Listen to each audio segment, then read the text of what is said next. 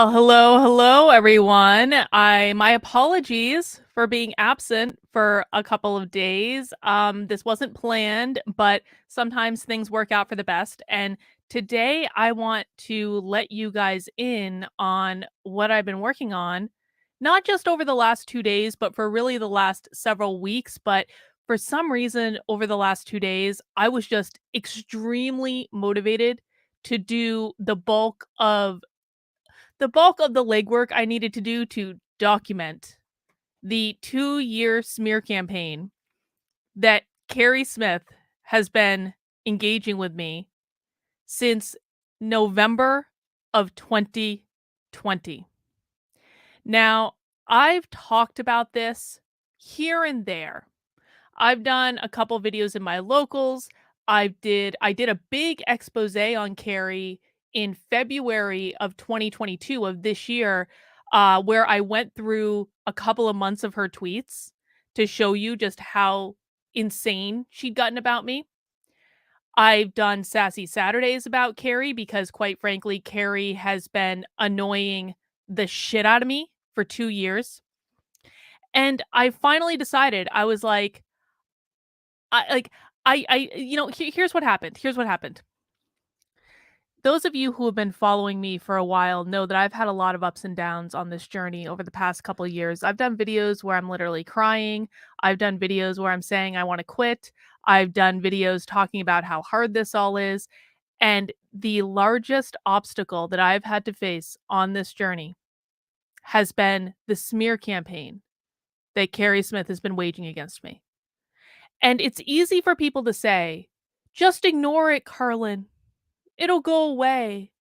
Why don't you just block them? Well, I blocked them in November of 2020. Blocking them does nothing to stop it. And as so far as ignoring it goes, I tried to ignore it. I really did. And every time I tried to ignore it, it just got worse. And when I was ignoring it, and I'll explain this on the stream today, when I was ignoring it, Keri Smith literally wrote an essay about me on that is still on the internet until this day, calling me her abusive mother.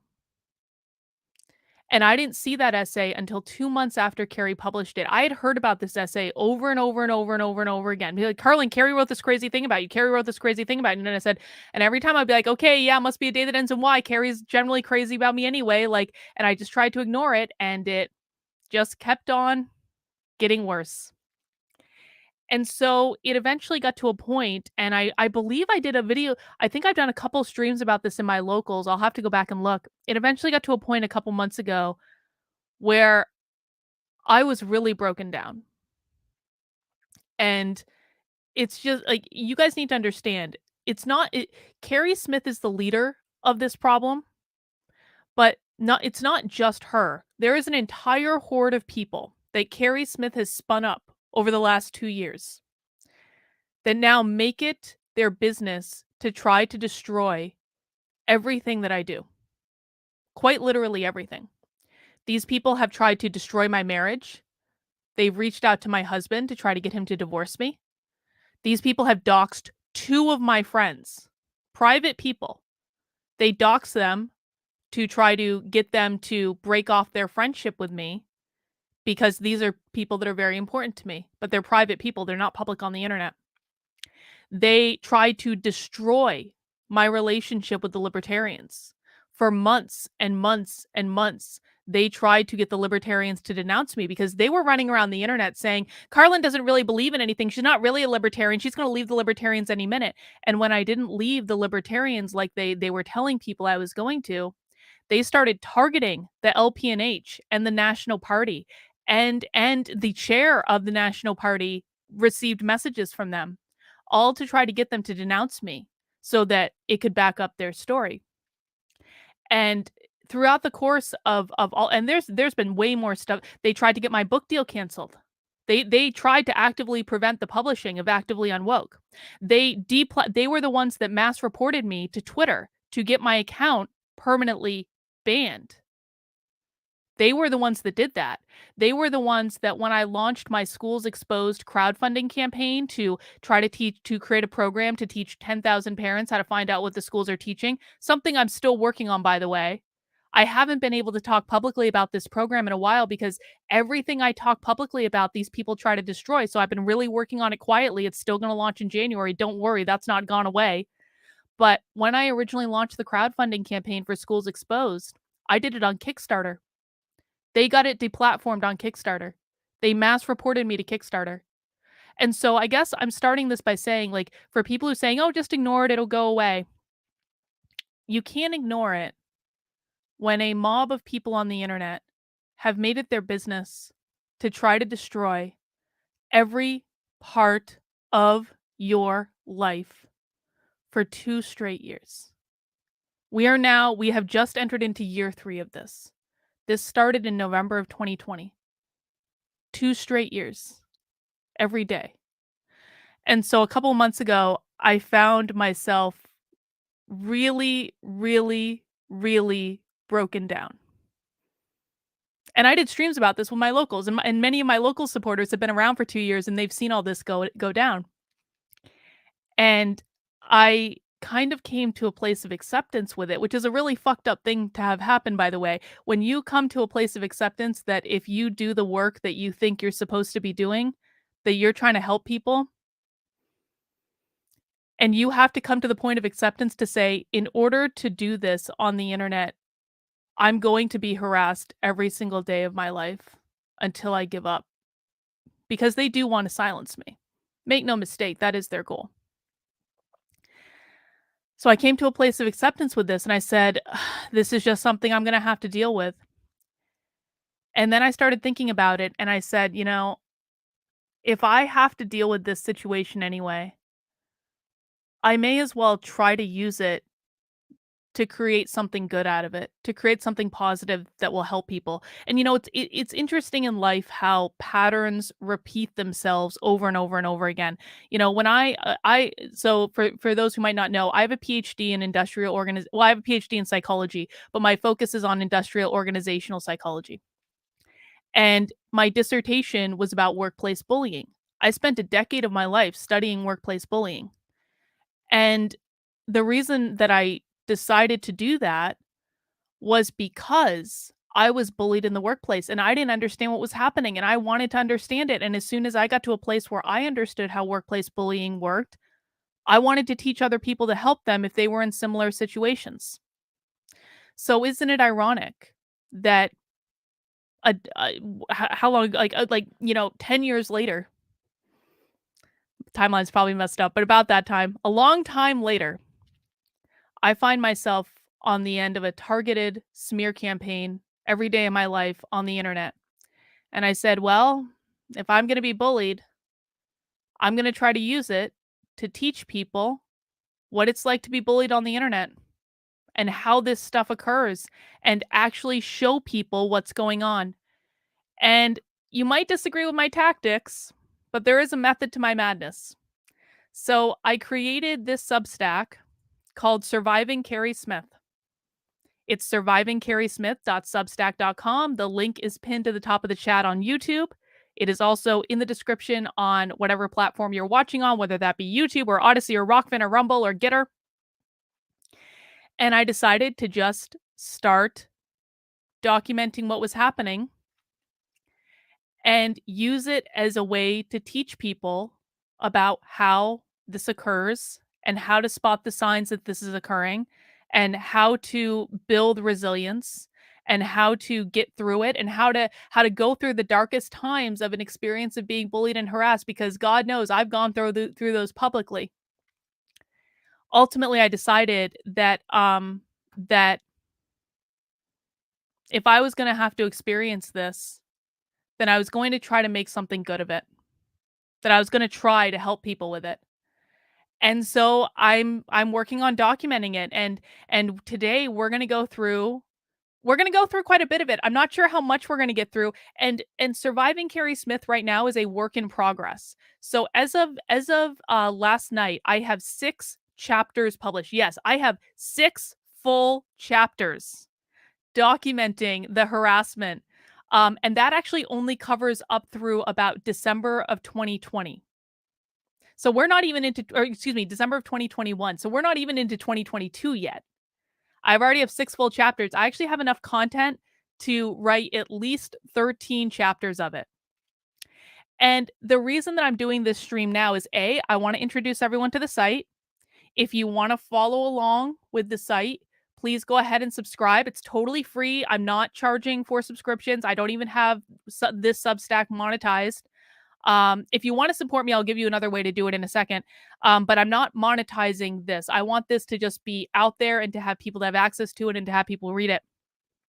But the other reason that I'm doing this stream now to introduce you to this is because last night, I've been working on documenting Keri's posts about me on the internet for weeks.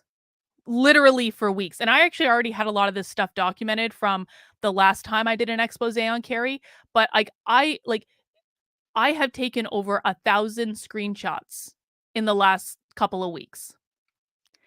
And I've been publishing posts. I haven't been keeping this quiet. I have been putting this up on the internet, and I was starting to get really paranoid that Keri would at some point figure out that she could just go back and delete her posts about me and she'd screw this whole project. And so I was like, before I do any big streams about this or anything, I have to get everything Keri has posted about me on the internet documented.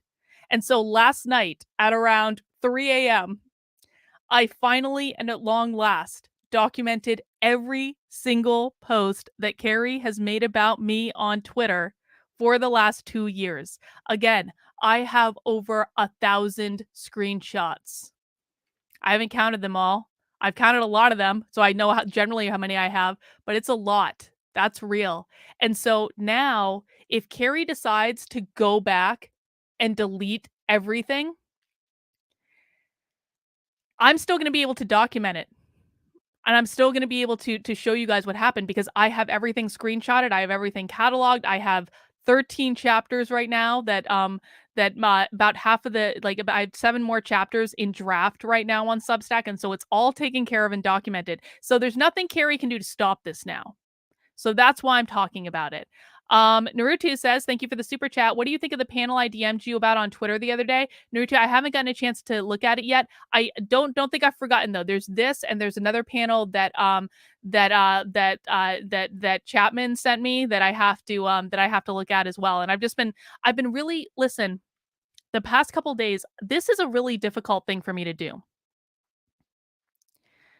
Going back through what Keri has done to me is really traumatic. It really is. This is not a joke. And I don't think I could have done this a year ago. I don't think I could have done this 2 months ago.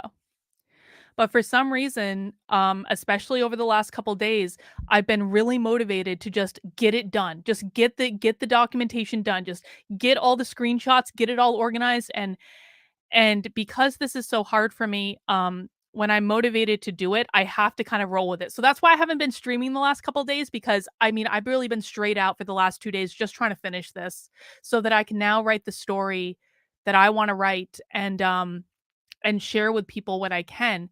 So I I have long-term plans for, and again, we're going to go through as many of the chapters as I can get through today. This might be a really long stream, guys. Everyone better hunker down, get a snack, get something to drink.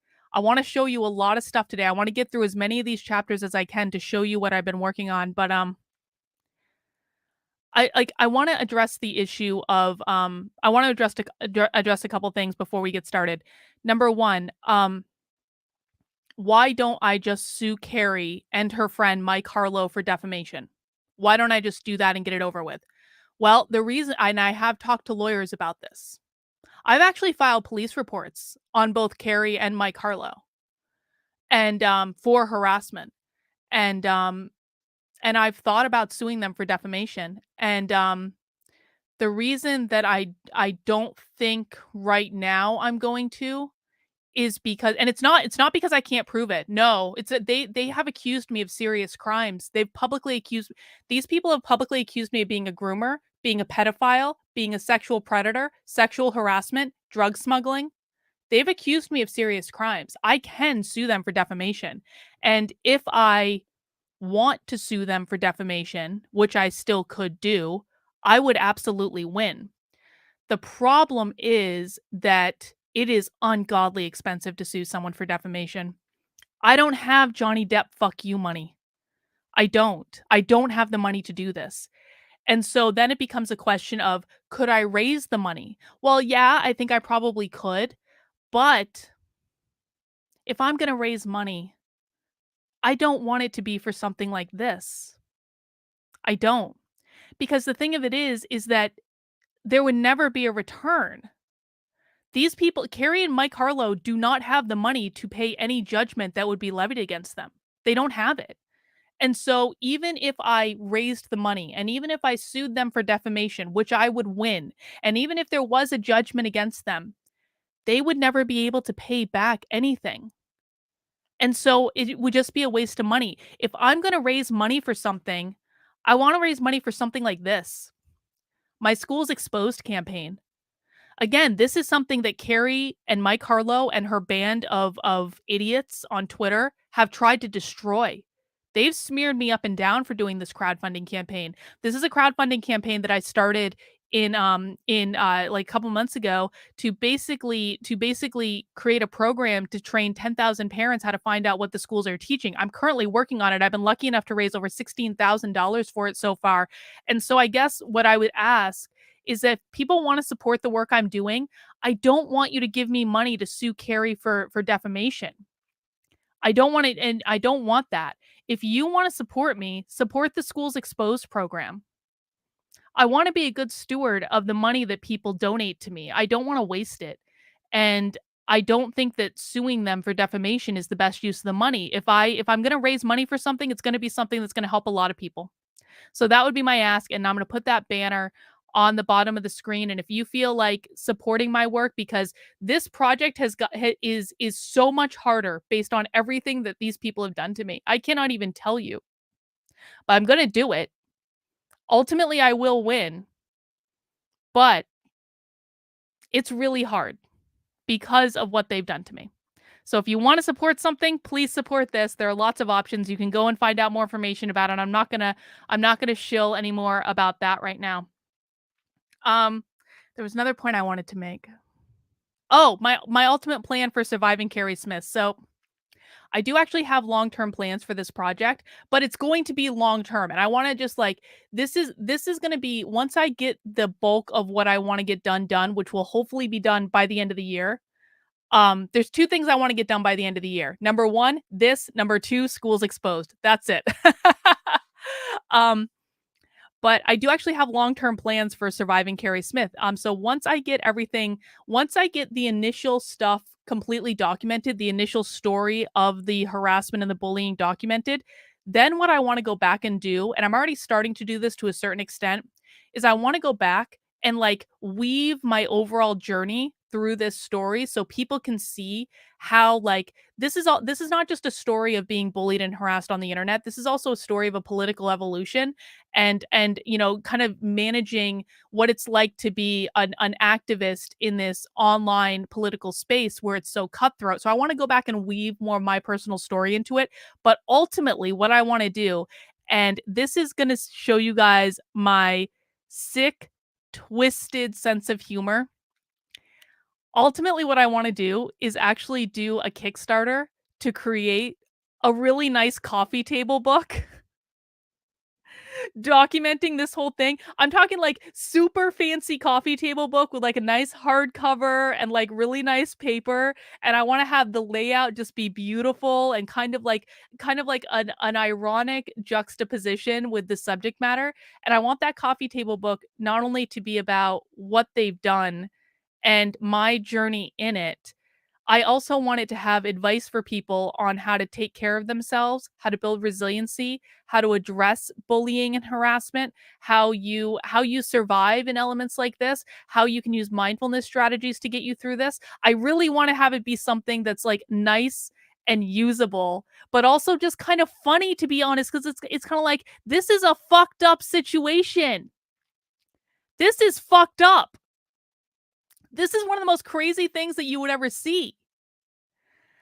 But it's like, if you can make something out of it that can help people, I just think that would be a funny thing. So that's kinda like my long-term plan for it. I really do want this to be a productive thing, and in selling it, what I wanna do is I want to eventually, create some sort of, like, program or support group for people that have been through this stuff to make them feel like, you're not alone, and you can get through it, and it's going to be okay, and yes, it sucks. Believe me, I know that it sucks more than anyone, but I wanna try to make something useful about it that will also just amuse me because I have a sick, twisted sense of humor. So that's the long-term plan for surviving Keri Smith. Now, as I said, the very best thing that you guys can do right now is to go to survivingkerismith.substack.com and just sign up for email updates. Just subscribe. And I'm gonna be working through the chapters over the next couple weeks, hopefully getting as much as I can documented. And I'm gonna show you. Hopefully, I'm really hoping I'm gonna be able to get through the first 6 chapters on this stream. And I want to show you everything in the first 6 chapters. We might not be able to get all the way there, but I want to show you what I'm working on, and that's what we're going to spend the rest of our time doing. So guys, please mount that like button for me. And again, I really want to thank, I guess I want to thank all of my supporters and all of the people who have shown up to my channel over and over again, and like everyone that's taken the time to hear this story here today. But I really, really, really, really, really want to thank the supporters that I've had since the beginning. And I don't want to name you guys because I know if I start making a list of names, I'm going to end up leaving someone out because I don't always have like the best memory around names. And so if you've been around for the past couple years of this bullshit and nonsense, I just really want to say thank you because I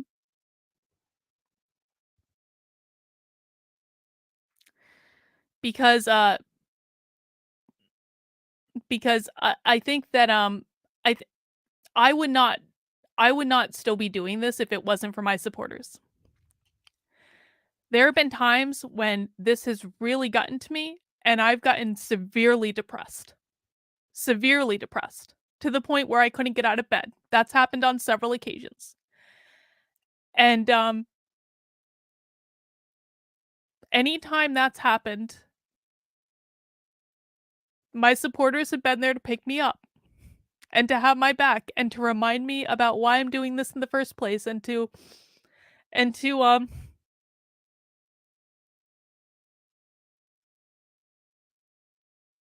help me. And I'm not some I don't accept help easily. I don't like accepting help. I really don't like it. It makes me feel vulnerable. I like to do everything myself, but I really wouldn't be here without you guys, and I wouldn't be doing this, and I'm just really appreciative, and I can't say enough good things about it. So just thank you guys. I really, it really does mean the world. I wouldn't be doing any of this without you. All right. I'm going to try very hard not to cry. But I want to dig into chapter 1. And I do want to say on the Substack, it's a little unfortunate. I wish that I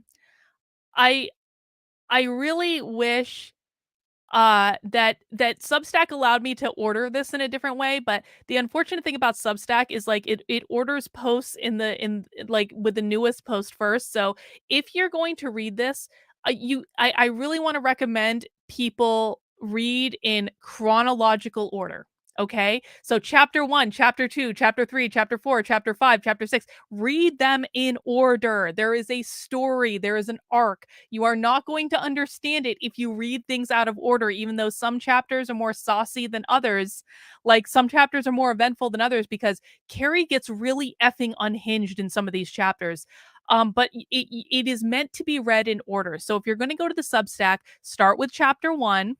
I've made it easy to navigate between chapters, but make sure that like you have to go down to the bottom and then it's 2, 3, 4, 5, 6 that you're scrolling up. And it's the same with the archive. If you go to the archive, you just have to start at the bottom and work your way up. So we're gonna start with chapter 1. And this starts in November of 2020. Now, I can't tell you guys how many people have asked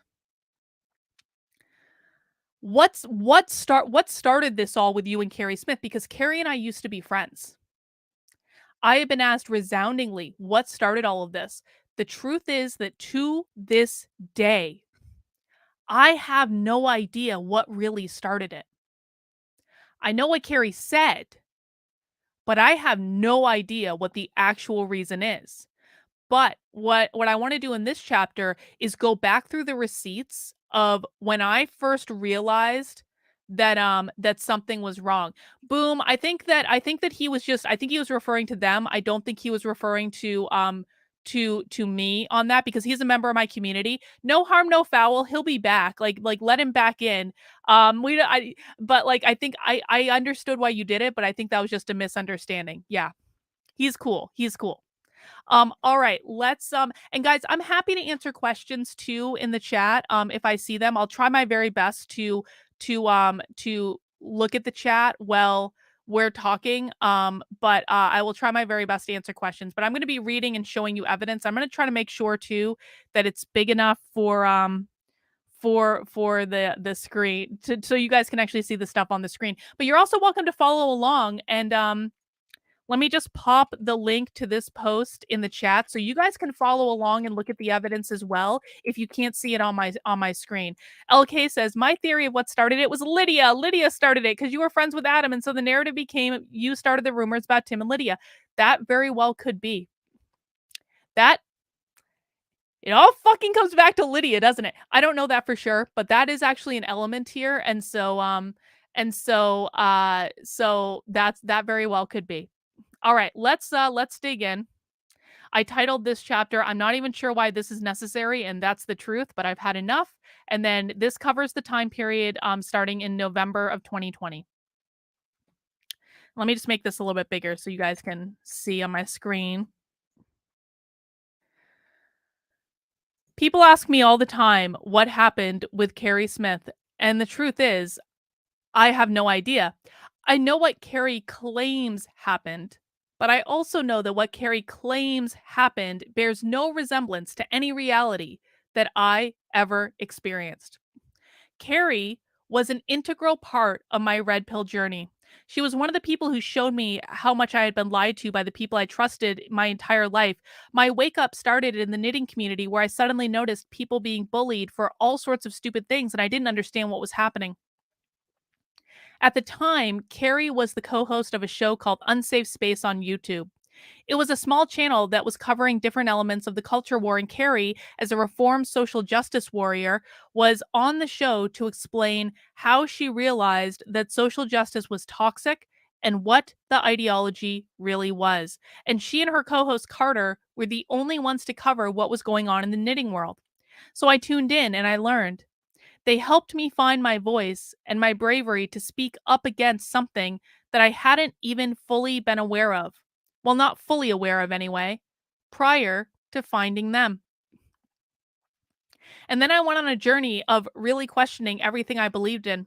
That journey led me to a Trump rally on the eve of the New Hampshire primary. And that Trump rally led me to writing an article about being a Democrat at a Trump rally that went viral to the tune of 4 million views. Suddenly, I was all over the conservative media. I was getting all this attention, and the truth is, I felt so guilty because Keri and Carter in Unsafe Space weren't getting as much as I was. So I really did everything I could to promote them. They were the very first interview that I did after Fox News. I was plugging their content all the time, talking about how important it was to my journey, and I had Keri on my YouTube channel several times, which was growing between 500 and 1,000 subscribers a day. I thought Keri and I were friends. I had no idea that it would turn into one of the worst nightmares I've ever experienced in my life. The day after the election in 2020, I woke up to chaos with no one knowing who had won. And I thought, I wonder what Keri thinks of all this. And I looked up her Twitter. I was blocked. What the hell? I really had no idea why. I started looking at all the other social media sites and realized I had been removed from all of their groups I was in and that they administered all the groups they were in that they administered, and I had been blocked on all of the social sites. I was really heartbroken by all of this. As I said, I looked up to Keri, and I truly had no idea what happened. I'd also be lying if I said I wasn't under a lot of personal stress. 2020 was a weird year, to say the least. And I had just spent the last 6 months traveling almost every weekend leading up to the election. And now it looked like everything we had worked for was for naught. I flew home that afternoon and I texted Keri on the way. Here's how the conversation went. And this is the first time I've ever shown these text messages publicly, but this is you so you can see exactly what I texted Keri on November 4th, 2020. I said, Keri, I have to say that I'm really grateful for people like you because you show me to always be cautious about the people I go out of my way for and to watch people's actions rather than the values they preach, especially when it comes to content creators, the most notoriously inauthentic of the bunch. I wish you the best because you woke me up, but I'm glad you showed me your true colors. And then Keri texted back, you are quite possibly the most inauthentic, unprincipled, untrustworthy narcissist I have ever met. I saw you spread filthy lies about Tim Pool and Lydia in DC to anyone who would listen. That's not true. That didn't happen. Then throwing your friend Adam under the bus in that process and betraying his trust. That's not true. I didn't tell the story publicly until a couple weeks before Adam told it. I saw how you sacrificed your friend, Mike Harlow, in your quest to create drama with Tim Pool for attention. Also not true. In your hypocritical support for deplatforming, cancel culture, and censorship, I saw what you did with the Ingleside Hotel. I do not want to be associated with anyone of your failing moral character and untrustworthiness any further than I already am. Good luck in life. Godspeed. And I instantly texted back, yep, none of that is true. I have spread zero lies and I give two, that should have been shits. I give two shits about attention. I can look myself in the mirror and feel completely comfortable with my actions, and no amount of distortions that you try to place on me out of your own insecurities will change that. What Keri did in her message to me was try to gaslight me into believing things that did not happen, and I was flabbergasted. I had told the complete truth about the hotel. To this day, there has not been one shred of evidence to the contrary, just a lot of people saying, we pinky swear she lied. Mark Robichaud says, Lydia is the mastermind. She's the reason Biden won. Everything is the fault of Lydia. Come on. Mark. There wasn't any rift between Mike Harlow at that time and me because it was a miscommunication and we had had a conversation about why he was upset. He had perceived me to be starting a feud for clout when all I did was state an opinion and then not back down when a famous influencer said I was wrong. I disagree to this day that I did anything wrong. And insofar as the Adam thing went, I did know what happened, which you guys know now, but I never spilled the tea publicly about it until very recently, almost 2 years later. And the only reason I did was because Keri had been publicly accusing me of doing it for 2 years anyway. And I basically figured, if I'm going to be accused of this regardless, what's the point of keeping it a secret anymore? And you can see that I immediately called Keri out for trying to gaslight me in that moment. After I sent that text, I blocked her number. And I thought that was that. To me, each of these complaints seemed to be more of an issue of a misperception, not something to go completely nuclear over. To be honest, it almost seems silly to me. If I had this type of disagreement with someone, I would talk to them about it. Keri had never even bothered to try to ask me about these things privately. She just slammed the door in my face. But this thing with Keri really upset me, far more than I think I let on publicly at the time. Over the next few days, I was actually really depressed to the point where I didn't get out of my bed for about 3 days. It was the first time I had experienced a gaslighting attack like that, and I really couldn't wrap my head around what had just happened. And that was true, by the way. After the 2020 election, um, Most of the walkaway people flew to Michigan to go to the Stop the Steal rally in Michigan. I flew home because my anniversary was the next day and I wanted to be with my husband. But the truth is that I didn't get involved in any of the post 2020 election stuff, partially because I think that Ali Alexander and the Stop the Steal thing is a total like grift. I never bought into it anyway, but also because I was severely depressed at this point. It was really, really, really bad. I flew home and I don't even think I got out of bed on my anniversary. That's the truth. And people can believe it or not, but that's what happened. Moving on. Little did I know it was about to get worse. Keri had blocked me on all social media. I wasn't looking at her social media, and I assumed she wanted nothing to do with me. So I tweeted a vague tweet that didn't mention Keri, but was absolutely about the gaslighting I had just experienced at her hand. But Keri was still looking at my social media. She found the tweet, took a screenshot, and put me on blast using exactly the same language she had used in her text. And you can see Keri tweeted this on November 4th, 2020, right after I had blocked her phone number. She took so I had tweeted this out. I said, in the same way, you should never give power to the people who crave it. Never ever assume people who strive to be famous are ever doing things for authentic reasons. Many of them are kind of nuts, honestly. And yeah, I'm totally weird, but I never strive to do any of this.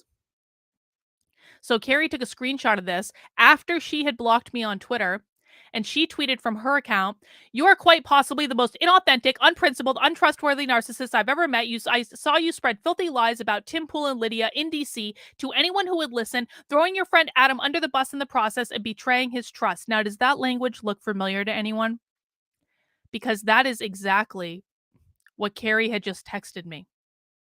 That's going to become important. Remember that. Keri tweeted the exact language that she texted me after she had blocked me.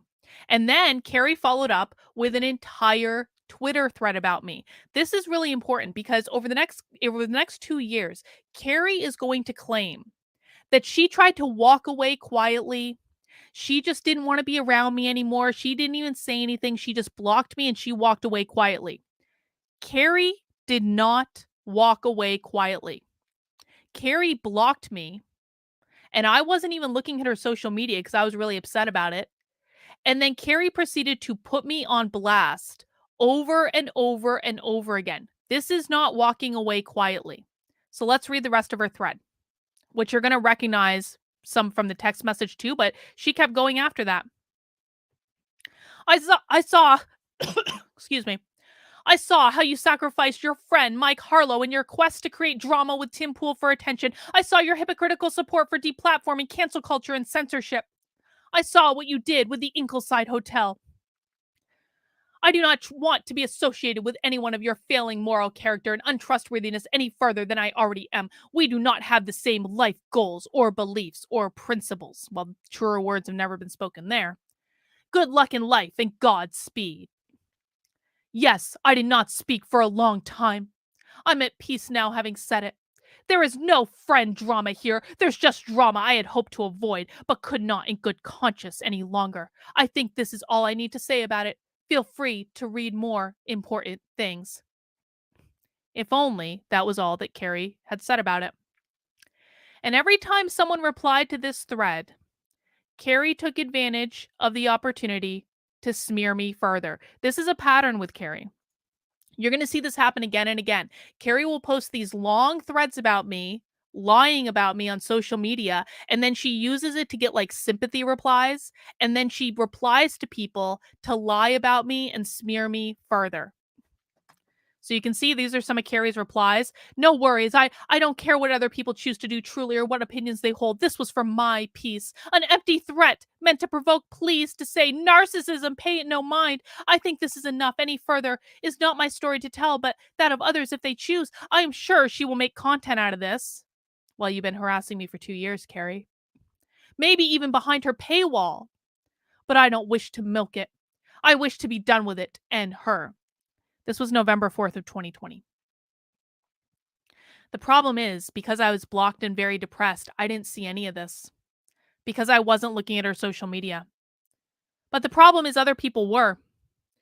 I was in Washington, D.C. for the Million MAGA March.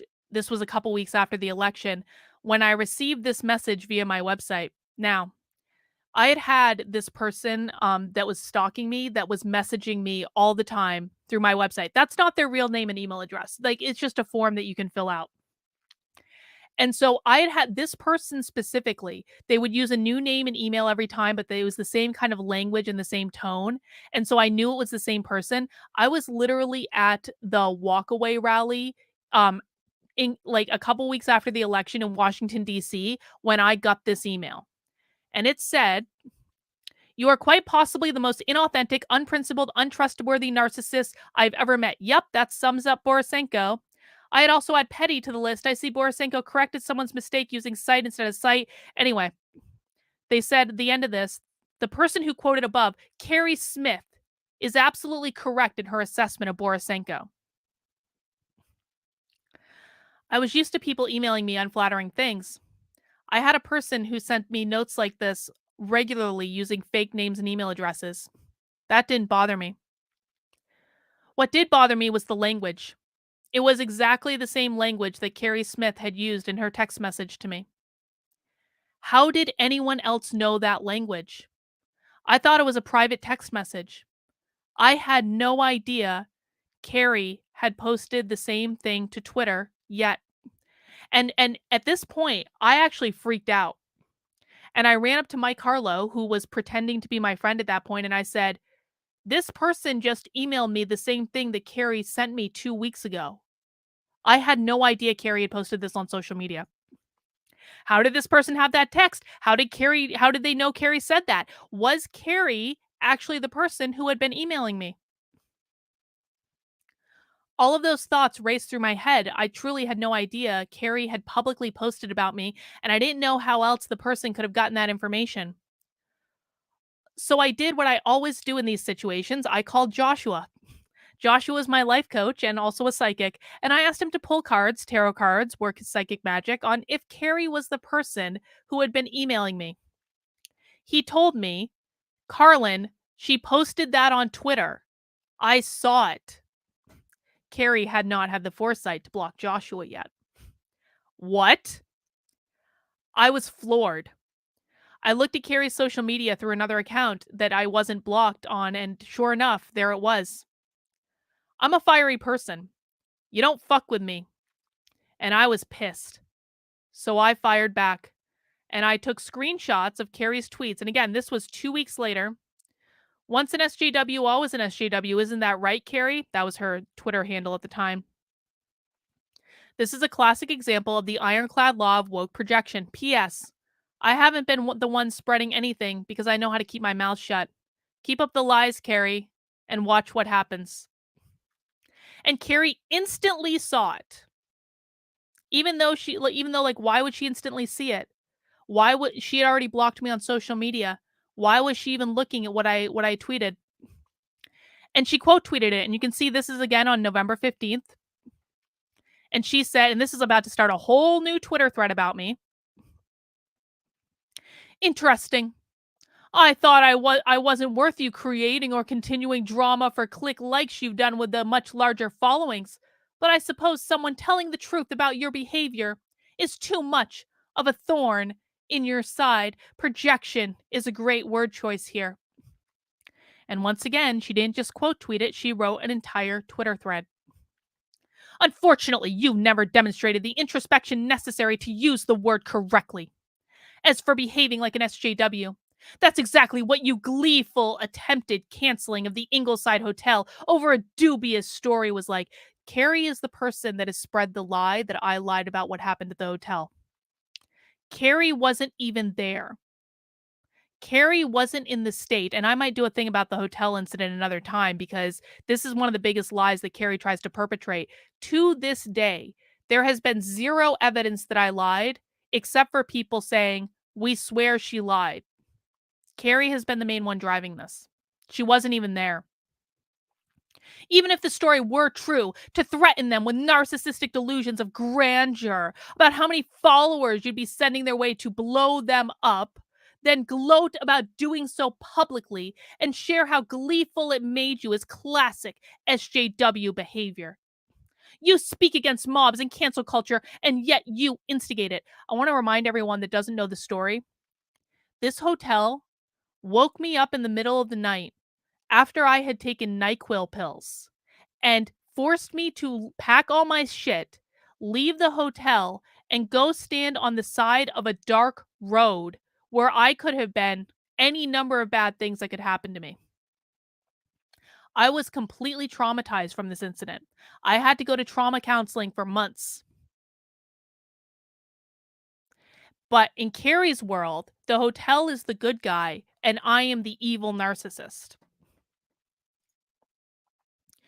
Also, to start a pointless, except for clicks and attention, if that's your primary aim, feud with Tim Pool for having a guest on his show you didn't like to argue in favor of deplatforming those you don't like is classic SJW. I never argued for Vosh to be deplatformed. I said that I didn't think Tim should amplify him. I am allowed to state an opinion that Tim Pool doesn't agree with. Sorry, not sorry, Keri. To switch gears and use equivocation on the definition of platform, the same way SJWs equivocate on colorblind, is both dishonest and cowardly. What Keri's talking about there is the fact that I pointed out that Tim Pool is not a platform, he's a publisher, and that he made an editorial decision that I quite frankly disagreed with and thought was a bad call. I said what I needed to say about you earlier this month, that you are, without a doubt, one of the most dishonest, untrustworthy, inauthentic, and unprincipled narcissists I have ever met. Forget how you treat people you don't like. That's me now, I guess. The way you treat your friends is abhorrent. Keri, to this day, has never met my friends. This is actually, well, let me read the rest of this tweet. The way you treat your friends is abhorrent. I pray I never become so overcome with ill intent, drunk on my own ego, that my manipulation makes my public friends scared of me or what secrets I might spill on them, or I quote, terrified of me. So, Keri, one of the things that I want to point out is at this point in my life, I have had less than 5 private conversations with Keri Smith. Keri Smith didn't know any of my friends. Keri assumes that the only friends I had were content creators that were friends with her. That's not true. I have had friends that I've known my entire life, going back to kindergarten, that I'm still friends with today. These are people that Keri has never met. These are people that Keri will never meet because they are not public people. But Keri likes to assert this lie that because I'm not friends with her friends, I am incapable of having friends. I don't care what other people choose to do. That's their business. But I am not terrified of you. I could not sleep at night any longer with the thought that people might look at your behavior and continue associating us in any way. You are no different than an SJW con artist. My only regret is ever allowing myself to be associated with you in the first place, before knowing who you really are. As I said to you once already, good luck in life and Godspeed. And then again, she used the replies to continue spearing me. Zero introspection, a person unmoored. Let's see. I'm grateful that you and others have found unsafe space, and it's the reason I alone that I appreciate being interviewed by her, despite the association with her that it caused me. I didn't really know who she was at the time. And we can go on and on and on. You're welcome to go to survivingkerismith.substack.com if you want to read these. I don't want to read all of them, okay? But you can go see the receipts for yourself. That second tweet, oh, here it is. So she said here, I feel like I picked up a sociopath I'm having trouble to shake off. That second tweet from the bottom was the first time Keri called me a sociopath, but it wouldn't be the last.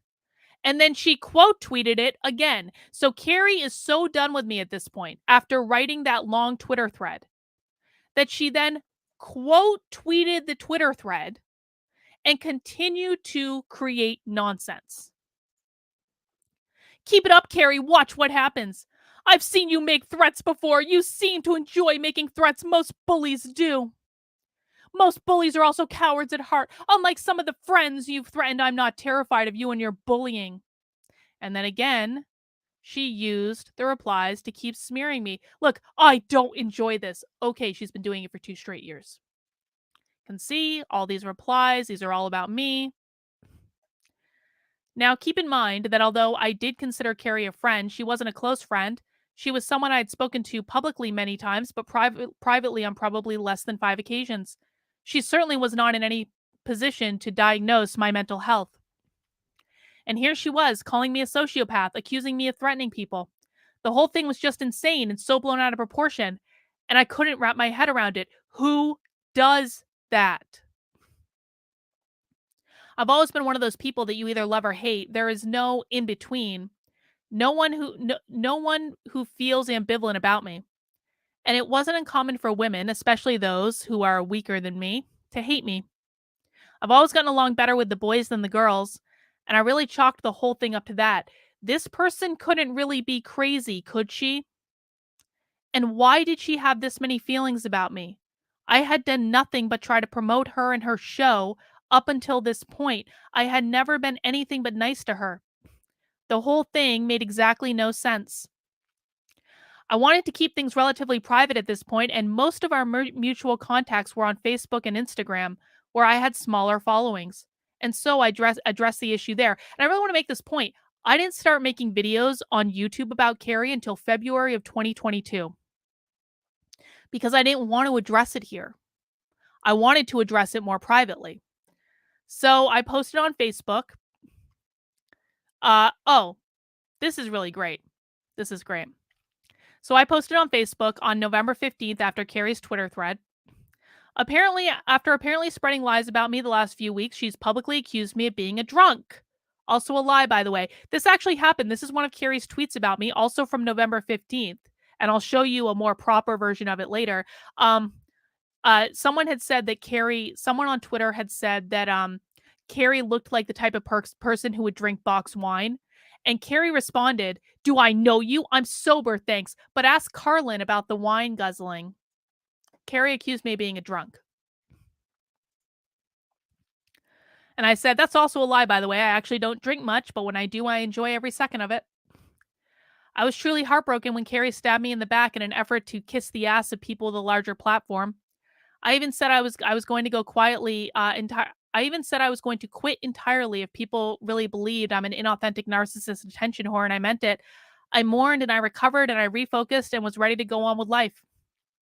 Then today I learned that she posted lies about me publicly because a person that has been stalking me for months used the words she used from a text message to me verbatim. I had no idea she had made the text message public because she blocked me on everything. And now she's publicly called me a drunk. I learned a lot from Keri Smith. I really did. I will always be grateful for those lessons. But once an SJW, always an SJW. You fuck with me, you'll get it right back. Game fucking on.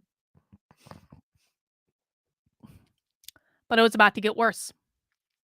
That evening, I found out that Keri was privately messaging people about how I was a horrible person. And I found out because one of Mike Harlow's friends told me.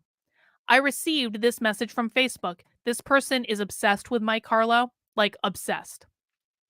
And she said, you can see this is November 15th of 2020. This was in a direct message.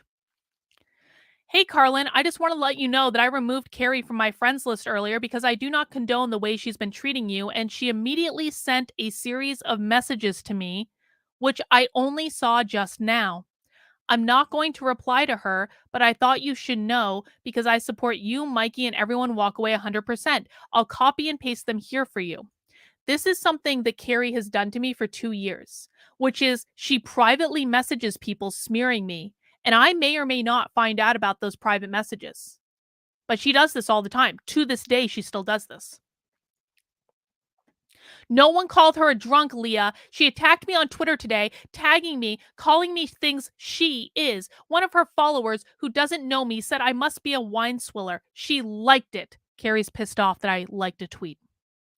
I replied that I'm sober, thanks, but ask Carlin about the wine swilling.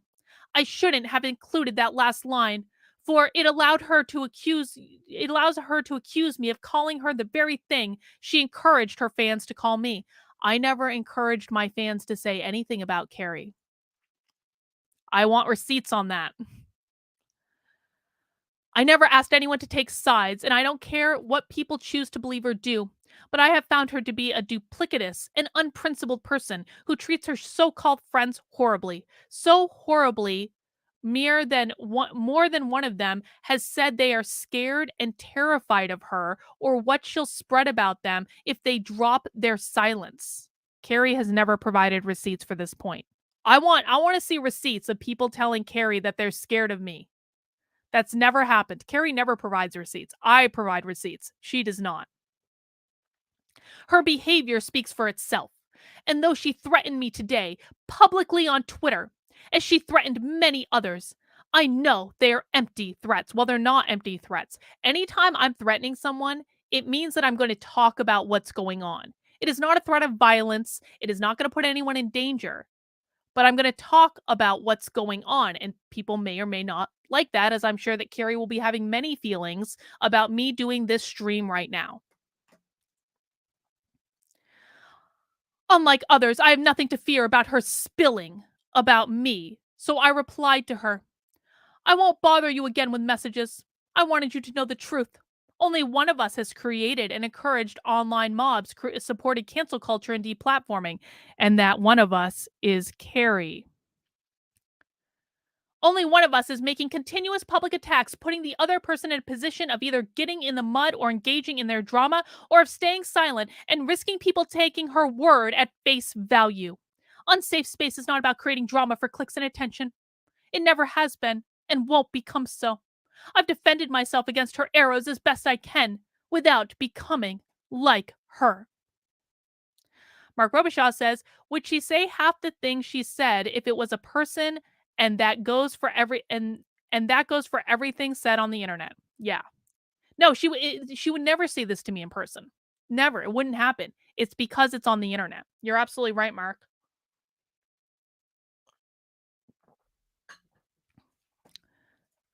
All right. Now, you'll specifically notice in that email, Keri says specifically, no one called her a drunk. That's not true. Keri did. And in a reply to the tweet I sent where I said I couldn't see it because she, okay, so what happened is I sent, I I at this point had not learned that if someone blocks you on Twitter, you need to block them back. And the reason that you need to block people who block you on Twitter is that if someone blocks you but you don't block them, they can still reply to your tweets and you can't see it. It's a really sneaky, underhanded tactic. So if someone blocks you on Twitter, you need to block them because if you don't, they can sneak right in and reply to things that you're tweeting, and you will never be the wiser to it. Keri did in a reply to the tweet I sent where I couldn't see it because she had blocked me and was replying to someone else who had replied to me. Keri called me a drunk on Twitter and then private messaged people claiming she hadn't, hoping they wouldn't search her replies. And you can see this is my tweet that Keri was pissed off about. She replied to someone, I don't know who that was. They got suspended, and this is her reply. So Keri is literally stalking my Twitter at this point, looking for people to respond to. But I'm the problem. So I posted this on Facebook. So now that Keri was private messaging people saying the same thing she was saying publicly that I was trying to defend against. This was next level insanity. I was so pissed I could barely see straight. And if Keri was going to post publicly, well, so was I. And I said that I basically posted that I was like, people were sending me messages. I don't want to read everything. Like, and again, you're welcome to. I'm not ashamed of it. I'm just trying to get through as much as I can. And so I basically talked about like the things that we've already talked about. You're welcome to go and read for yourself. I was ready to be done with it. Check this out. This is fucking crazy. Check this out. I was ready to be done with this whole thing, but Keri wasn't. She logged in under her dog's account on Instagram a few days later to keep fighting. But in doing so, actually admitted that she shared private text messages. So check this out. This is Keri's dog's Instagram account. I had blocked Keri on Instagram. So Keri logged in as her dog to respond to me. And she said, "Bullshit. You texted me. I replied. Then you took the content of those messages public in multiple posts." No, that didn't happen. Mischaracterizing them. No, that didn't happen. And conveniently leaving out that you had texted me, or even that you had texted me first. So Keri is now pretending that me sending her a text message is like the worst thing that's ever happened to her, but she can go on and on and on and write every Twitter thread about me in the world, and that's perfectly acceptable behavior. I shared the text so that everyone could see the lies in your selectively edited retruths. Truth hurts. I get it. Grow up, Carlin. Woof. She actually ended it woof. Now, I showed you guys the text messages earlier. I'm not ashamed of what I said in those text messages. But I think what's interesting here is that Keri literally admitted posting the text messages publicly. You're not the good guy if you are posting private communications publicly. Coincidentally, this is also when Keri found her current pastor, Bradley. I mention this now because it's going to become important later, although it had not become important yet. And you can see there, Keri is tweeting about Bradley on November 23rd, 2020. This is also when Keri began interacting with a person who runs a Twitter account stalking me. They've even doxed my house. To this day, this is the first account, they've even doxed my house. They're stalking me to this day. This is the first account they ran, which was a slight variation of my name, just enough to confuse people, which got banned after they posted photos of me on Twitter. So you're going to see Keri responding to this account that has a slight variation of my name. That's not me. Keri is responding to a stalker. Anytime you see Keri responding to this account, she's responding to a person. She's literally responding to a person who spends all day, every day stalking me online. And then she's saying, and this is one of the most bizarre claims that Keri has made. She wasn't a part of the Ravelry wars. She pumped up Hotsy Totsy, I have no idea who that person is, and others who were there for info, stole their words and ideas, and then bullied them off of Instagram when they spoke up about their behavior. So Keri at this point is saying that I had no involvement with the knitting wars at all, that I apparently stole the story from people that I've never heard of, and pawned their story off as my own. The problem with this is that there are still the receipts on Instagram to this day. Now, was I involved on Ravelry? I rarely went on the platform of Ravelry. I was involved on Instagram. That was the platform that I was using for knitting. But Keri's trying to pretend that I never had any involvement with any of this, which is patently untrue and provably false. Of course, Keri doesn't ever provide any receipts about this. She has not to this day provided a single message or proof that I stole someone else's story. And this is when Keri first started selling another story that I was never a part of the knitting wars and had stolen the story from others. That itself is provably untrue. I have absolutely no idea who the person Keri mentions here is. I had never heard of them before. But Keri apparently took everything they said at face value and began saying I had always lied about being in the knitting world. Keri herself was never directly involved. She didn't even knit, though she still claims to this day. Most of the knitting wars took place in the comments. Sadly, I can't easily go back and find those on Instagram. However, you can even still find some of my older posts from the knitting wars on my main Instagram account. Here are a few with the dates included. They are each linked to the original post so you can see for yourself. The one about the definition of bullying was when I entered into it. Others were mostly to show support for different ideas and things that were outside of the left. And then I wore, that should be wore. I need to do an edit. And then I wore the Make Speech Free Again hat. That should be hat, not hate. To Vogue Knitting Live, the biggest knitting event of the year, just to prove the point. I was so scared to do it at the time. Things have changed so much since. So this is my very first post in the Knitting Wars, right here, October 5th, 2019. And I posted the definition of bullying. And you can go to survivingkerismith.substack.com and click on that, and that's going to go right to the main post. You can see the whole thing. You can see all the comments. This was not made up. This was the first time I entered into the Knitting Wars, right here. And I included some other posts too, like me posting about social justice books at Rhinebeck, which is a big knitting festival. Me going to see No Safe Space. This is when I was at Vogue Knitting Live. You can see Vogue Knitting Live is one of the biggest knitting events, basically anywhere. It's in New York every year, and I wore this Make Speech Free Again hat through the exhibition hall. This was the very first time I really did. This was the very first time I was really public about kind of leaving the left. This was actually a big deal for me. This was a month before I went to that Trump rally. This was a big deal for me. I was so scared when it happened. God, things have changed so much. You can see here, I was posting about the knitting wars. All of that was before my Trump rally article went viral. This was not when I was like a known person. And all of this, everything that we've covered so far, was from November of 2020, and it has only gotten worse, much worse. So you might say, why don't you just ignore it? I did for a long time. I really tried to ignore it.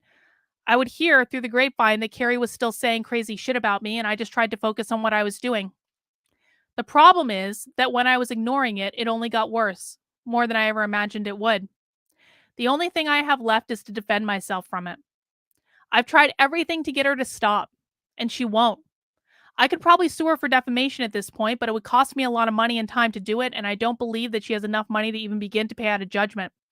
I've even filed a police report on it because I'm afraid that Keri's cancel mob is going to try to have my house swatted, and I had to come up with a plan with the police for that eventuality. So the only thing I have left, the only thing I can do is to document it and hope people see my side. I think that Keri is mentally unwell. I believe that she has an undiagnosed personality disorder. I think it's a dissociative disorder, but I could be wrong. You'll find out later, over a year after this, that Keri literally believes I'm her abusive mother. Why would I say that? Because Keri literally wrote an essay about how I'm her abusive mother. We'll get to that in a little bit. I believe that Keri believes every time she attacks me, she is getting some sort of revenge on the woman who abused her as a child. But honestly, I don't care what's wrong with her. I'm not unsympathetic to what this woman likely experienced growing up. It's not like my childhood was rainbows and unicorns, but I didn't go completely mental on a woman I barely know and carried out a 2-year smear campaign. Nothing can justify what this woman has done to me, so fuck it. Let's tell my side of the story, bit by bit, with receipts. No matter how much Keri tries to gaslight me, I'm not backing down. People can believe what they like, but I know the truth. Follow along if you care what really happened. That is the end of chapter 1, guys. That was November of 2020. And we're just getting started. We're going to go through several more chapters today. Please subscribe. Subscribe to the channel if you like, but if you want to follow along with this and get new chapters as I write them, I have 6 chapters currently online. I'm hopeful that we're going to be able to get through all 6 today. We may not. We're going to see if my voice holds up, or I'm going to do my best. But please subscribe at survivingkerismith.substack.com, and you'll automatically get updates when I write a new chapter. I have content for about 13 chapters right now, but this is still going on today. So we may have more. Mark Robichaud says, have you tried saying Keri 3 times in a mirror? I have not, Mark, and I don't think that I will. Thank you for that helpful suggestion. We're not even getting into the worst of it yet, guys. It gets really bad. Let's continue to chapter 2. Chapter 2 is called Keri Swoops In. No one mentions Keri, and yet she's there to smear me. And this covers the time period of December 2020 through March of 2021. Everyone says that you ignore a bully and they'll go away. Just ignore her was everyone's favorite advice. Well, let me show you what happens when you ignore Keri Smith. She goes after you anyway. Swooping in. One of Keri's favorite tactics to smear me is to wait until someone high profile is upset at me for one reason or another, and then swoop in to shit talk me to that person, or even just piggyback off the thread, even if she hasn't been mentioned at all. So I really want to emphasize this. Keri looks for opportunities to smear me, even if she's not involved in it at all. I don't know what happens. I don't know if she has searches on my name. I don't know if she has a sock account that's following me. I don't know if she just keeps an eye out for opportunities, but Keri looks for opportunities to smear me, and I'm going to prove it. Here's an example of that. In December 2020, post-election tensions were heightened. Not only was Trump raising hell, but there was also a runoff election in Georgia to decide who would fill 2 Senate seats. But Republicans were doing the most boneheaded thing. They were literally telling people not to vote. This was at a time before I understood that the GOP would take absolutely every opportunity available to it to shoot itself in the foot. Of course, I was incredulous. These races would decide who controls the Senate. And big-time Republican influencers were telling people that it was all rigged and it wasn't even worth trying. Morons. Ali Alexander was one of the main organizers behind Stop the Steal. I was never directly involved with that movement, and I really couldn't stand Ali Alexander. I think he's a grifter and a snake. He and I would get into Twitter spats every now and again, and in this particular one, I don't remember what he said, probably something about me going to the gym and losing weight, and I responded that he should call for everyone in Georgia to go out to vote. Then he responded to me, and Keri, who had not been mentioned in any way, swooped in to take advantage of the controversy to reply to him and shit talk me. So you can see this is December 2nd. And I said, and again, I don't know what Ali said in this tweet, so I have no idea. And I said, I will the very second that you tweet that it is the duty of everyone on the right in Georgia to get out and vote in the runoff. After all, Ali, you demanded a press release from the candidates. All I'm demanding from you is a tweet. I'm not sure why this is so hard. And you can see this is Ali responding to me because Keri's responding to Ali. And Keri swoops in. I had blocked Keri on Twitter at this point. She was looking for people in my replies that she could reply to shit talk me. Lying is a repeated behavior of hers. So is starting unnecessary fights with people like you for drama and attention. You should ignore, though I know from experience it's hard, her goals and character are not the same as yours. This is Ali Alexander. She's saying that Ali Alexander, one of the people currently working with Kanye West, has upstanding goals and character. I'm not sure that Keri is the best judge of who has authentic goals and character. Notice that Keri had absolutely nothing to add to the topic of the conversation. She simply attacked my character, not the content of what I said. By the way, was I wrong about anything I said in that tweet? The Republicans ended up losing the Georgia Senate, the Republicans ended up losing the Senate because Georgia Republicans didn't go out and vote. They literally lost the Senate because the influencers wanted to screw around and throw the election, which is, by the way, exactly the same thing Ali Alexander is doing today with Kanye West. Exactly the same thing. It's a repeat. But Keri doesn't care about accomplishing goals or winning elections or changing culture. She cares about none of that. Her highest priority is smearing me. That's more important to her than defeating Democrats. Keri was also still interacting with that account stalking me, with the slight variation on the spelling of my name. I don't know what the account posted about me. It posts exclusively about me, so it's not possible it was on another topic. But you could see Keri took advantage. And Keri's responding to that stalker account saying, "Zero principles. What a childish, egocentric asshole." And then she's saying, now she's a book shredder. Makes sense. I'm apparently a book shredder in the land of internet psychosis. And then there was this. I hadn't spoken about Keri in 2 months, but here she was, randomly throwing my name out there when no one mentioned her. Leah Cohen, the person Keri is agreeing with, is a far left progressive activist in New Hampshire. Again, smears are more important to Keri than winning. So this was at a time in February of 2021. In February 2021, I was lobbying for the anti-CRT bill in New Hampshire. I dragged James Lindsay into that. James Lindsay was also helping with this. Leah Cohen is a leftist who was fighting against the anti-CRT bill.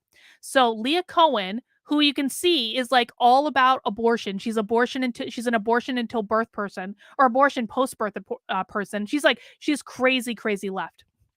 She said, also worth noting that James Lindsay and Carlin B have doctorates, so let this be a lesson to us, and higher education is not an indicator of intelligence or good faith. And then James retweeted her.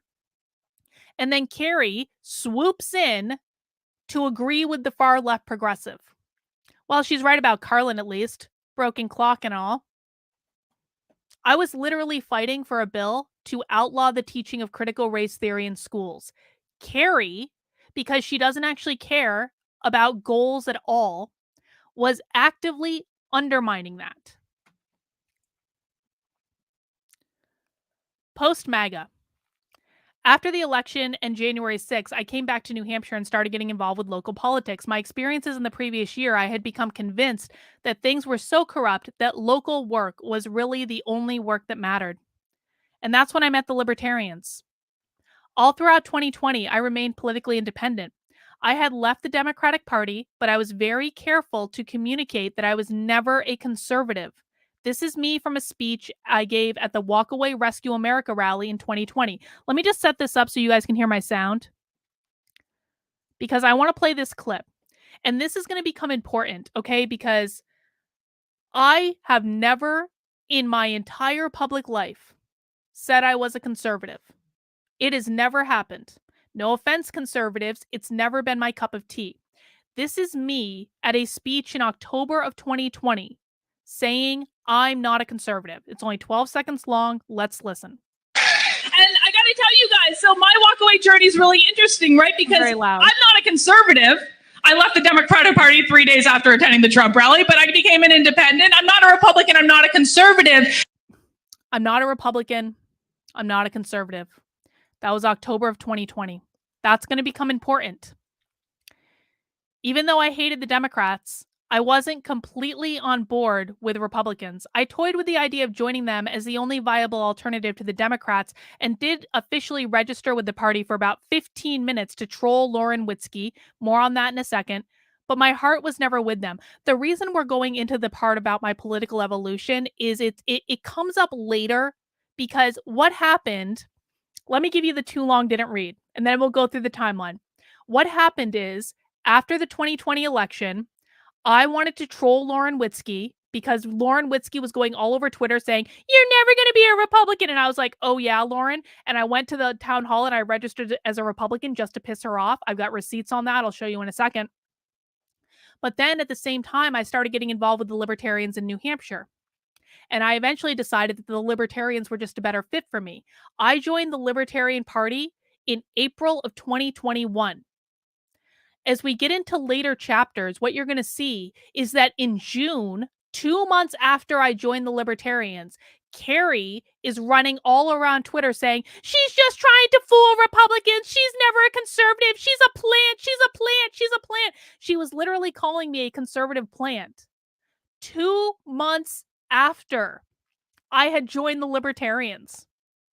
So the reason we're going through the timeline is that I need you guys to understand what my evolution was so that you can see exactly how crazy Keri sounds when after I had already joined the Libertarians, Keri's running around calling me a conservative plant when I never said I was a conservative.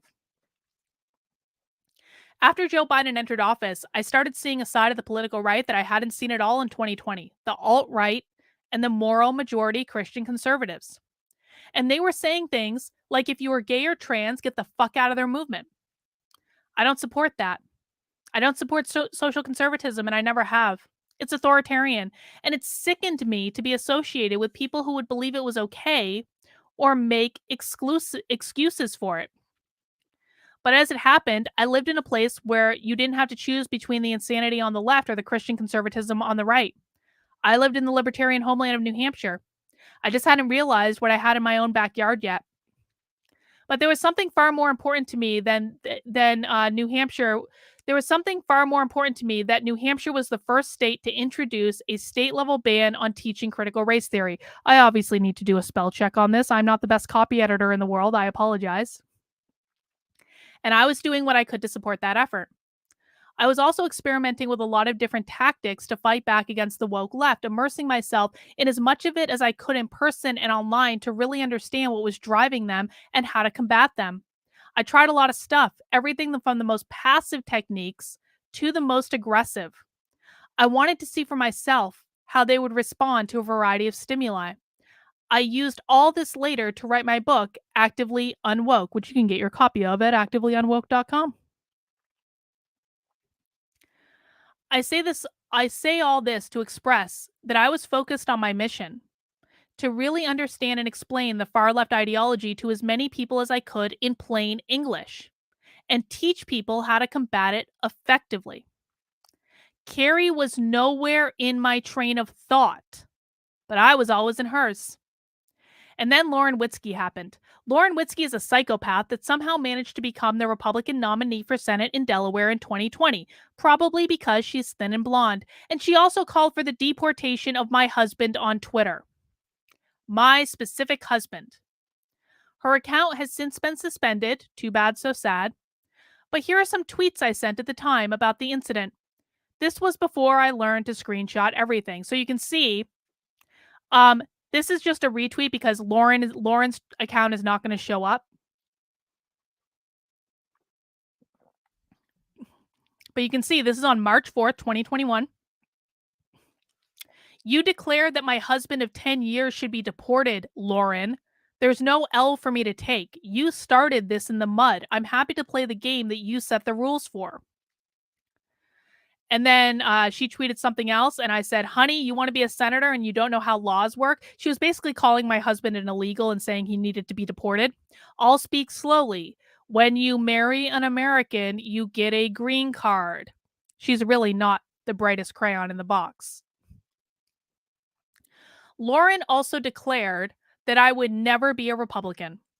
Remember how I told you I joined the Republican Party for about 15 minutes? It was all to spite Lauren Witzke. Listen, you might have thoughts about my tactics here, but I sometimes do things that don't really have consequence to spite people. There's no consequence to me joining the Republican Party. There wasn't. I'm sorry. I did it to piss off Lauren Witzke. All that stood between me and driving her nuts was to take a quick trip to town hall and fill out a form. I was scheduled to appear with her in a debate on Slightly Offensive the following week on whether LGBT people should be allowed in the movement. Don't even get me started on how twisted I thought this topic was to begin with, and I knew I wanted to break Lauren. So I registered as a Republican just to spite her. And I tweeted my intention to do so again, March 4th, 2021. Oh no, I'm becoming a Republican now because people like Lauren Witzke cannot be the ones to control the direction of this. Luckily, they're a minority. They're just very loud and annoying. 2 days later, I went to town hall and changed my registration from independent to Republican. There it is. That's my registration. Republican, March 5th, 2021. And this is still on my Instagram to this day. If you go to this post and click on this, it'll bring up my Instagram to this day. The timing of this change was entirely to be able to spite Lauren Witzke in the debate. in which I also broke her by reminding her that I was the only one with the husband while she was lonely and unloved. And I just want to watch this quick clip. This is the clip from the slightly offensive debate where I totally spanked Lauren Witzke's ass. Gunslinging, freedom-loving person, absolutely, we'd love to have you come vote for us. But should you be having a say in influencing the party? Should you have an opinion that, like Jared Kushner was the one who did push the LGBTQ agenda, mass migration. And those were the things that, mass migration was something that Trump addressed in 2016. That's what got the white working class out to vote for him. So there are plenty of votes out there for us to get, but it doesn't come with compromising. We don't get those 15 million unregistered Christian voters to get them registered to vote and out to vote for us by glorifying the LGBT community. Congress shall make no law respecting an establishment of religion. I don't know why Lauren's so against the First Amendment. I think the First Amendment's pretty great. I also think the Second Amendment's pretty great too, because it protects the first. And these are the things that we should actually be conserving, and we can't do that if we can't win elections. The fact of the matter is, Lauren, that every single problem you have with the LGBT movement right now, from giving hormones to kids, medical transition, whatever, this was all caused by the right losing the culture war 30 years ago when they tried to legislate their religion. That is why we're currently experiencing this today. The only way to come back and conserve whatever it is you want to conserve is by winning elections. And the fact of the matter is, it's not just people like Blair who vote based on LGBT issues. I am straight as an arrow. I'm married to a dude. Between the two of us, I'm the one that's actually married with the family. And so I will say that I absolutely will not vote for a party that treats LGBT people like they are subhuman. I won't do it. Part of the reason that Trump won my vote is because he does not care. He promotes people. He doesn't promote sexualities. Okay, so first of all, you're using issues again on me that you don't apply for yourself. So Dr. Carl here was the first one to celebrate me being banned from Twitter. She was so excited to see that my voice had been silenced. So freedom of speech for thee, but not for me. Absolutely. So, disregard that opinion. Well, I celebrated that you were banned on Twitter because you repeatedly tweeted that my husband should be deported, Lauren. And he's now an illegal alien. Thrilled. No, he's not. He has a permanent green card. I am now thrilled that I don't have to hear you call for my husband to be deported on Twitter, who has had a permanent green card for the last 6 years. He came into our country illegally. He broke our laws. He did not do it married an American. How lucky is he? Go back. He has to go back. I'm sorry, no, he doesn't, honey. That's not how laws work. It's not how laws work. I'm sorry. I'm sorry I have a husband and you don't, Lauren. I'm sorry. I'm sorry. I have no regrets about that. I spanked Lauren Witzke's ass in that debate. Lauren Witzke was complaining about me on all her platforms for like 3 solid days after that. She still complains about me to this day. And everything I said in that debate was correct. And conservatives, of course, ignored me because they always ignore me, but whatever. Question my methods if you like, but I have a whole site about triggering your enemies for fun and enjoyment. After this happened, Lauren complained about me for 3 straight days in her Telegram group and on Gab. Mission accomplished. And then just days after calling for my husband to be deported, Lauren Witzke got banned from Twitter. One of Lauren's best friends and fellow psychopath, Cassandra Fairbanks, tweeted the news. I retweeted Cassandra and said, good. I was not upset about this at all. And then I followed up and said, I'm not in favor of deplatforming, but that woman is a psycho and far less crazy people have gotten the axe. No, I'm still not sorry Lauren got banned. Don't ask for sympathy when you call for the deportation of someone's husband. And for that, Cassandra Fairbanks retweeted me and sicked her followers on me. And then Keri went on a rampage against me. So I want everyone to understand the timeline. Lauren Witzke called for my husband to be deported. Lauren Witzke then got permanently banned on Twitter. Cassandra Fairbanks got pissed off that I wasn't upset about Lauren Witzke getting banned on Twitter, and she sicked her followers on me to come attack me. And then Keri Smith, who has not been mentioned at all, who I have been trying to ignore for months, hasn't been mentioned at all in this conversation, swoops in to write a whole fucking Twitter thread about how awful I am because Cassandra Fairbanks is putting a giant spotlight on me. Her followers are attacking me. And Keri's like, someone hates Carlin? I have to hate Carlin too. Other people hate Carlin. Oh my God, I have to tell people about why I hate Carlin too. Keri wasn't even mentioned. Was not even mentioned at all. And you can see me basically saying that here. That's March 7th. Lauren got banned. Keri went on a rampage about me after I posted laughing about it. Cassandra dramatically announced she unfollowed me. The whole thing is ridiculous. Remember when Keri posted the series of tweets we're about to see? No one had even mentioned her. This was a difference of opinion between me and Cassandra Fairbanks. No one had involved Keri. But Keri chose to involve herself. And here's the thread she posted about me in response to Cassandra. And again, you can see March 7th, 2021. Carlin is the most dishonest, hypocritical, malignant narcissist I've ever had the displeasure of originally taking in good faith. Trying to quietly walk away from her led to weeks of attacks and lies in her videos and posts. Get ready to be milked for cash and attention behind a paywall. We just saw in chapter 1, Keri did not walk away quietly. This is provably false. But this is something Keri will say again and again and again. She may even really believe it's true because she's psychotic. But the tweets speak for themselves. She shared a dubious story about why she was kicked out of the Ingleside Hotel, then encouraged a cancel mob to go after the business online by phone, talking about how much glee it gave her. That's not true.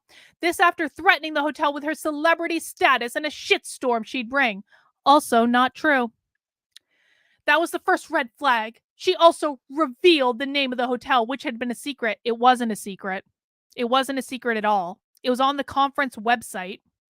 The night before the MythCon attendees check in, even gave out the address. I did not give out the address. Bomb threat the next day. There was a bomb threat, but it was because of Milo Yiannopoulos staying there. It wasn't because of me. It was because of Milo Yiannopoulos.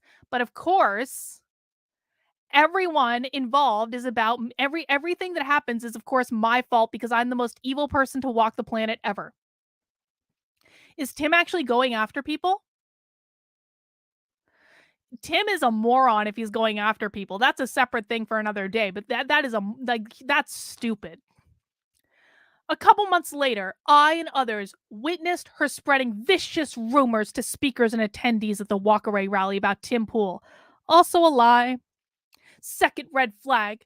The moment I walked away from her, good people don't engage in manipulative spread of gossip in order to boost themselves. And then that's really ironic because here is Keri in a situation where no one has mentioned her, swooping in to engage in malicious spread of gossip in order to boost herself. Keri is literally doing this.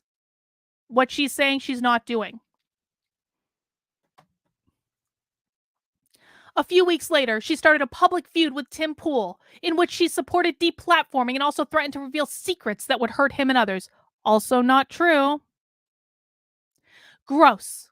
I blocked her across platforms, and I tried to walk away. She then, apparently, upon realizing I blocked her, texted me a hateful message. We read the message earlier. It wasn't hateful. To which I replied my thoughts about her. Next thing I know, she's publicly posting about me and mischaracterizing that text exchange. Well, we've looked at the exact text exchange in this stream, so ain't no mischaracterization about it. Making it like I initiated it, making me out to be the aggressor. I shared the screenshots of the text which dispute her mischaracterization, hoping this would be the only time I think it was important to address her and her attempted feud publicly. Nope, she claimed I doxed her. Have I ever said that Keri doxed me up until this point? Keri supports people who have doxed me, but I didn't say Keri doxed me up until this point. She made that up. Over the next few weeks, she did numerous Instagram, Facebooks, Twitters, locals posts, and videos about me. Keri's making that up. And told various inane lies, like I called her a drunk in a tweet. Nope. Yes, she did. We've seen the tweet in this video. She did a video I didn't watch. She did a video I didn't watch, but was told in it she said to support me was like raping her. No, I didn't. What I said in that video was that the Ingleside Hotel thing brought back every memory I had of being raped. I was raped right after I got out of college. I buried that shit for a long time. And then when I got kicked out of that hotel, while I was on medication and could barely walk, couldn't even see straight because I was so tired. I'd been traveling all day. I had taken sleeping pills because kids were running up and down the halls of that hotel all night, and it was so loud and I couldn't go to sleep, and I just wanted to go to sleep. So I took NyQuil pills, not Ambien, NyQuil pills that I happened to have in my bag. And I was like passed out, and the hotel woke me up at like 11 o'clock at night to kick me out of the hotel and put me out on the side of a dark street in the middle of the night with all my stuff. There wasn't even a street light. And when that happened, I felt completely powerless. I felt like I could get hurt, I could get robbed, I could get killed. Like there was any number of things that could have happened to me at that point. And the powerlessness that I felt in that moment brought back every memory I had of being raped 15 years before that. That was what I was talking about. Keri uses it as a punchline. Just think about that. Think about how fucked up that is. She uses my rape as a punchline to try to smear me on the internet. As the attacks became more frequent, I addressed them once on Instagram and in 2 threads here. That's it. I think she wanted unsafe space to start doing video replies. Bit by bit. But that is not what we are about. We never will be. She tried to drag Carter into it. Good luck.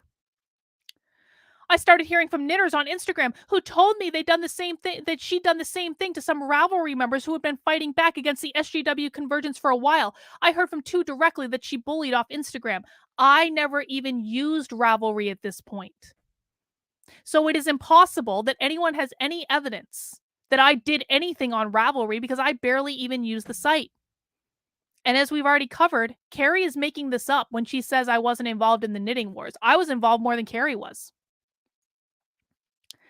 After milking them for stories and words, she pitched stories about herself using their ideas. That is completely made up. I have no idea what she's talking about. When one of them called her on it, she painted them as the aggressor and sent a mob after them. Some knitters in that mob eventually apologized to those too. I want receipts. I have no idea what Keri's talking about. Keri never provides receipts. I want evidence. She made it up. I've spoken to others outside the knitting world who have been unfortunate enough to draw her attention as well. Over-the-top admiration and mimicry turns to outright contempt and open attacks. Same pattern. Most of my friends told me to gray rock to avoid her sites. I would give my left arm if Keri would fucking gray rock me. I'm not kidding, man. I would give my left fucking arm if Keri would gray rock me. That basically means going no contact. I would love nothing more in this universe than for Keri to gray rock me. Please fucking gray rock me. Stop talking about me. Stop communicating about me. But no, she won't do it. What she wants is a response. Any response. Gray rock works okay, but not 100%. A friend sent me a new post about me last week that is hateful and gross. Of course, there's no source on that, no receipts. I don't care if whoever is reading this believes me or not. It's good for me to say it and not be cowed by her. I say what I think honestly about anything, so why not this? It caused me distress for a month. I had never dealt with this kind of person before, but I'm stronger now for it. I'll say what I said the first time I addressed this. If you engage in cancel culture, support deplatforming, lie routinely, manipulate, put fame and money above principles, threaten others, we do not have the same goals. I'd rather talk with a sincere SJWs than a lying con artist. So say what lies about me, milk it for money and views, reverse victim order. I don't care. There is nothing you can take from me that I fear losing. Truth is truth. You will always be the worst person I've ever had the misfortune of taking on good faith. And then, as usual, she used the replies to continue to attack me.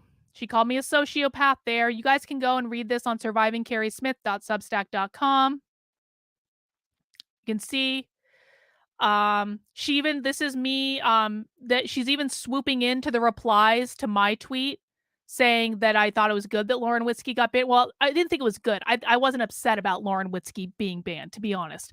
But Keri's swooping into the replies on my tweets. There is the catch-22 when you're in this kind of person, when this kind of person targets you. If you reply, you give them the supply they want. Plus, you look like them because you're acknowledging and replying to drama. If you don't reply, you feel like you've been made afraid to stand up for yourself. Now, I want to remind everyone, no one had mentioned Keri. No one had mentioned Keri at all. And yet here she is, going on and on and on and on and on and on and on about me all over Twitter to get people to feel sorry for her. And here she was, swooping in when a high-profile influencer was attacking me, which meant a lot of eyes were on me, to make sure I got attacked as much as possible. And I quote tweeted her, and I did a whole thread about this. I said here, what I could be working on right now, organizing with state reps in New Hampshire to fight for a bill banning critical race theory. What I'm actually working on right now, fending off more lies from Keri Smith, who also has their paywall, but faults others for using theirs. And I basically did a whole thread. Well, I said, folks, I'm not upset that Lauren got banned. I'm sorry, I'm just not. I'm not in favor of deplatforming, and I won't ever advocate for it, but she'll get absolutely 0 tears from me. That's karma. If you can't understand the distinction, I can't help you. If you want to believe Keri Smith's lies and distortions when this woman has been a raging lunatic against me for months, that's also your business. I look at her, and I see someone that is deeply unwell, and I think the whole thing is very sad. And then I did a whole thread basically responding to Keri's thread about me. I'm not going to read my responses here because you can go and read them if you want to, but you can see I did a whole thread responding to everything Keri said about me. Like, and I'm the most consistent bitch on YouTube. Everything that I've said today is exactly what I said in that thread, and you can go and look for it for yourself and assess if that's the truth. I just don't feel like reading all of it. So let's see. That's the thread. Keri even responded to some of the thread. For example, Keri said I was lying about her tweeting the text. So this is Keri responding to me saying, Carlin's lying as usual. She also posted about him on Instagram, blah, blah, blah, blah, blah. Typical bullshit. Oh, wait, no, hang on. She continues to post things that nakedly show her for who she is, seemingly without realizing it. A self-important bully who makes threats. I have no love for bullies. But we already established in chapter 1 that this story that Keri did tweet the text messages, and that the text did end up being in the hands of someone who was sending me harassing messages all the time. Keri lies all the time about her behavior, refusing to take responsibility. And most people are just too lazy to go back and look to find posts that live on the internet to this day. This is actually a really important point. What people like Keri rely on is the fact that no one goes back to look. No one goes back. Anytime they lie about me, there's almost always evidence contradicting the lie. It exists on the internet, but it's buried under a mountain of other things. And so no one ever goes back to find it. So these people can lie about me willy-nilly all day long, and people just believe it because they don't want to go back and look. And Keri always and perpetually accuses me of being the one to attack her and not the other way around. Here she is claiming to go gray rock, which means not talking about someone and ignoring them entirely. And then 2 days after Keri posted that massive thread out of nowhere, when no one mentioned her, Keri is talking about me again. This was 2 days later. Keri's like, I'm going gray rock. And then 2 days later, she starts posting about me again. She's attacked me on countless posts across Instagram, over 8 posts and videos there and counting. The newest one on Tuesday, Facebook, Twitter, locals. I responded once on Instagram and in 2 Twitter threads here. Not about to apologize for replying to a sociopathic bully. And I'm very grateful for my friends who have helped me stay silent in gray rock for over 90% of the attacks. If you don't like the drama, don't read it. It helped me immensely to write it and get it out. Peace. Yes, Mark. She dropped the gray rock in the ocean. Yes, she did. Of course, Keri never provides evidence of these attacks because there's no evidence to provide. How is it that I'm always able to present receipts while Keri always somehow leaves them off? And of course, she continues to attack in the replies. She claims to be against cancel culture and mobs, then participated in it, claims to be against deplatforming and censorship. It's basically the same old thing. This is Keri just replying to more people. I think she puts on whatever side is her goals. Cluster B knows no political party. Keri, this is something that Keri says repeatedly, that I'm a cluster B dark triad narcissist. I'm a narcissist. I'm a sociopath. I'm a psychopath. I'm a stalker. Like, this is regular Keri fare on Twitter. The worst, most manipulative person I've ever had the misfortune of inviting into my life. If a sociopath ever attacks you relentlessly across platforms because you walked away from them quietly, you decide to stand up and finally hope they don't get pestered by sycophants condescending to you about it. Keri also likes to call my supporters sycophants. If you like my content, Keri is going to say you're in a cult. Keri is going to call you a flying monkey. She's going to call you a sycophant. She is absolutely awful to the people supporting me, like a good Christian would be. Keri seems to be especially annoyed that I block her followers who attack me. This will be another running theme throughout this story. And it's ironic because Keri herself will instantly berate and block anyone who comes to my defense. Yes, exactly, boom. 5,684 posts is not going quietly, Keri. Posting Twitter thread after Twitter thread is not going quietly. The following day. So remember, Keri has now said that she's very grateful for the help of her supporters in gray rocking me, which means Keri is not supposed to talk about me. And yet, on March 10th, the next day, Keri was still fucking talking about me. I posted a message where one of Keri's followers sent me asking if Keri was still shit-talking me and declaring she needed to work on her jealousy. Keri declared this was an unprovoked attack.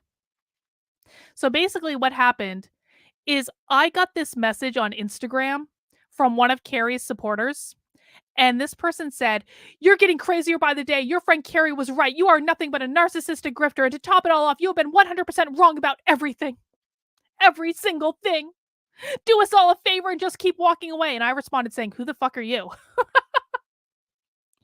And then I posted it on Instagram and I said, "I have no idea who this person is, but I have a broader question. Is Keri still talking shit about me?" And this is funny because I had no idea about this Twitter thread that Keri posted. Again, Keri blocked me on Twitter. I wasn't looking at her Twitter. I truly had no idea about this Twitter thread until Keri's supporters messaged me on Instagram calling me a psycho. And then I posted on Instagram saying, "Is Keri still fucking talking about me?" Mark Robichaud says, "Keri might be your secret #1 fan." Oh, she is. She is. Absolutely. And so Keri then gets a screenshot of this and she said the next day, "It's what I believe to be the truth. It's the only thing that explains her behavior. Let me tell the world, I don't care.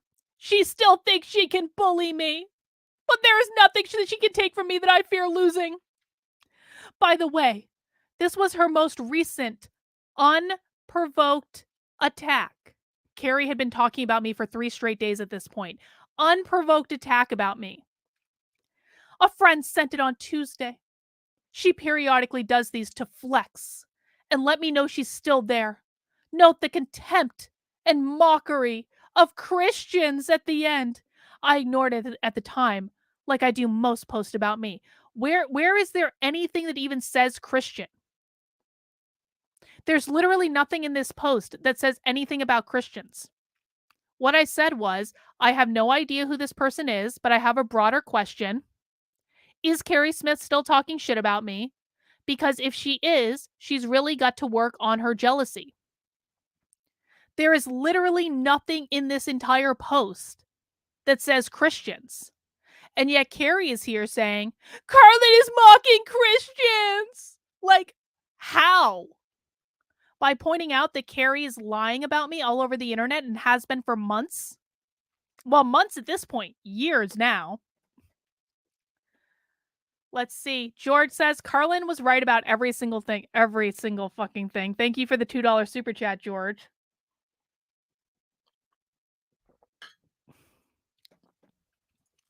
If someone can see where I mocked Christians in this post, I would love to have it explained to me. I really would. And then she wrote another thread about me. This is Keri's second Twitter thread about me in 3 days. When Keri is claiming that she's not talking about me at all, and that me saying, is Keri still talking about me, is an unprovoked attack. Look at this. There are countless posts from her like this about me and others. I'm hardly her only target. Of course, she doesn't provide any evidence of me doing this to anyone else. If you ignore, you feel like you're letting her bully you. If you reply at all, she gets what she wants. She spins it as you attacking her. Classic narcissistic personality disorder sociopath. I ignore about 90%. No. I've only responded once on Instagram, her posting over 8 and counting times about me. I've never replied on Facebook, though, posted several times there. I've only addressed 2 threads on here. Grey rock is usually what I choose. But I'm not afraid of her. Or saying the truth about what she is. You know why this started? Because I quietly walked away. No. After recognizing her as a person of bad character, she made this a public thing. She started attacking me publicly with lies. Narcissists are not content to be walked away from. I know she's reading this, poring over it and getting off, her words, on fighting, calculating how she can use it. Gross. Do what you will, Carlin. I don't care. You don't scare me, bully. This will be the last narcissistic supply I give for you for a while. Please enjoy and be well. And I gotta do a shout out to Sherilyn, because Sherilyn loves the drama on Twitter. You do, Sherilyn. You know it's true. But Sherilyn was right there. She's been around since the beginning. She's still around today. And she was like, Keri, you're gaslighting. So shout out Sherilyn. Like, seriously, I was so happy when I saw this, when I was putting these together. Is Grey Rock a good band name or not really? No, there's a much better band name, Mark. Come on. But look at this. Keri is actually speaking to me as though I'm reading and obsessing over every single thing that she's saying. I want to read this one again. I know think about how unhinged this sounds. I know she's reading this, poring over it, and getting off on fighting, calculating how she can use it. Gross. Do what you will, Carlin. I don't care. You don't scare me, bully. This will be the last narcissistic supply I give you for a while. I wish that was the last narcissistic supply Keri gave me, but it wasn't. The entire thread is pure gaslighting. Keri did not walk away from me quietly. She posted an entire Twitter thread about me as a reminder from chapter 1. And that's Keri's Twitter. This is Keri's definition of quietly walking away. This is how Keri thinks she quietly walked away. Remember, I wasn't even aware she did that until a week and a half after she posted it. And in the last post in her thread from March of 2021, she's speaking directly to me. This is obvious paranoia. She spoke to me as if I was reading something I wasn't allowed to. Keri doesn't seem to understand that all of this is public, which means the public can access it. She seems to just want to be able to post whatever she likes about me without me being able to see it. As an aside, if someone is making public statements about you, you have an absolute right to read everything they say for the sake of being informed about which attacks are being hurled. She also claimed that would be the last narcissistic supply she would give me, if only that had been the truth. 3 days later. 3 days late after Keri was like, I'm never talking about you again.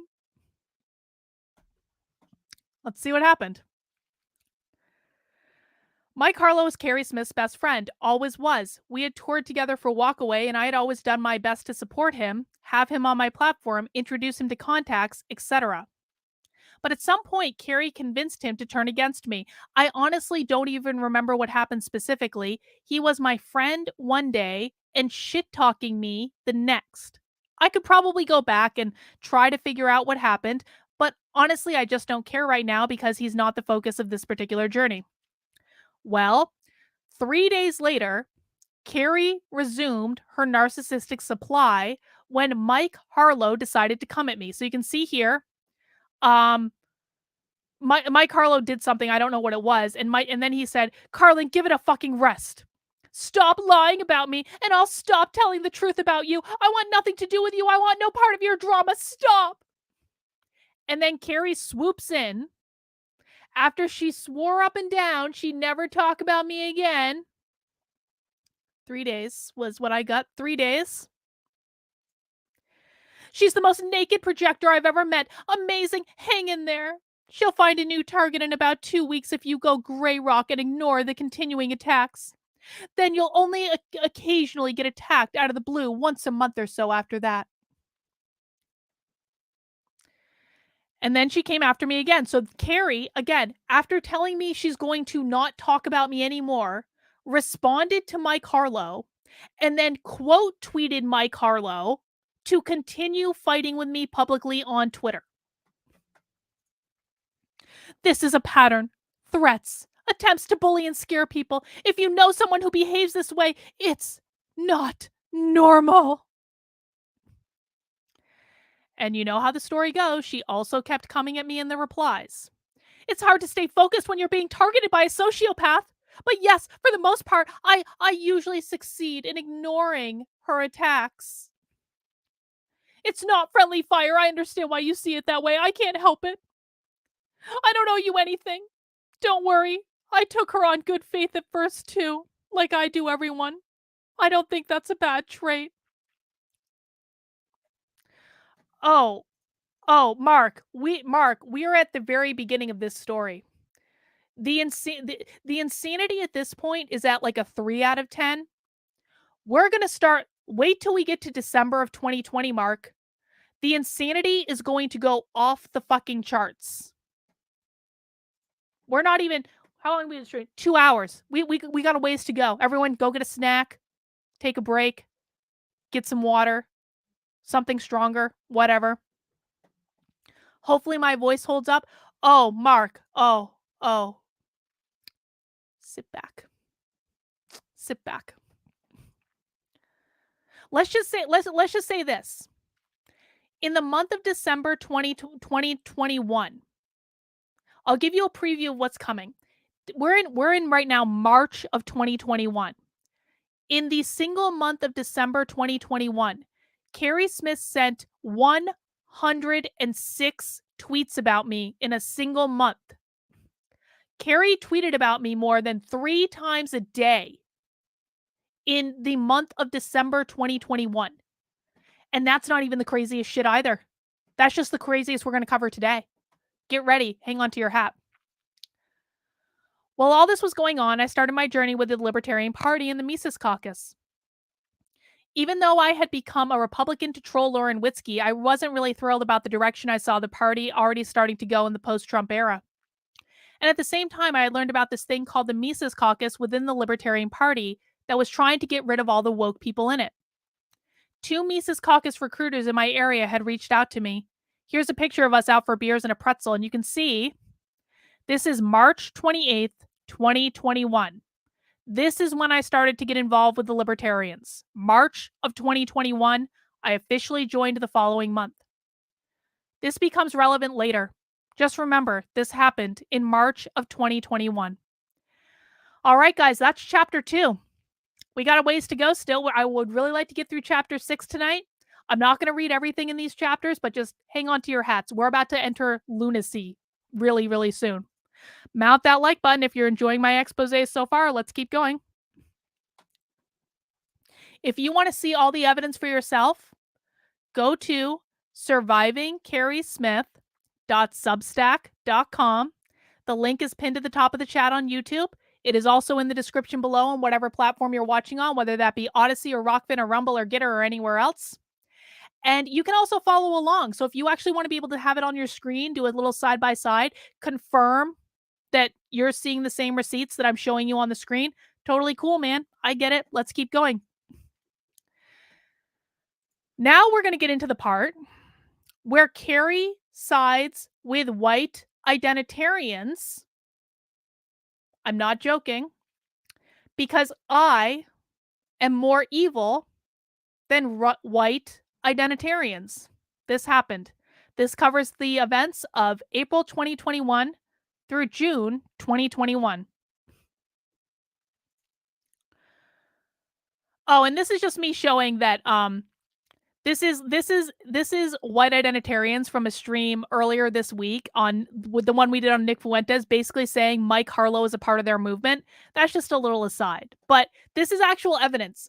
Nick Fuentes' supporters consider Mike Harlow, who is best friends with Keri Smith, they consider him part of their movement. If you want evidence of this, you can go back and watch my Nitwit stream on Monday, all about Nick Fuentes. This happened in real time. And this is where I just talk about, I'm going to skip over a lot of this. This is basically my timeline for joining the Libertarian Party. The point here that I want to make, and it is relevant, is that I joined the Libertarian Party in April of 2021. And here's a clip from a stream I did with Jennifer talking about why I ended up joining the Libertarian Party in April of 2021.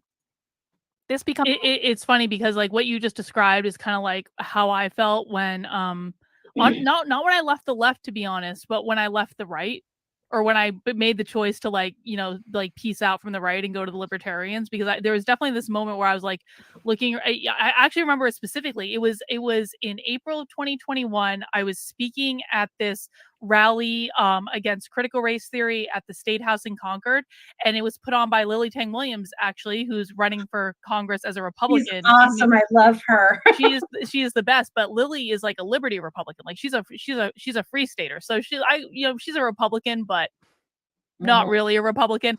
And I was speaking at this rally, and I was like looking out on the crowd, and I was like, the vast majority of people here are libertarians. They're not Republicans.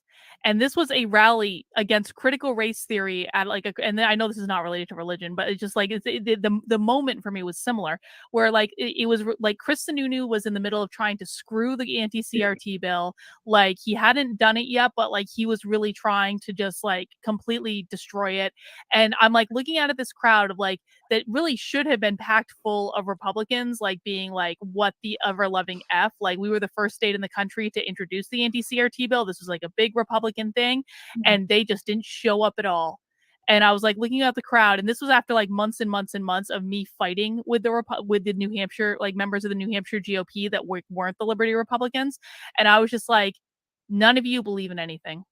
Absolutely none of you believe in anything. I have spent hours, days of my life driving around this state, trying to help you, trying to do anything to get you people to help yourselves, giving up of my days and weekends for free to try to get this bill fixed so that this stuff is not taught in the schools, and you couldn't even show up for an effing rally.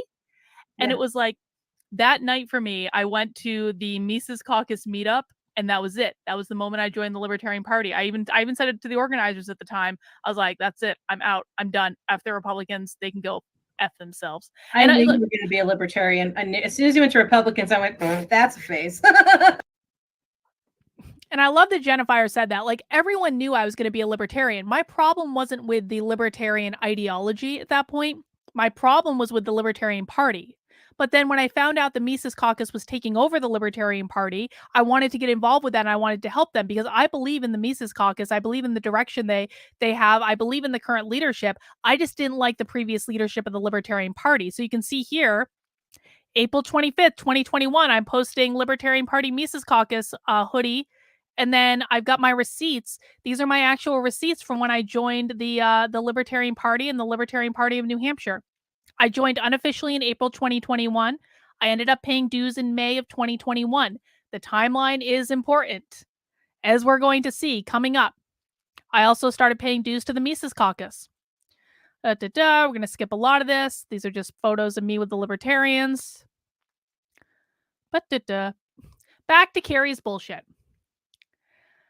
April and May 2021 were shockingly quiet in the land of Keri's smear campaign. Sure, Keri would do weird things like this, casually carrying on conversations with the person stalking me with the slightly misspelled Twitter handle. So this is Keri just like having casual conversations with like that person running that stalker account. And it's not even about me. I just think I think it's odd. Some might say psychotic, for people to have casual conversations with accounts that only exist to stalk someone that they hate. That's just me. I think it's weird. But for the most part, she kept my name out of her mouth. She started back up again when I got into a beef with Helen Pluckrose on Twitter, where Helen basically misunderstood something I said and then insulted me aggressively. And you can watch the video I have the link to the video about that in the post if you want to go and learn more about that whole incident. Keri, of course, swooped in to insert herself into the situation, even though no one had mentioned her. This is another instance of like Keri looking for an opportunity to smear me. And look, there's Sherilyn again. And then Keri swooping in. Helen, this person is one of the most disordered characters I've ever unintentionally let any degree of close to me. She has narcissistic sociopathy. Ask Mike Harlow or any number of people she's targeted.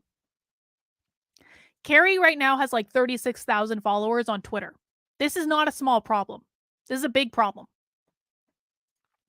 Then Keri started subtweeting me, and I'd had enough. This had been going on for 7 months at this point. So Keri started subtweeting me. She tweeted out, acts like a narcissist, treats people like subservient fans, doesn't walk what they talk because words are tools for manipulation to them, not tools for meaning, demonstrates what their actual values are, fame, money, power, attention repeatedly, trust your gut with these people. And I tweeted her. I said, since you were one of the people who worked for 20 years pushing this ideology, perhaps you should be working harder to fix what you did than you are at continuing to spread lies about the people fighting back. Just a thought. And listen, I would completely welcome any of Keri's fans that are absolutely hate watching this right now. I would welcome any of Keri's fans to do exactly what I did and go back through my Twitter timeline and post every single tweet I have ever sent about Keri. Because the vast majority of those tweets are going to look like this. It's going to look like me saying, Keri, why don't you focus your energy more productively? Keri, you're saying crazy shit about me. Why don't you focus elsewhere? That is what my tweets about Keri are going to say. So if Keri's fans and supporters want to put together a similar document documenting every single time I've posted anything about Keri, I would welcome you to do it, because what it's going to prove is that Keri is insane, and I'm the one saying, maybe we should all focus on something else. I have no problem with it. And I said, every single time you lie about me publicly, one of my followers will tell me. And every single time you do it, I will hit back. And yes, I will be posting a video behind my paywall to monetize your ass, explaining the whole story in the next few days. And then Keri replied to Sherilyn. She said, Darvo, look it up. The attacks are one-directional, and they've been continuous. And it's not just me.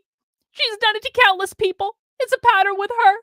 So is recruiting sycophants to defend her while she bullies people read about narcissistic personality disorder. Now, this situation had been going on for months. And I kept telling Keri, if you keep it up, I'm going to hit back at you. So, as promised, I posted a video explaining this situation that up until this point had only been available to my paid supporters in locals. However, because I'm doing this publicly, I have now made the video publicly available. It's unlisted on my YouTube channel, but if you want to watch the video that I posted to my locals in May 30th, 2021, just go to chapter 3 of Surviving Keri Smith, and you can watch the full video. It's like 40 minutes long. So we're not going to watch the whole thing because I just want to leave it to you. And you can actually compare. Like, again, I'm the most consistent bitch on this platform. Compare what I said in this video to everything I've written, everything that I've said today, and see if it matches up. I think it does, but you know, you guys have to watch it for yourself. We're not going to watch it today. Yes, she's wearing a pic of a hijab in her Twitter profile. Her Twitter profile picture is going to change because I took screenshots at different times, and so that's what she's wearing for right now. But if you want to watch this video, that's available. And of course, Keri's fans told her about the video because I was tweeting about it. And Keri's like, of course she made a video about me. First, she assumed it was about her specifically. Then she bashed me several times. And now she's making money from sycophants off of her created drama and bullying. Wash, rinse, repeat. She's done this many times. She gets off on this. Letter. Keri's basically pissed off that I posted a video behind my paywall, which I told her I was going to do because you should always monetize your haters. If Keri didn't want me to post the video, she should have shut the F up. It would have been very simple. If Keri had stopped posting about me on Twitter, which she kept saying she was going to do, there would have literally been no reason for me to make the video. Oh shit, hang on. Up to this point, I have documented months of Keri's attacks against me, to which I never really responded publicly, because I was focusing on my life and my work. But Keri pretends none of that happened and continued to play the victim. Keri continued to interact with that stalker account as if it was her best friend, calling me single white female. Look at this. Again, this is Keri just casually interacting with that account stalking me. Casually interacting with that account stalking me. Posting single white female to that account stalking me. At the same time that this was happening, Psycho Lauren Witzke continues to come at me from a different Twitter account since her personal one got banned. Remember, Lauren Witzke is best friends with Cassandra Fairbanks. Cassandra Fairbanks is friends with Keri Smith. This is relevant for what happened next. So this is Lauren Witzke's alternative Twitter account. You can see there is Lauren Witzke. And she's posting, Dr. Carl, again, is consistent with her dishonest, moronic, libertarian takes. Critical race theory is vehemently anti-white. This is the anti-white canceling. This is the worst canceling I've ever experienced. It lasted for weeks. Grifter, controlled opposition, telling you to ignore the obvious. And I said, better to be a grifter than a legitimate bigot, Lauren. Don't take it back. A few weeks after this, actors on the alt-right aligned with Lauren Witzke and formed a cancel mob against me. Their gripe was that I refused to say that critical race theory is anti-white because the people pushing that language and that narrative are very bad actors. And this is me just posting about this. Really. You guys can go back and look at those posts if you want. This set off a firestorm that I will do my best to make sense of. It was the worst cancellation I've ever experienced by far. And it was all because I refused to bend the knee and say the talking points the legitimate alt-right wanted me to say. It was spurred on by two of the biggest alt-right grifters, Ian Miles Chung and Cassandra Fairbanks, sending their mobs at me. Cassandra's supporters also started bullying anyone that agreed with me. So here's Ian Miles Chung trying to send his mob at me. He does this all the time. This is Cassandra Fairbanks saying, she's not my ally. She's the vile trash that the GOP is becoming because nobody has the goddamn spine to tell them to fuck off. Remember, I had joined the Libertarian Party 2 months before this. I had already left the GOP. I had no interest in being involved with the GOP. I had publicly talked about joining the Libertarian Party in the Mises Caucus. Cassandra Fairbanks, 2 months after that, was continuing to say that I was part of the GOP because she's controlled opposition. Now, I want you to notice something about this screen grab. This was in June. Based on the timeline we've already covered, I joined the Libertarian Party 2 months prior to this. I had already left the GOP.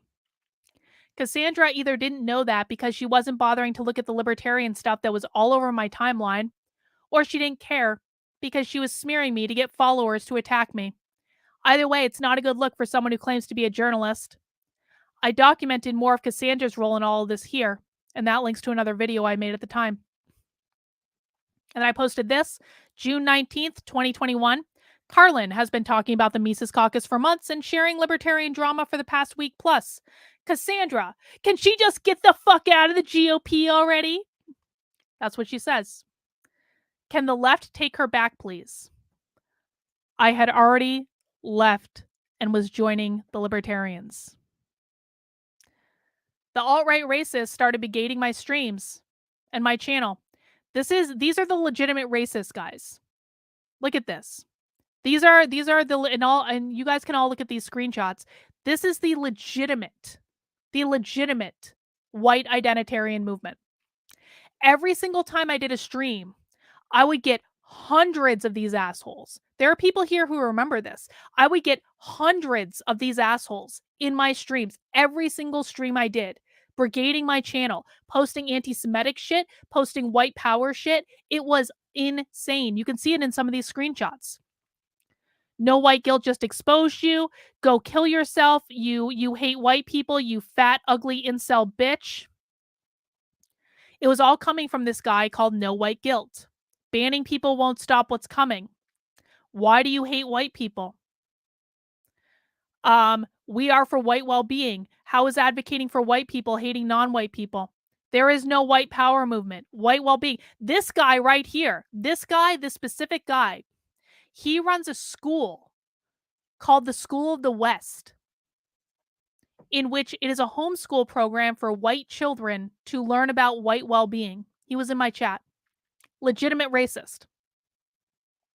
What is your heritage? Why are you afraid of white people defending themselves?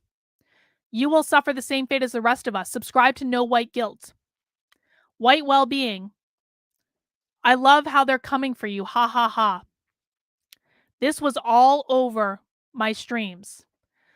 Carlin, the white power movement is here to stay. Race war, race war, race war, race war, race war. You're not going to fight us with classical libertarianism. You know, a civil war breaks out. We will speak Chinese and Russian in a month, right? I assure you do the same. I assure you that they do not appreciate minorities very much. I later found out it all led back to this guy, who's friends with Lauren Witzke. That guy. He was the one pushing all this. This is the person who sent his overtly racist followers to troll my stream today. Still want to tell me about how saying critical race theory is anti-white won't create a white power movement? Because it was literally all over my stream today. And then he did a whole stream on me. There's actually a stream of me watching this. I think I linked it from this, where I watched the stream he did about me. It's crazy. I've thought about going back and watching it live just to like recap it again, but it is crazy. And this is Lauren Witzke. This is Psycho Lauren Witzke on this guy's channel. She's been interviewed by this guy multiple times. Lauren Witzke loves these people. Cassandra Fairbanks does too. This is me posting on June 21st. I was perusing this interview with Lauren Witzke did with a legitimate white supremacist and happened to discover that she'd been put on a domestic terrorist list. So that means the government is more comfortable with my illegal husband than they are with Lauren Witzke. Oh, too bad, so sad, Lauren. You can watch the stream where I started figuring out who Jason was. It all happened live on the internet in full public view. I cannot adequately express the onslaught of hate that I experienced during this cancellation in a single article. There were thousands of people inundating me from every possible direction, demanding I use the language they wanted me to use. Eventually, I just started blocking all of them. I blocked over 4,000 people from my YouTube channel alone. That's true, by the way. A move I still have no regrets about. They were posting my address all over my channel. I was legitimately terrified. These are dangerous people. They're the reason we have guns in our house today. And this is me. People were complaining about me blocking people. And then this is Chris Rufo coming out in support of me. He said, Borisenko's right about this. Critical race theory and white identitarianism are two sides of the same coin. They are both poison for our country and should be rejected. And then Chris Rufo got viciously mobbed for this. You can go watch this video, but Chris Rufo got viciously mobbed for saying that critical race theory and white identitarianism were the same. I mean, look at this. I'll play a little bit. So check this out. Chris Rufo today defended me on Twitter saying that I was right about the white identitarian stuff, and now the white identitarians are going after him. I'm sorry, Chris. I'm sorry. It's you know, but this is what happens, and I think this is important people see this. Get some of this anti-white POS. I'm not comfortable with these people suddenly implying white people might turn into raging racists because they can see TI virulently anti-white. This is why, guys, I keep saying that if you're using the term anti-white, like you're using the same language as white identitarians. LOL, you scum, controlled opposition, saying white identity is poison is genocidal. Stop woke culture is cool.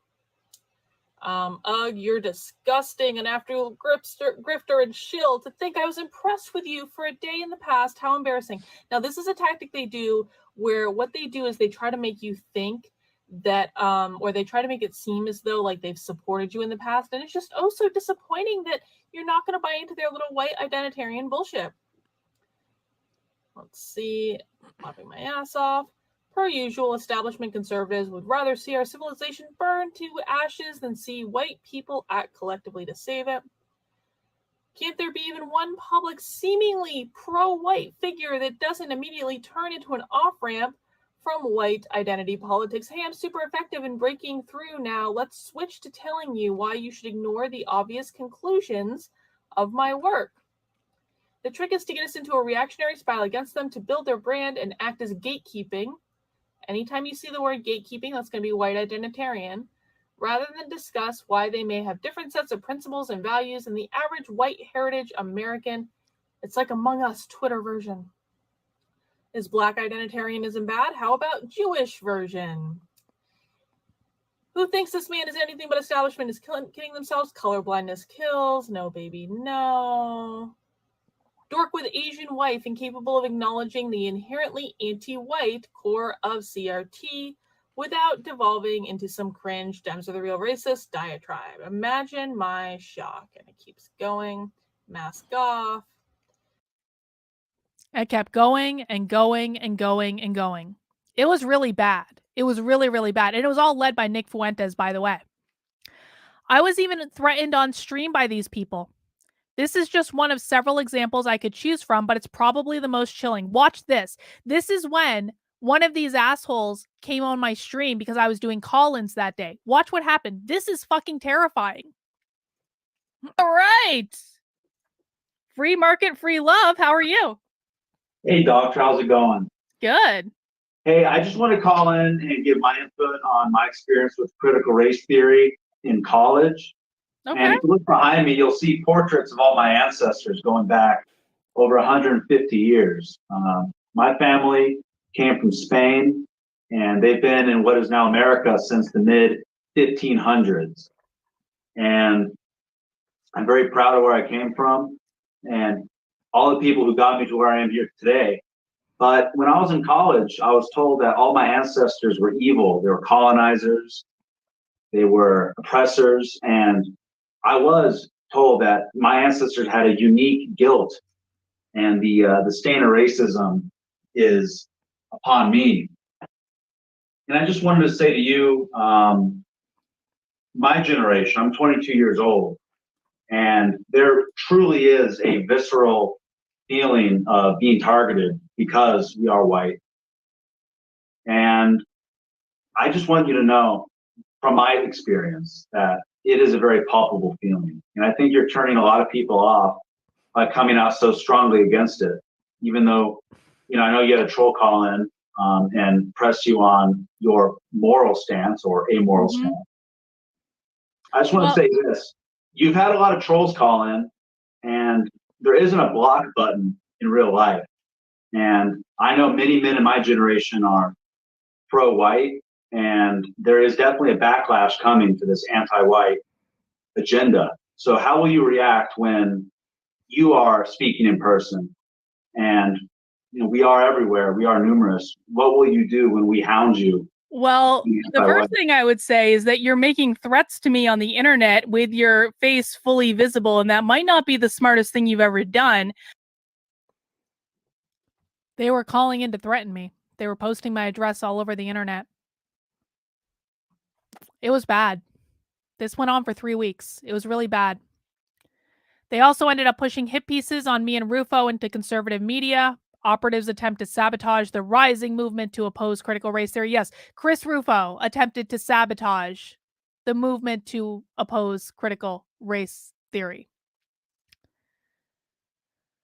The mobbing lasted for about 3 weeks. By the end of it, I had blocked thousands of people and was more traumatized by what I discovered than I can adequately express.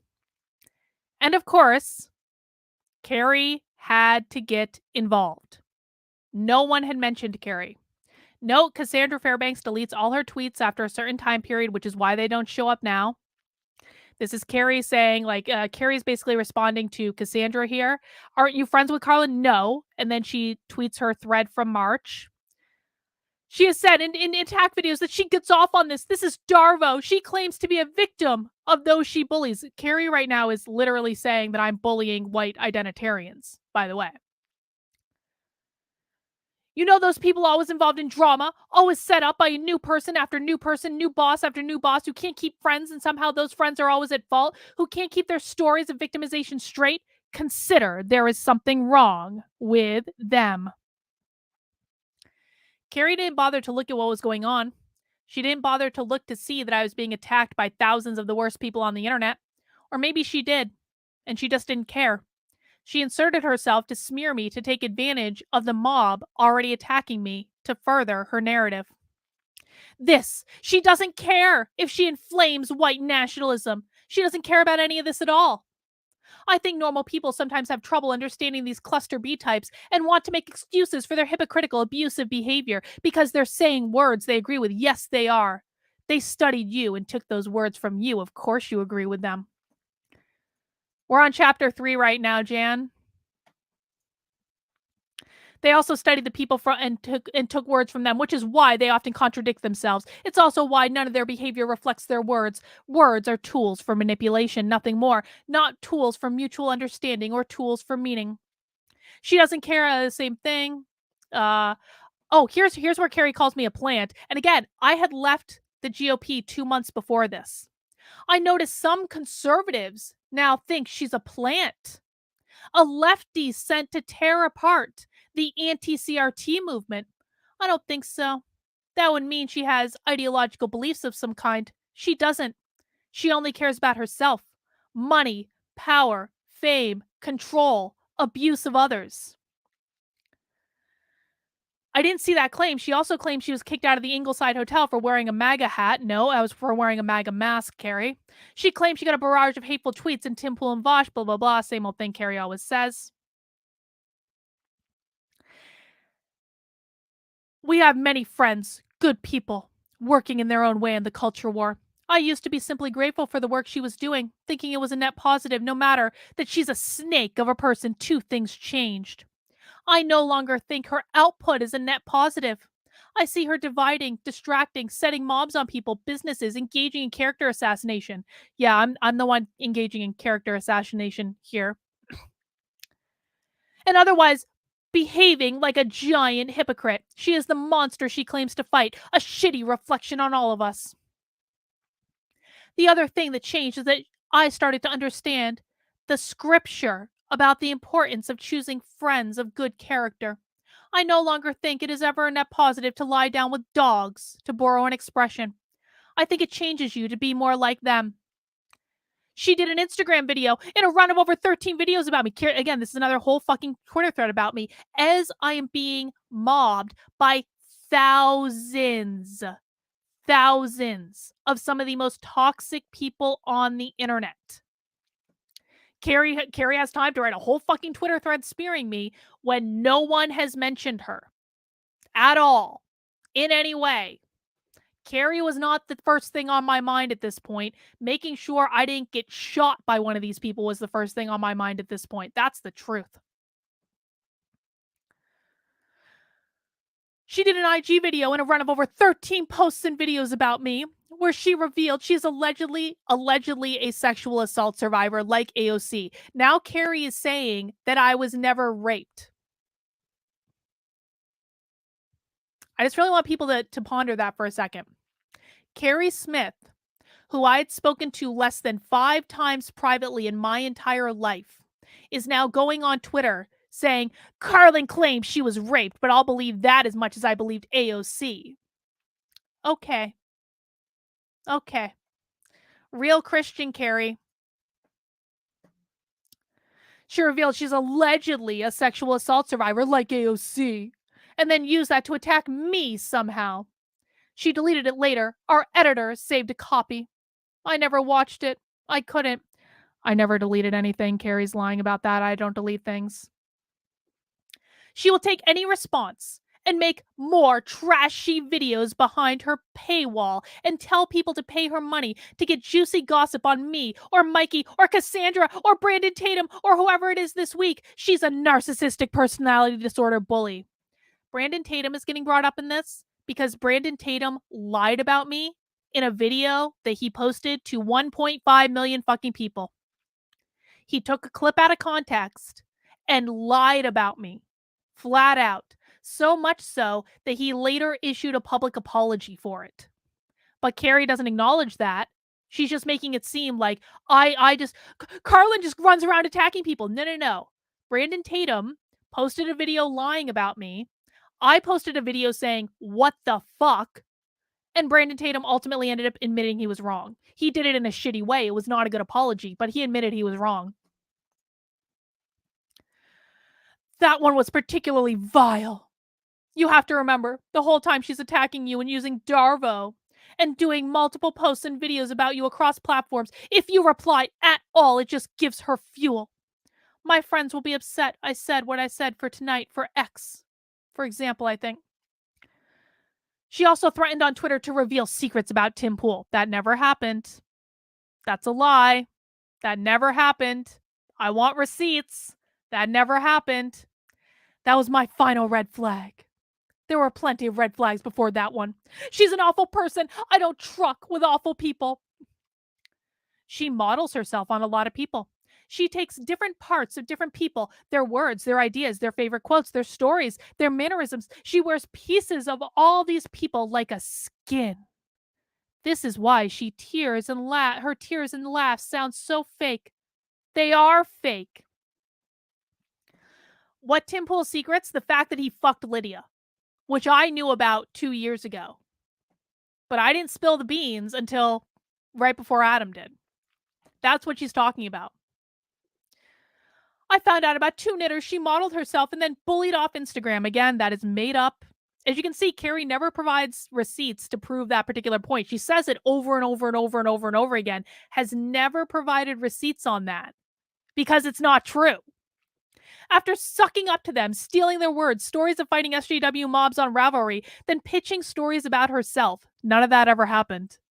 She did this to them when they called her out.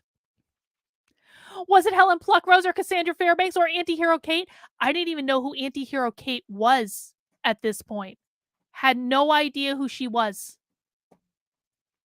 Or Brandon Tatum or Mike Harlow. She just keeps going and going. Helen blocked her, taunted her, railed on her for days, and then she used her as fodder in a trashy video. Same pattern every time. First, she sucks up to her targets, puts them on a pedestal, tries to steal from them words, stories, mannerisms, traits, respects, or other qualities through association. Then the devaluation, then Darvo, as she claims to be abused by them while abusing other people. You speak like she would care about hurting the movement. She doesn't. None of this is normal.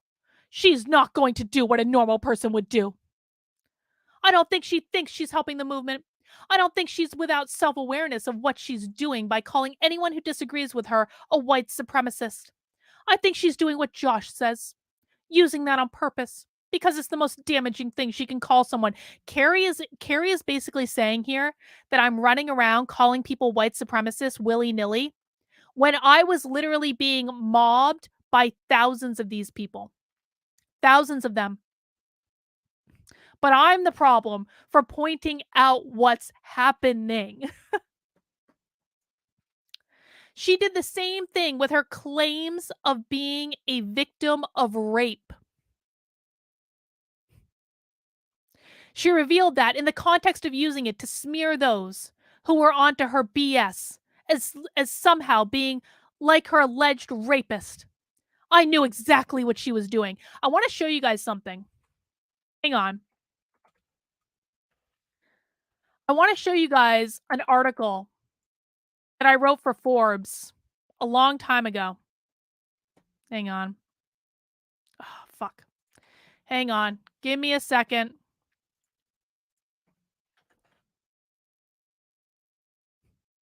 Oh, God damn it. Hang on. Sorry, I'm having trouble getting the article to pull up because I have an ad blocker on. But I want to show you guys this article. Keri basically here is claiming that I only claim to be the victim of rape when it is like politically convenient for me to attack her. Okay, that's what she's claiming. Let me show you, and I should have put this in the article, and I didn't think of it until just now.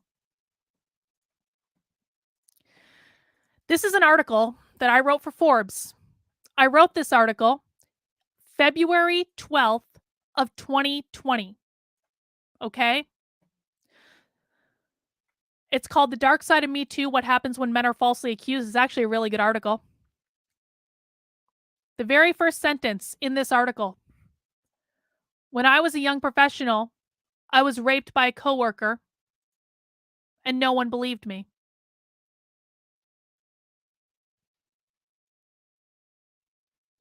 I had written publicly that I was raped.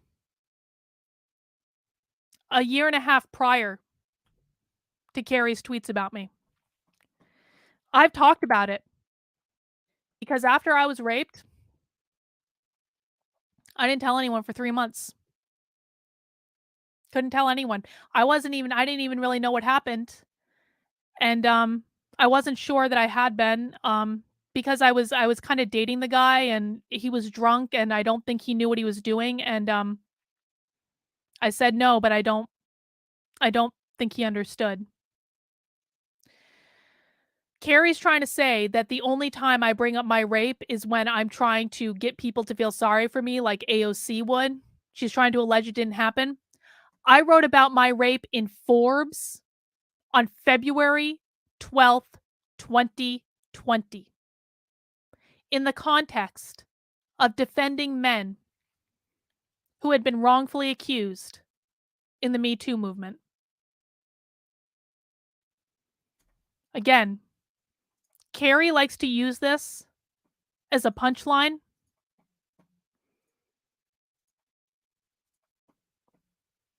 She did the same thing with her claims of being a victim of rape. She revealed that in the context of using it to smear those who were onto her BS as somehow being like an alleged rapist.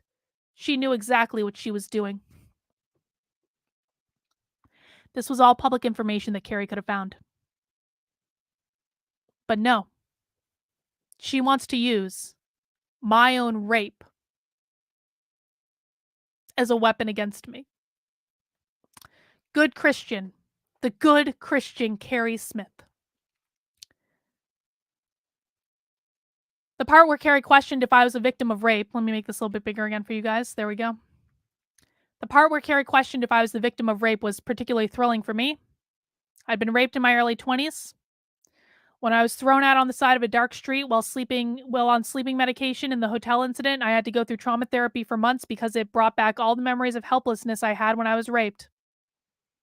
Keri uses it as a punchline. June 2021 was my breaking point with the GOP. The cancellation by the white identitarians left me deeply traumatized. Even writing this chapter and revisiting it was difficult, and I didn't even show you guys the worst of it because it was really hard to even write it. But what was worse was that it also showed the true colors of the GOP and of the conservative influencers so many people look towards for leadership. They're not good people. They do not support good things. This was not what I signed up for. I had left quietly 2 months prior to this, became a libertarian, and was involved with the Libertarian Party, and I was canceled for it. And Keri was right there the entire time, taking advantage of the mob. I went to PorkFest 2021, smoked a lot of weed in the woods with the libertarians, and knew I could never go back to the political right after what they just put me through. And I posted this on Twitter on June 20th, 28th, 2021. Some Republicans, Carlin, why don't you lead us? Run for office, create a vision. Other Republicans, get the fuck out of the party and don't come back, you fat, ugly, lesbian grifter. Me. I just want to fight CRT. Leave me alone. I can never go back to the Republicans after what they put me through.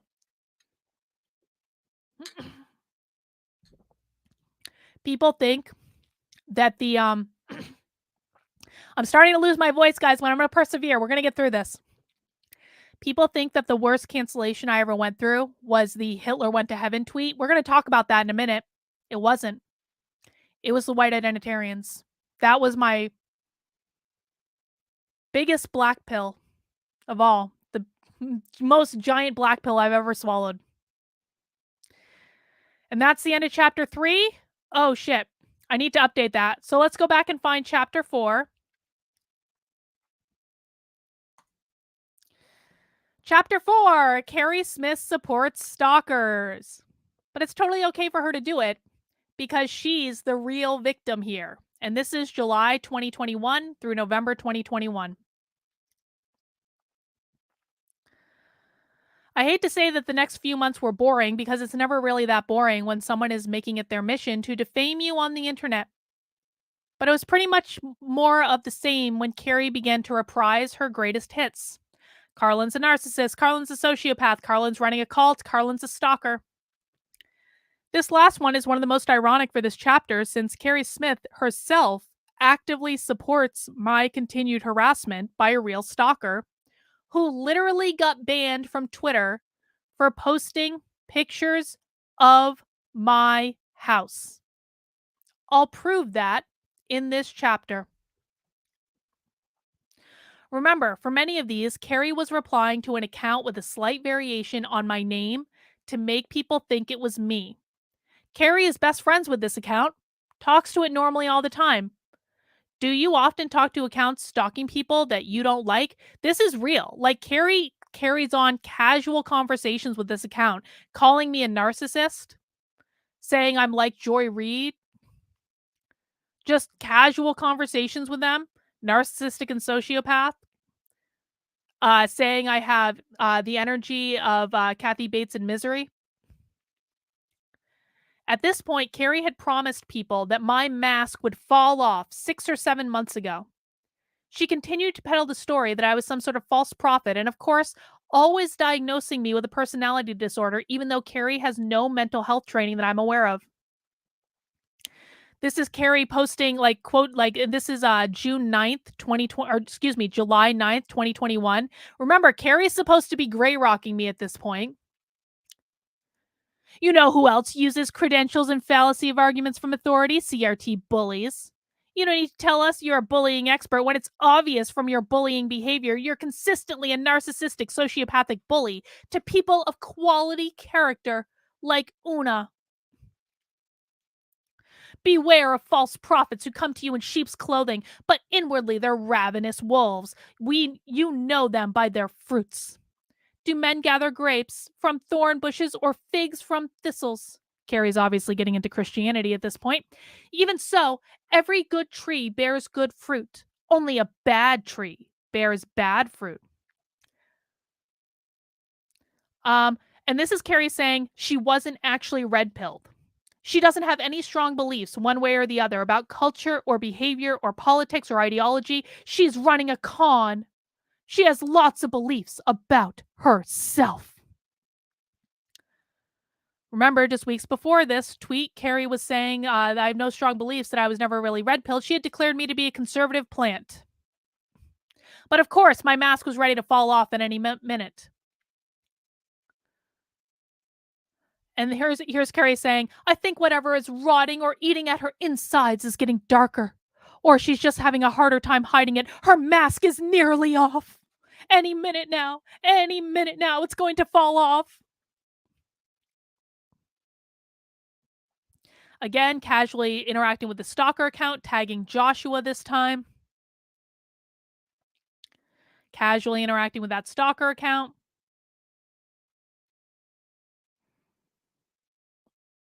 Calling me a narcissist, saying, let's see. They talk about these kinds of people in literature about narcissists. I think that's why Carlin calls everyone minions, because that's what she cultivates and assumes others do too. It's gross. Unlike Carlin, I rarely block people. That's not true. Keri blocks anyone who supports me or defends me. But yeah, if you're a sociopath or someone gleeful about doing a sociopath's bidding, then I don't have to give you access. They read all my tweets with a dummy account. Let them. But this keeps me from having to see through their tagging. Keri claims that she rarely blocks people. Not true. Keri blocks every person who tries to defend me against her attacks. I'll show proof of that in later chapters. And keep in mind that while Keri is complaining about me reading her tweets from a dummy account, she seems to be best friends with an account that literally only exists to stalk me, which has to see my tweets through a dummy account. The consummate hypocrite indeed. Keri is allowed to do everything she accuses me of doing because she is the perpetual victim. Keri and her Twitter mob, actually not Keri directly, a member of Keri's online mob later doxed Joshua. Joshua has been doxed multiple times by these people because Keri was convinced that she could break up Joshua and Mai's friendship and working relationship. They literally fucking doxed him. I have never been so pissed at something in my life than seeing Joshua get dragged into this.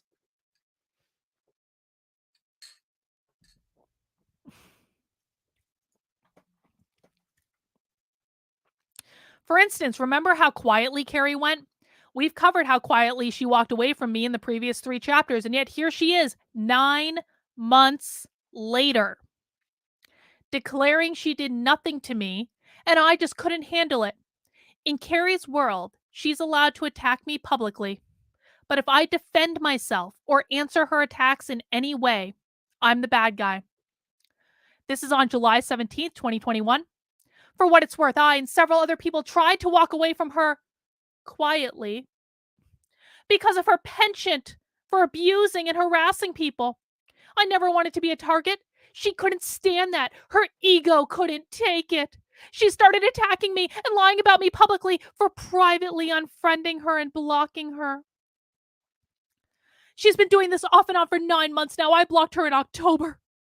I still get screenshots out of the blue, like yesterday, of a fake GoFundMe she made with my name on it. I didn't make it. We'll talk about the GoFundMe in a second. You'll notice she does a flurry of attack posts across several platforms, videos too, with trashy titles like, get all the juicy gossip on insert target name. And then she puts it behind a paywall, literally making money off harassing people. She threatens people right out in the open. She openly does all the things she falsely accuses multiple others of doing. When I first joined her target list for trying to distance myself from her and her abusive behavior privately, she did countless of these attack posts and videos across platforms. Her goal, like a lot of narcissists, is to get fuel from you. She wants you to reply. And then people saying, Keri, I can totally see what you're talking about. I see it, Keri. I really, really do. I don't know what happened today and I don't want to know, but I can imagine. It can take a while to see through the mask of disordered persons. It's like seeing through the mask of media and government propaganda. We want to believe the best. In July 2021, the account that Keri had been talking to, the one stalking me, got permanently banned on Twitter for doxing my house by posting photos of it. Seriously, this is me begging Twitter support to get rid of the account that had posted pictures of my house on Twitter. pictures they were not authorized to have.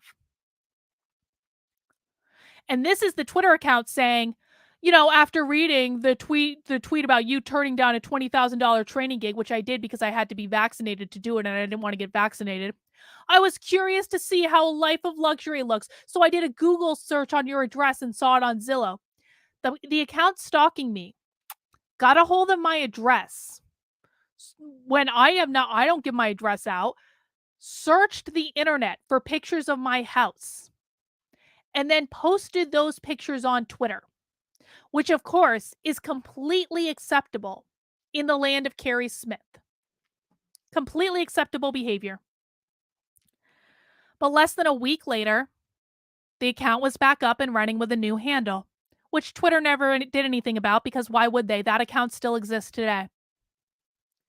And of course, here's Keri talking to this account that literally has a photo of me as a swamp monster as its profile picture, as though they are best friends. Keri would like literally just have casual conversations with this account. Something weird happened that I wanted to tell you about, but couldn't. Who does that? Who has casual conversations with an account like that? She also spread a rumor that my coach and friend Joshua quit because he just couldn't stand me anymore. This is her saying that Joshua quit everything. He never did. Never did. I later posted a clip of Joshua and I discussing this on our show. Okay, this is kind of funny. I want to watch this. Oh no, does it work? Oh no, why doesn't it work? Hang on. Oh shit. What are you doing here? What am I doing here? I heard on Twitter that you quit. Hang on. Oh. Let me back that up. There we go. Hello. What are you doing here? What am I doing here? I heard on Twitter that you quit. Oh. What was it? News of our demise has been greatly exaggerated. News of our demise has been greatly exaggerated indeed. Indeed. You would never quit on me. Oh my goodness. No, that would never happen. We have so much fun and our audience is amazing. They're just so fun and so wonderful and they're so good to us. So yeah. But guys, welcome to Nothing Remotely Controversial. This is a show that Joshua and I do every Tuesday night where where I talk about the news. I'm forgetting my own intro. Where I talk about the news and whatever's going on in the world and praise Joshua for whatever predictions he's gotten correct and make sure that he knows he's loved and valued and cherished and all of these things. And Joshua, who is a professional psychic,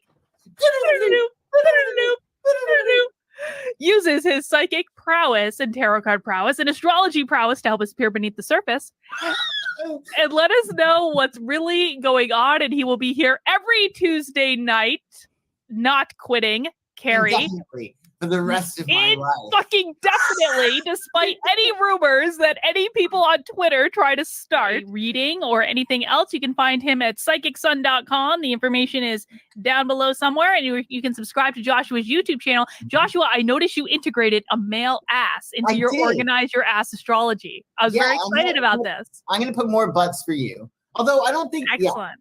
Yeah, it's more tricky because I think the female butts are more attractive than the male butts, but we're gonna get more male butts in there just for you, Carl. I just want a diversity of ass in your Organize Your Ass astrology thumbnails. That's what I'm asking for. Asses, male asses specifically. Yes. Thank you.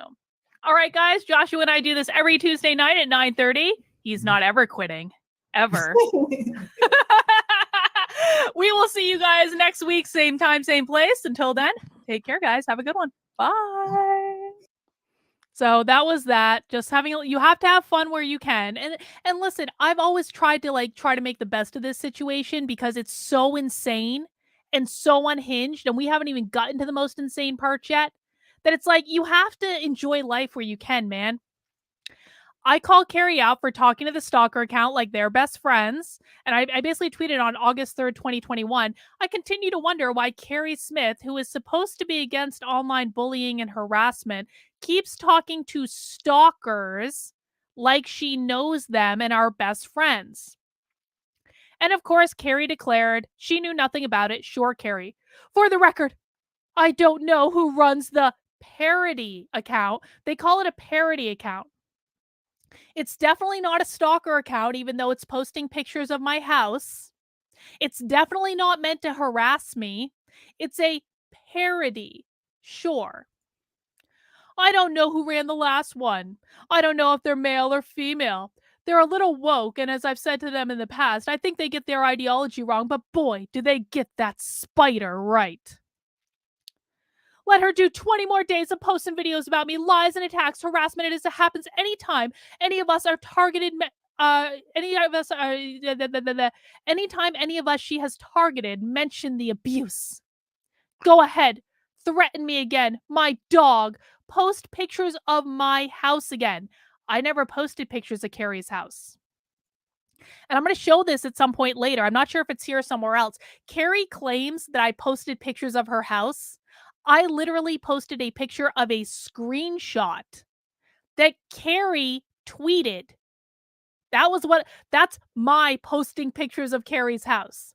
Keri tweeted a picture of her house, and I took a screenshot of Keri's tweet, and I posted the screenshot. Of course, Keri doesn't see any difference between the two. Bullies are cowards at heart. And then she continued to smear me in the comments again.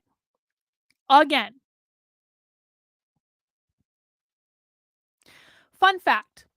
Keri has people in her horde who hate watch every video I make. They're watching right now. Hi. They're absolutely watching right now. They watch every video I make, looking for bits of ammunition they can find to send to Keri to smear me. On occasion, when I'm doing a video where I'm sharing my screen, they keep a sharp eye to spot any bookmarks, which are automatically there. I don't even remember setting them up. Keri is allowed to interact with an account stalking me every day. But God forbid I look at her public tweets about me to prepare for whatever nonsense she's slinging about me today when someone asks me about it. This is them sending screenshots showing that I have Keri's account in an accidental bookmark because she talks about me every fucking day. But of course, I'm not allowed to look at Keri's tweets about me. They're supposed to be completely private, even though she's posting them publicly on the fucking internet. Keri had a fit about this. This is the tip of the iceberg. Not pleasant.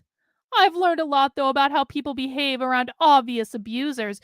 They're either afraid of themselves or who they perceive to have power to give them something. I get it now. So it's a silver lining. Normal people can't imagine behaving this way. It's also one of the reasons I've known she stalks me. I stalk Keri, sure. Reading every single thing I write. Watching every single video. I never watch Keri's videos unless I'm doing a reaction stream. I don't watch anyone's videos. I certainly don't spend time watching Keri's videos. Because she kept accusing me of that in her attacks. Meaning she does it. Iron law of cluster B projection. But Keri's behavior is completely normal.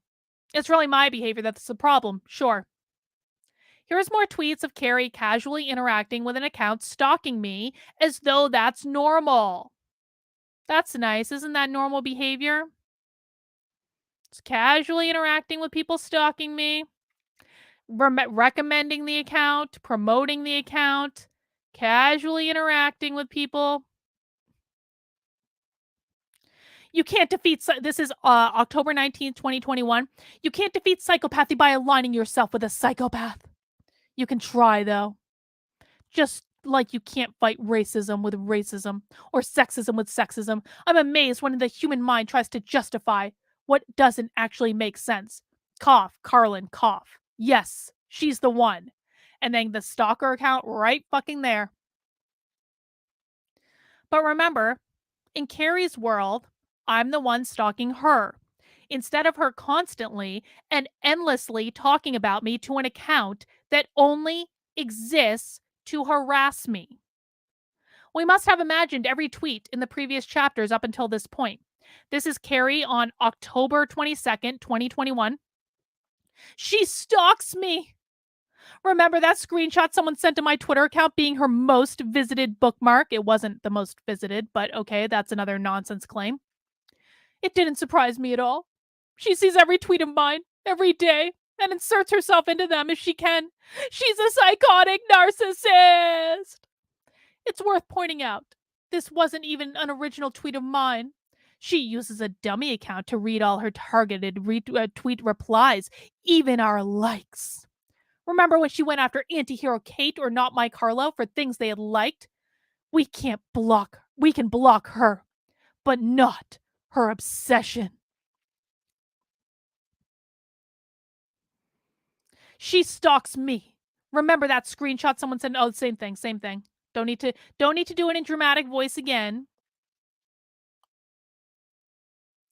And more. She's just a con artist and a predator.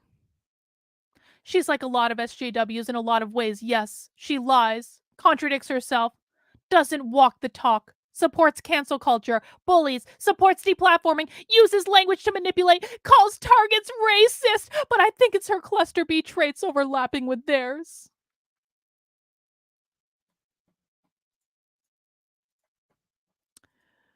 I'm old enough to remember when she had both of us in creepy pedestal position like typical narcissistic personality disorder.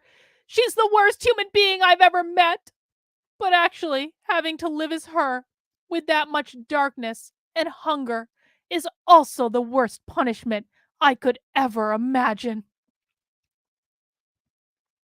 Oh, and then they bring my husband into it. I'm waiting for Victor's book. The green card wasn't worth it, but no, really, she's just a nasty individual. For the record, if my husband only married me for the green card, he could have divorced me 7 years ago. He could have divorced me 7 years ago and still kept the green card. He didn't for some crazy reason, but these lunatics come after my husband. They come after my family all the time. You'll see here that a member of Keri's horde brings up my husband, who is not a public person. They later started messaging him to try to get him to divorce me. Fun times. Remember, kids, when Keri stalks me, it's because it's parody. That's why it's okay for her to do it. I'm now more used to the fact that she'll always be there, stalking. Most of the time, I don't think of her, unless I see a funny post from the parody account, or she decides to attack another person I respect, and I hear from them. Keri is the real victim here, of course. Classic abuser tactics. I have one of my own who does this to me. It's called Darvo. Deny, attack, reverse, victim offender. They publicly accuse you of all the things they're doing to you. It's sick. You seem to have a healthy perspective, Sarah. And then this is Keri. I basically tweeted Twitter is not real, which I think most people would actually agree with. Keri says, that's just a bully justifying treating people like shit online, which is exactly the way she treats them offline. I've never had an offline conversation with Keri. Not once have I had an offline conversation with Keri. Keri believes that me screenshotting pictures of her house that she posted publicly is exactly the same thing as an account stalking me, posting pictures of my house that I did not give them to post publicly, nor give them my address to find, nor authorize in any way. So this is Keri posting pictures of her house. July 19th, 2021. Literally tweeting pictures of her house. Look at this amazing house we found, okay? Check this out. But I'm the bad guy for posting a screenshot. This is me posting the same things that Keri has posted publicly. That's the same tweet. Keri posts pictures of her house publicly. I take a screenshot of the tweet, retweet it, and she says, she's lied about me, including accusing me, among others, of running that same parody account. Keri absolutely knows who's running that parody account, stalker account. She's lied and accused me of doxing her and said I posted photos of her house. She's actually posted photos of my house. I posted a photo of a screenshot of one of Keri's tweets of her house. And I was so wrong for posting screenshots of her own tweets that after she replied to a leftist debate bro making that argument, she then copied the tweet and tweeted it out again to all of her followers just to get the message across. Look at this. This is a regular tweet. She said exactly the same thing in it. She just posted it on her normal timeline. And of course, followed it up with the typical Keri Smith fucking thread. This is not some misunderstanding or disagreement with a normal person. Karlin Borisenko is an unstable, vindictive bully who has been stalking me, Anti-Hero Kate. I don't even know who fucking Anti-Hero Kate is. And Mike Harlow and others. She reads everything we like, everything we tweet or reply to like it's her job. I don't read anything she writes unless it's something the parody account posts or someone who tags me in one of her new attacks. And yet, when she had admitted to stalking, she claims she has to do it because I do it to her. I think I've made it pretty clear in this video already that Keri does this to me. I do not. I never subtweet shit of hers because I don't see it. Oh, fucking really, Keri? Then why do I have over 1,000 screenshots of you doing this over the last 2 years? Someone tagged me last week in a shot of Karlin having subtweeted a random reply of mine, using it to accuse me of cozying up to white nationalists. Keri did cozy up to white nationalists. Yes, she did. Yes, I did, Keri. She does disgusting shit like this to me and others every day. Obsessively stalking, looking for opportunities. Look up Darvo. She admits she reads every single reply I make to anyone, then says it's because I do that to her. I don't, because I'm not a deranged, obsessive stalker like she is. Okay. I mean, you know, I suppose we all make choices. Even the thought of her causes fight or flight reactions in me. I get nauseated. Someone sent me evidence, a shot of a video Karlin did, where you could see that my Twitter account was one of her most visited sites. Sickening. Karlin then did Darvo and said she had to do it to stalk me because I do it to her. I've never watched her videos, not even the ones I was in. She accuses her targets of attacking and bullying her. Darvo. I think most of the people she attacks are simply trying to I think most of the people she attacks are simply her trying to clout chase and feud up. Like when she attacks Timcast, Brandon Tatum, Jack Murphy, Larry Elder, Sargon. I don't know how I've ever attacked Sargon. I don't know how I've attacked half of these people. Again, Brandon Tatum lied about me. She's obsessed with Tim Pool, for example. I wasn't even watching Tim Pool at this point. I wasn't even watching him. I didn't watch anyone in all of 2021. I was focusing on my own shit, had my own life. Why would Keri possibly think I'm obsessed with Tim Pool? Why? Because she's obsessed with Tim Pool and projects her shit onto me. A lot of women she's gone after, like Cassandra. One girl, Melissa. I don't know who that is. Anti-Hero Kate. I know who Anti-Hero Kate is. I don't know anything about her. Helen. Barry Weiss. Libby. Libby is a raging cunt, and Libby can go fuck herself, and I'm not sorry I said it. There seems to be an element of envy or hatred there, wanting to both be them and destroy them. She tells people so. She projects it in all her attacks. Others, like Mike Harlow and me, there's a special hatred reserved for us because she put us on a pedestal and used us for reputation association like narcissistic personality disorder does. For the record, from the very beginning, my platform has dwarfed both Keri and Mike Harlow put together. But in Keri's insane mind, she truly believes that I had to cling on to her to be successful. I don't know how she rationalizes this. Like, rationality would tell you otherwise, but here we are. She's doing it to others right now. When I saw what a bad person she was, a lying, abusive, narcissistic sociopath who threatens people and supports cancel culture and deplatforming. I quietly unfriended her. She wouldn't let me leave my association with her quietly. NPDs never do.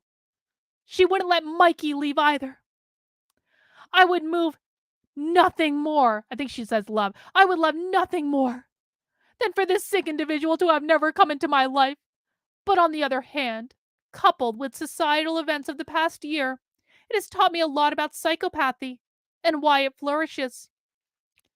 And I'll say this, SJW debates may be wrong about everything related to ideology, but he is not wrong about this lying psycho.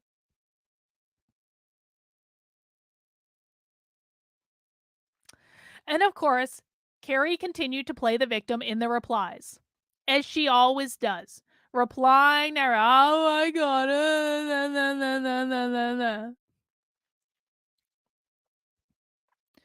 playing victim again and again, calling me a psycho, all these things. And that brings us up to December of 2021. Now, I'm losing my voice, but we're not going to give up yet. We are at hour, 3? We're going to keep going. Keri's going to be all over Twitter being like, Carly did a 4-hour stream about me again. Keri's going to fucking have a field day with this. But we're going to go into December. And the reason we're going to go into December is because Keri sent over 100 tweets about me in December. She straight up lost her fucking mind. So, let's continue to chapter 5. Keri Smith thinks I'm her abusive mother. She sent 106 tweets smearing me in a single month, December 2021. And I'm just going to take a quick water break. I have a whole thing of water right here. We're going to get through this. Guys, please mount that like button. Let me know what you think of all this in the chat. Keep in mind, we haven't even got to the good stuff yet.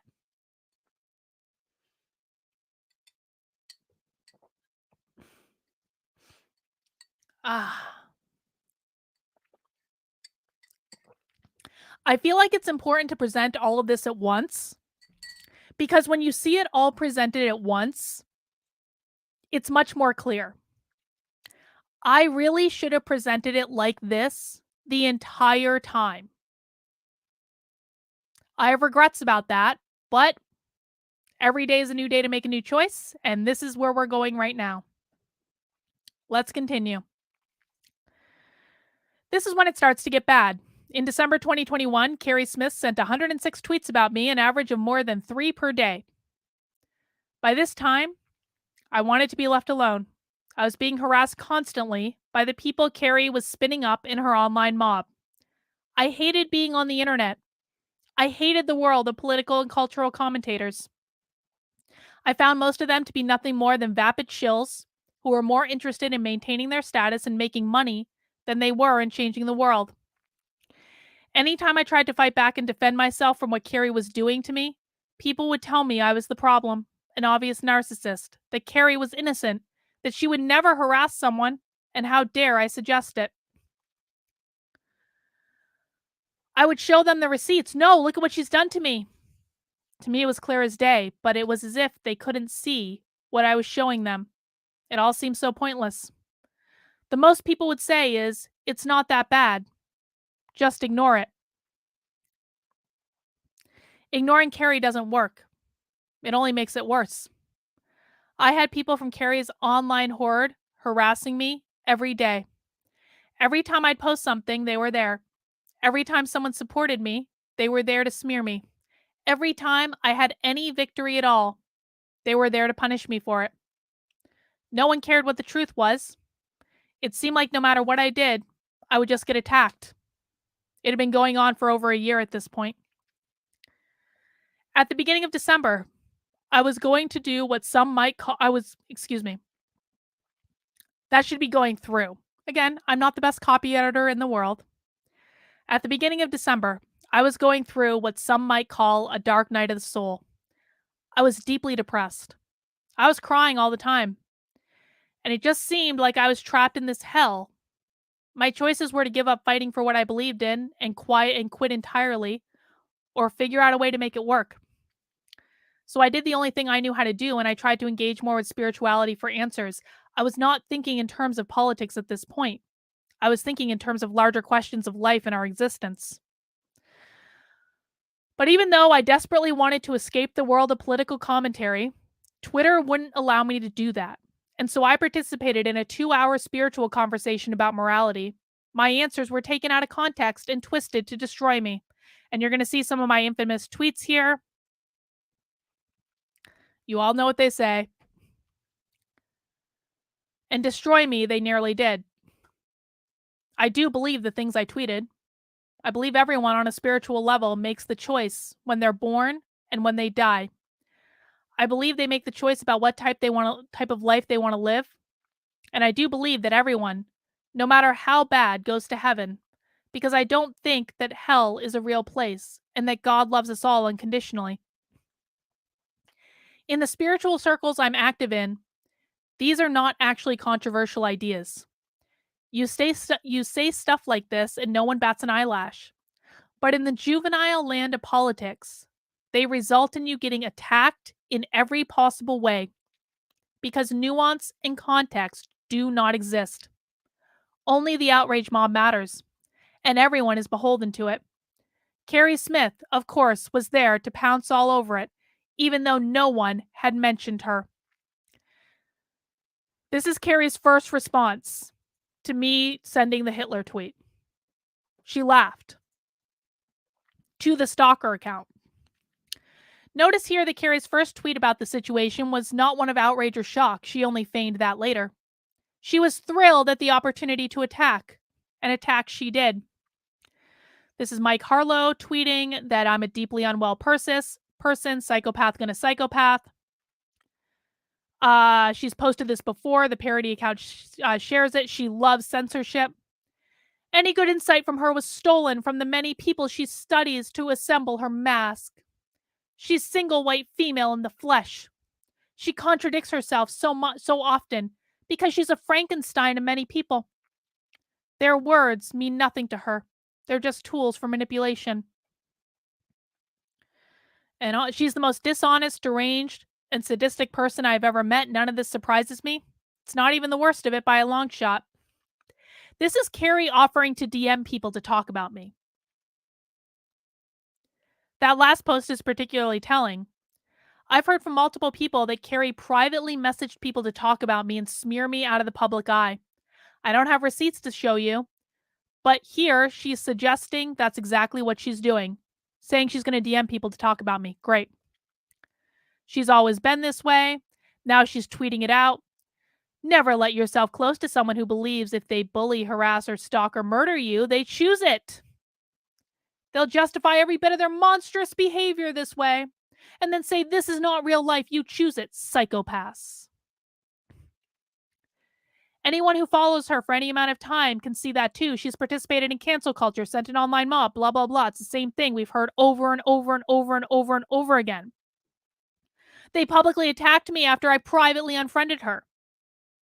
A pattern for her, which she regularly goes on the warpath against those she previously creepily pedestaled. Keri uses the same script over and over and over and over and over again.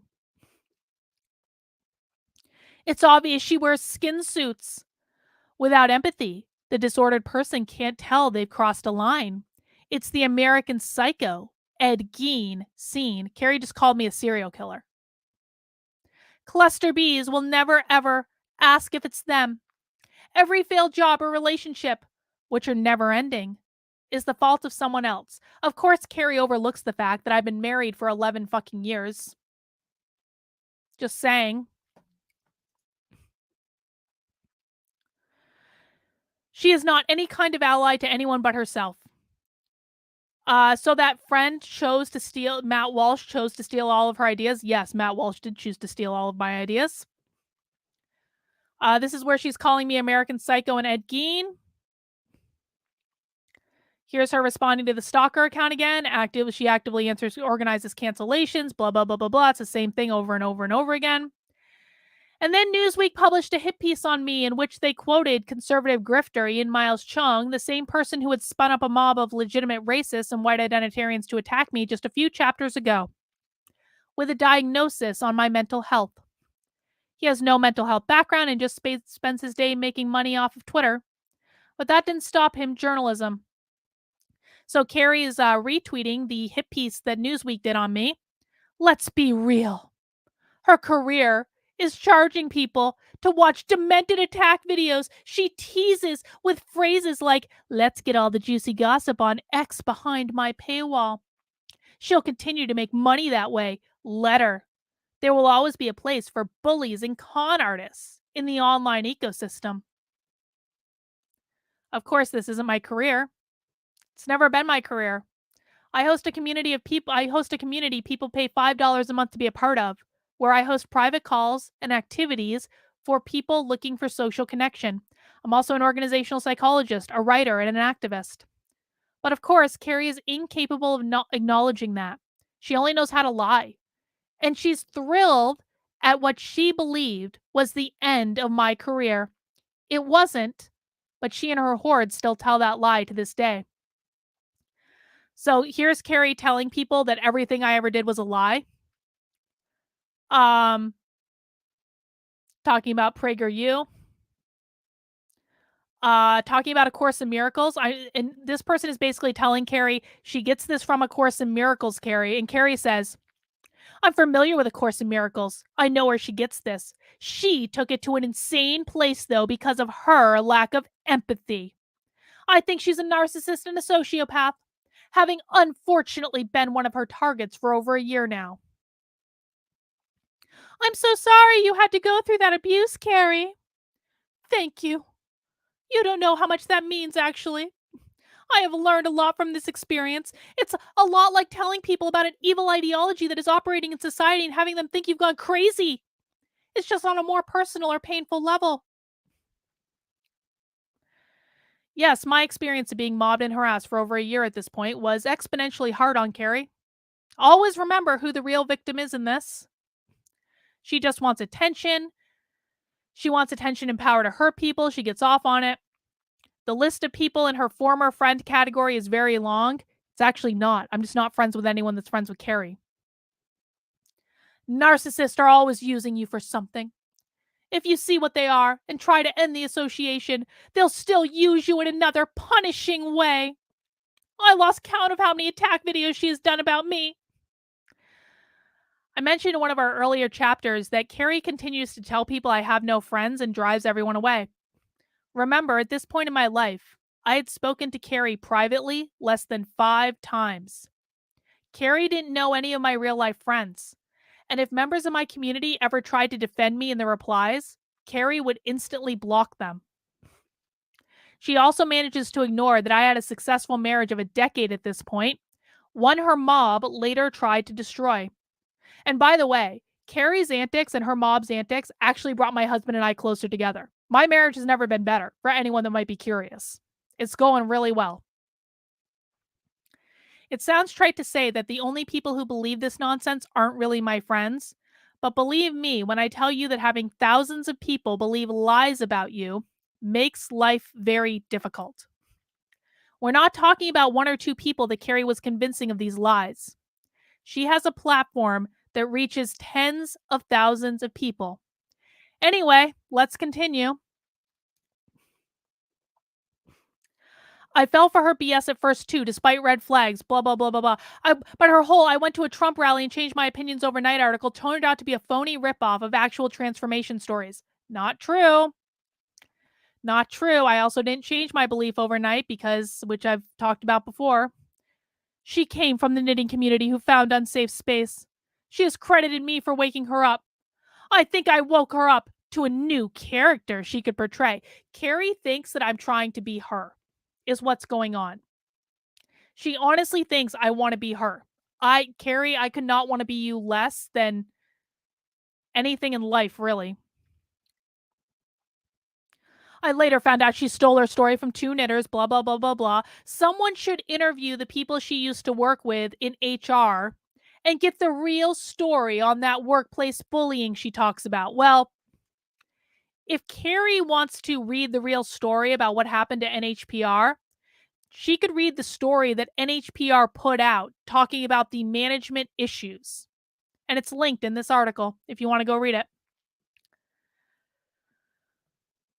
Remember, Keri wasn't the one who walked away quietly, blah, blah, blah. Here again, December 7th, 2021, over a year after Keri started all this shit. I tried to quietly unfriend her once. I saw what kind of person she was. She then publicly attacked me and stalked me online. You don't simply unfriend a narcissist or a sociopath. They won't let you leave without punishment. I unfriended her in October, quietly walked away, the same stuff Why would she even see those photos of home renovation? Because Keri was tweeting about how I was not allowed to buy art. This is what happened with this. Keri and her mob were saying that because I went to an art auction, that I was poverty shaming. Because I got to go buy art for a weekend, I was poverty shaming people who couldn't buy art. And so I was like, oh yeah, Keri, you're renovating a whole fucking house. How is it different? We're allowed to spend our money on what we want to spend it on. My God. Same stuff. Oh, here she says, she and I are not aligned in any way, not in values, principles, characters, goals, or behavior or priorities. There are predators that take on the appearance of the prey they hunt. She is one of those. Keri is absolutely right that she and I are not aligned in any way. And then Keri starts another fucking thread. Typical Keri thread about narcissist and sociopath and blah, blah, blah. Check this out. Watch this without sound. It's a clip of me. According to Keri, I'm literally the most evil person on the internet. Check this out. December 8th, 2021. I've replied to thousands of people on Twitter. It would not shock me in the least if some of them are horrible people. The most evil person I know I've ever replied to on Twitter is Karlin Borisenko. And this is when she started saying that my community and the people who support my work are in a cult. Later, my community would gravitate to this and now call themselves members of my cult. I suppose that's a bright side. December 9th, 2021. I don't doubt the members of her cult had great things to say about their cult leader. They pay their queen money to have their groveling and supplications acknowledged. Enter Kieran. Ah, the queen from England himself. Kieran is going to play a big role in our story moving forward. So, what really happened? I met Kieran in July of 2021 when the white identitarians were mobbing me. We started talking and quickly became friends. He had spent 2 years infiltrating white supremacist groups, real ones. And he told me about who I was dealing with and watched out for them mentioning my name in their groups. Kieran and I really got along, and we started working on developing a business to combat woke culture. It was a really creative idea that I won't go into here. Kieran was my creative partner. The brainstorming sessions we had were beautiful. I felt alive during them. You don't find people like that every day. Ones you could be purely creative with and it all just flows. We also worked on other projects together. He was the co-author of this article. That's the article about the anti-white stuff on my Substack. And my partner in the month of research it took to write it. Kieran and I were spending a lot of time together, 6 to 10 hours per day, almost every day of the week, on Zoom for 6 straight months. We talked about everything: work, culture, life. We told each other extremely private things. We had inside jokes. When we weren't on Zoom, we were messaging back and forth. But the vast majority of our time was on Zoom. I'm sure you can see where this is going. Kieran lives outside of London. I was going to go on a trip to London, mostly because I was bored, but also because my friend had told me he might like to go and hang out. I told him I needed to know if we were going to go because I needed to get vaccinated. Then it got to be about a month before the trip. I just went and got vaccinated because if I waited much longer, I wouldn't have been able to go on the dates we had discussed. And then he decided he didn't want to go. And I thought, well, I'm not wasting this vaccination. And I decided to go anyway. I was bored. I liked traveling. And it would not be uncommon for me to take trips by myself. I used to go on vacation by myself all the time or travel in conjunction with work and then take side trips. It wasn't out of the ordinary for me to do it all. So I said, fuck it. Kieran lived there. It would be a good opportunity for us to meet in person. If I wanted to make sure we weren't going to kill each other if we were going to move forward with our business, which would have required a lot of fundraising and dedicated work. And I thought, worst comes to worst, I can still go to London and go see royal things and great art, even if Kieran didn't want to come. But Kieran did want to, and we planned to spend a lot of time together, even making sure we found a hotel with 2 separate sleeping areas that he could crash in if he wanted to, but he didn't need to. He joked about how he was moving into my hotel room. He planned almost the entire trip's worth of itineraries, and I was going to be there for a week. And then Kieran told me he had feelings for me on one of our Zoom calls. Sadly, those calls weren't recorded. I could really use that recording. I cared for Kieran. I really did. We were spending so much time together, but I wanted to be direct with him and make sure he understood that I wasn't going to leave my husband. But I also wanted to try to be as gentle as I could about it. Let's just say it didn't go well. The last time I spoke to Kieran on Zoom, I saw him have some sort of psychological snap right in front of me. He changed in an instant right before my very eyes and turned into someone I didn't recognize. For the longest time, I wasn't even sure what I'd seen. Kieran declared that he would not come to London, and I told him that we couldn't go into business together then because seriously, how could that even be possible? He got pissed and dug in his heels even more. I got on the plane having told him that if he didn't get his ass to London, I would make sure people knew he was someone that couldn't be trusted. Being that he has since released a bunch of our private communication and photoshopped a bunch of it to make it look like something it wasn't, I think I was pretty on the nose with that one. Even when I was in London, I hoped he would get it together and realize he was being an idiot.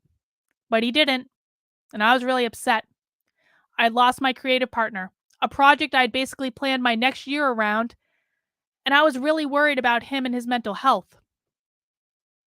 I still am worried about him and his mental health. That's the truth. Since he joined Keri in her war against me in December of 2021, he has physically deteriorated into someone I literally would not recognize if I walked by him on the street. The fact that he has been used by so many people and the visible cost to him has been, and what the visible cost of him to him has been is mind-blowing, but we all make choices.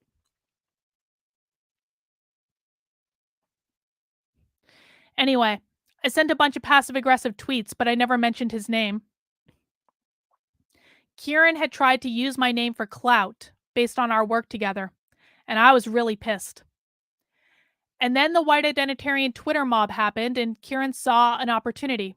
Oh, not the white identitarian. I've got to update that. That shouldn't be white identitarian. That should be a Holocaust.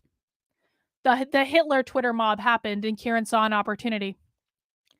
Never let a good Twitter mob go to waste. He decided to release a statement denouncing our work, posting it on his Twitter. Kieran just became Keri's new best friend. Keri didn't know anything about our relationship. She didn't know any of the inner workings from it. She didn't know about his mental health. She didn't know that his mental health had snapped right in front of me, and that I was desperately worried about his health, even if I was still pissed at him. She didn't know any of this. All she knew was that he hated me, and that was enough. Keri started promoting Kieran's tweets denouncing me, because of course she would. I'm the most evil person in the world, so he was obviously a victim. Note, Kieran's Twitter account is private now, thank goodness for small favors, so the screenshots I'll use for him come from an archive. His actions matter less for this story than hers do. I don't want this to be a story about me and Kieran. I still am really worried for his mental health, and I think that people like Keri are taking advantage of him. He's autistic. He doesn't always read things correctly. He's done a lot of shit to me. I'm not excusing his behavior at all. But the point I want to make is the reason he kept going as far as he did was because he was instigated by Keri Smith and Mike Harlow to do it. And every time Kieran invented a new thing about me, he had constant reinforcement, constant praise, clout, likes, retweets. He did it because they kept instigating him to do it. And the last time I saw him, like a picture of him or like a video of him, he physically looks awful. I would not recognize Kieran today. Based on a year of being involved with them, he has physically deteriorated because of his involvement with these people. This is Keri tweeting Kieran's statement about me on December 9th. For this one, I'll remind you that Nick Fuentes is out. This is them complaining that I pointed out that they were cozying up to white identitarians, which is true. This is the most vile libel Borisenko has ever lobbed at me, which is saying a lot since she's accused me of every reprehensible thing she's done to me and many others for over a year now. I know who I am. Mike Harlow's calling me butch there. Just Keri replying to people. She's not suicidal. She gets off on her own words, hurting others. She's a sociopath. She's sadistic. She's a dirtbag. Thank you. Keri's mob telling her that I'm a narcissist and they'll never win with me. How did poor Keri get dragged into this? I just don't know. Keri is obviously the real victim here. Keri continuing to tweet replies about me. You guys can read all these on the on survivingkerismith.substack.com. Oh, this is when okay, so this is some fun stuff right here. Check this out. These tweets are when Keri proactively starts smearing me to anyone who might be tweeting about me. Notice that the Mises Caucus didn't mention Keri in their tweet. They only expressed support for me. But for Keri, no one is allowed to support me. She has to swoop in and smear me again as if she hadn't been tweeting about me repeatedly for a solid week to her friends and her audience. So on December 10th, 2021, the Mises Caucus retweets Newsweek's hit piece on me, and they said, even those who strongly agree with Carlin's expressed spiritual beliefs should be able to agree that the corporate press is the enemy of the people. This is the behavior that Michael Malice has specifically called as SOP as standard operating procedure for them. So Keri, not mentioned in this in any way. Look what happens. Keri Smith swoops in. She's out here lying and smearing people as anti-Semites and white supremacists. Why are you turning a blind eye to that? And she did the same thing to Dave Rubin. Dave Rubin replied to a tweet I said about Newsweek doing a hit piece. Keri responds to Dave Rubin. No one has mentioned her. I realize you're a busy person, and I assume you haven't seen her tweet storms where she attacks people and posts lies, smearing them as anti-Semites and white supremacists. No one mentioned Keri. She's continuing to reply to the stalker account about me. She's an expert in bullying now. Mike Harlow, Keri's best friend, had taken advantage of the Twitter mob to create a defamatory video about me where he took clips out of context and photoshopped private messages to expose me for clicks and money. Of course, Keri had to promote that. This is Mike Harlow's video about me. This video from Mike Harlow is, as Poetry Painter says, a masterclass in spotting a malignant narcissist. It's also personal for me, and I sobbed for a long time after watching it. May it be healing for all of her targets. And then it's the truth about me. And of course, other influencers jumped on the bandwagon just to get their ounce of flesh. Outrages all these people know or understand. Keri's always right there to chime in. So the quartering retweets Mike Harlow. Keri's right there. It's hard to say how to deal with a person like this. It's better to ignore them. The advice I got her to tell people. If you try to tell people Anything you say is just more fuel for their attacks. So it's giving her what she wants. I still don't know what is best. And then Keri wrote an essay about me, about how I'm her abusive mother. We're not going to read the whole essay. My voice is not going to last up. But Keri Smith literally wrote a fucking essay that is still on the internet to this day about how I am her abusive mother.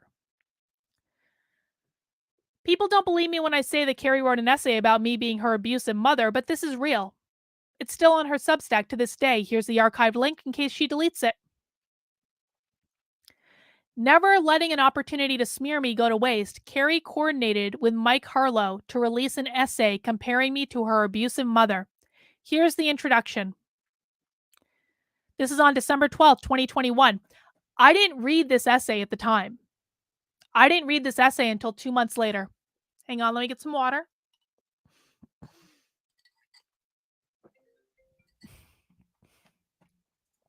We're getting through this stream. We're going to do it. This video by Mike Harlow, The Truth About Karlin Borisenko is, as Poetry's Painter says, a master class in how to spot a malignant narcissist. If you don't care about drama, skip it. But it's not just drama. It's a very real case study in how dangerous and abusive people are able to use, threaten, bully, and get away with trying to control others for so long. It's a lesson in not being ruled by fear. It's also very personal for me. When I was a kid, I had a teacher who once asked me about bruises and welts on my legs. I was a straight-A student and well-liked by my teachers, and I liked this one especially. My mother was a teacher at a neighboring school and was also well-liked. She had instilled in us that no one would ever believe us if we told about what happened in our house. But I took a chance on this teacher, and despite great fear, I told her about my mother. I spent all of my childhood believing this was a mistake. I didn't hear anything about it for a while until my mother revealed during a beating that my teacher had called her and told her I confided in her. She sneered at me and mocked me, telling me what a little liar I was and how even my teacher didn't believe me. She was gleeful and large-eyed and headied about saving that bit of information to reveal it at a time it would inflict maximum damage. And suddenly, it all started to make sense. For some reason, Keri had associated me with her abusive mother. On a deeply subconscious level, I truly believe that Keri believes her abusive mother and I are the same person, and that every single time she attacks me, she's attacking the person who caused her trauma in childhood. Because Keri Smith has an undiagnosed personality disorder that she is not managing. Instead, she's taken it out on me live on the internet every day for 2 years. I didn't actually read this essay at the time. I heard something about it, but decided to follow the advice I got to ignore Keri, hoping she would just stop. I didn't get around to reading it until February. We'll get to that in our next chapter. We've still got a ways to go in December. However, Keri thought for sure I would read it. It was probably to get my attention since I had been trying to ignore her. And she preemptively left the following comment in the essay. December 13th. I will not be approving of any Karlin's puppets on this essay. Not sorry about it either. With all due respect, you have no idea what you are talking about or how she is using you to hurt others. Keri assumed that my supporters were going to go and attack Keri's essay. We didn't even know about it. But she preemptively left that comment because she assumed all my flying monkeys were going to attack her because she's fucking paranoid and crazy. Keri's fans, of course, ate all this up in the replies. Keri is strong and beautiful, and oh my god, Keri, you are so brave for exposing this evil person. Keri, of course, started running with her essay all over the internet. The ironic thing about this essay is that I'm not talked about all that much. Keri basically introduces me at the beginning and says Carlin is a horrible person without providing any evidence. Then she talks about her abusive mother and other life experiences. She barely talked about me at all, as if she didn't even need to prove her premise. And still, in Keri's world with her fan base, this was considered proof of me being psychotic. Here are just a few snippets. I'm not going to read these. You can go and read them for yourself. But these are all Keri's responses. And it just kept going and going. And this is them promoting Kieran. Kieran is tweeting a mountain of lies about me and what happened between us, and they're just promoting him. You can see, go show Kieran some love. He's been so abused. This is one of the more bizarre stories. Keri tries to sell people on this idea that people escape from my cult. Oh, check this out. Okay. On December 14th, Keri tweets, I have been contacted by 4 of her former cult members now. 2 of them have what they describe as psychological trauma. It's a doozy. Keri tries to sell people this idea that people escape from my cult and then go to Keri to be nursed back to health from the psychological trauma they endured. That's real. Keri truly believes that she's nursing people back to health after they get sucked into my orbit and become my minion flying monkeys in my secret cult on the internet. In this case, what's happening is 4 people who I was planning a project with stabbed me in the back and tried to steal my work out from under me. Later on, I called them out of my locals. You can go watch the video there. At this time, Kieran, sensing there was an opportunity to gain clout that I had taken away from him when I told him I wouldn't be helping him and that he couldn't use my name, started posting our private communications. Keri was always there to amplify those communications. Kieran, of course, always selected things he could twist out of context, never provided the full breadth of the communications, and never mentioned that he and I talked for between 6 to 10 hours a day on Zoom, almost every day for 6 months prior to this, conversations he almost always initiated. And that never mattered to Keri. She had an opportunity to destroy me, and she was going to take it. Again, Kieran's account is private at this point, but some of these things are from the archives. You can see Keri's retweeting Kieran. If you want a taste of what it's like to try and end a relationship with a toxic cluster B personality, when I ended whatever was going on with Kieran, I registered the business that we were going to start out from under him to remove him and then told him to fuck off. A month after that, he started posting about me publicly on the internet because he suddenly realized that he wasn't going to be successful without stealing my ideas and my fucking clout. That's what happened.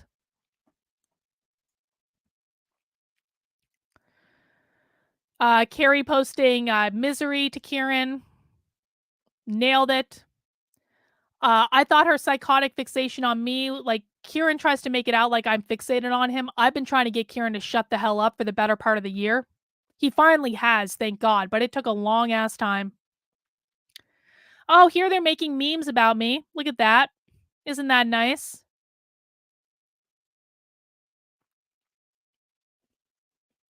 Sociopaths and con artists have always used people's belief system and movements to chase fame, money, power, manipulate others.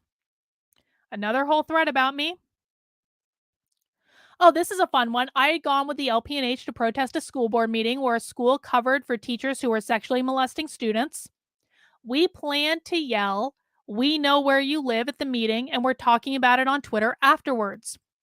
The quartering, who had no idea what was happening, doesn't live in New Hampshire, and didn't know that the guy who owns Odyssey was the person who came up with the Make Tyrants Afraid Again plan, decided to jump in on the mob bandwagon to attack me. And of course, Keri was right there to jump in.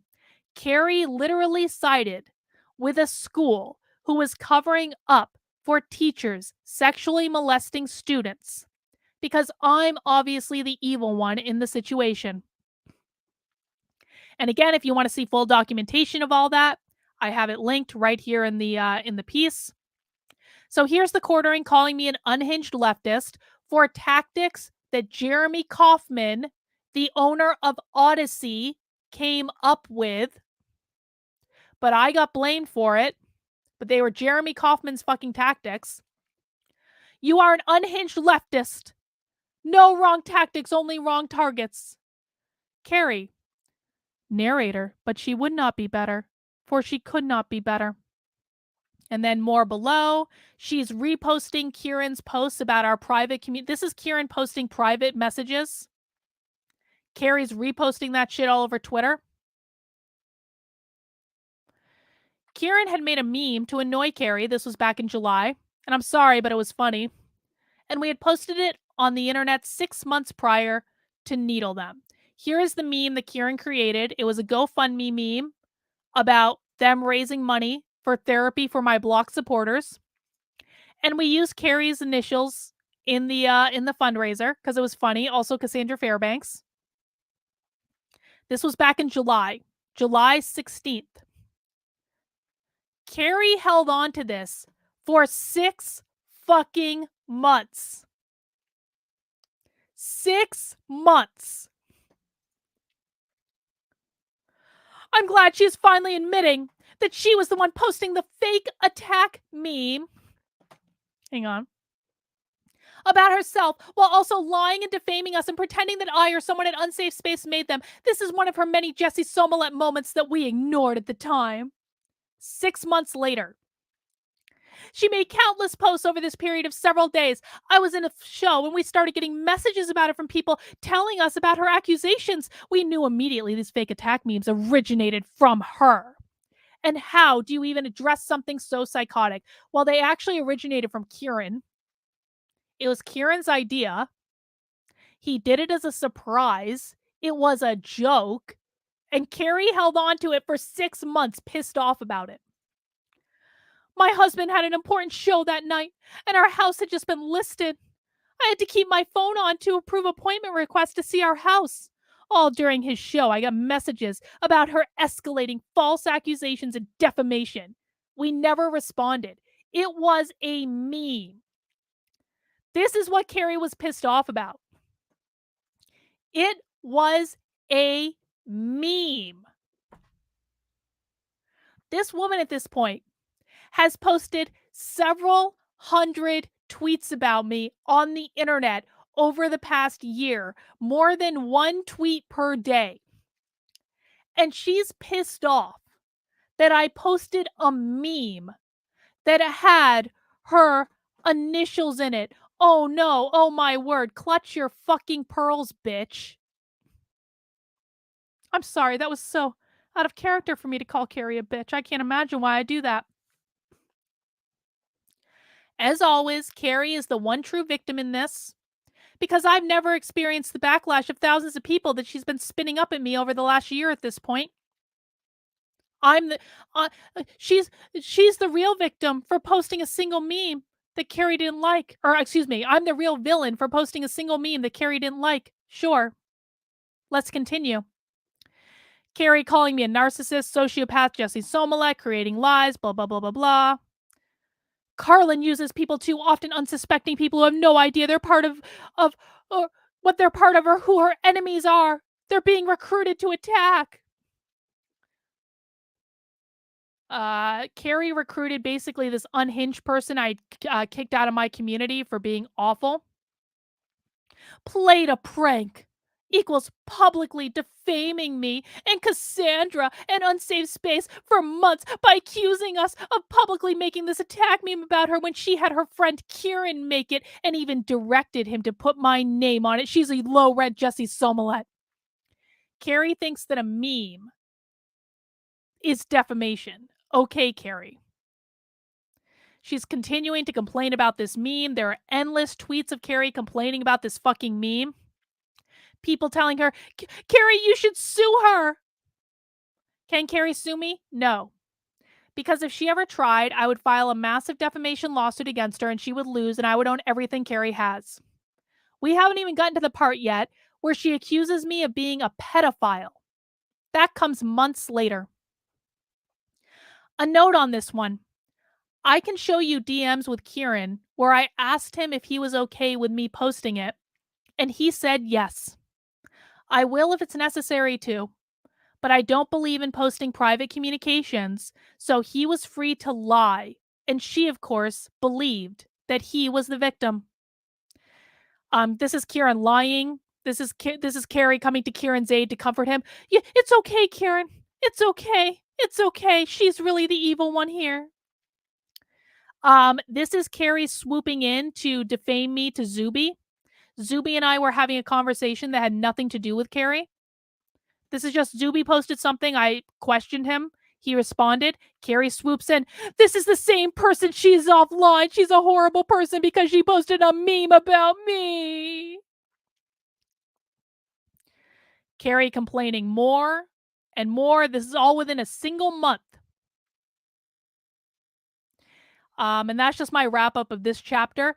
That was all from a single month. 106 tweets about me in a single month. Now, the last chapter I want to look at is not about Keri. The last chapter I want to look at for right now, and again, surviving Keri Smith, is going to be an ongoing expose and dialogue. But this is the one I published last night. We're going to go through it quickly because I've been talking for 4 hours and I'm about to lose my voice. And I want to be able to do happy hour tomorrow. So guys, please mount that like button if you appreciate me walking you through this. I appreciate you spending this much time with me. This is Keri's best friend, Mike Harlow. Mike Harlow faked having cancer to smear me. He faked having cancer. Again, he faked having cancer to be able to have something to defame me with. Ponder that for a second. I got receipts. Don't worry.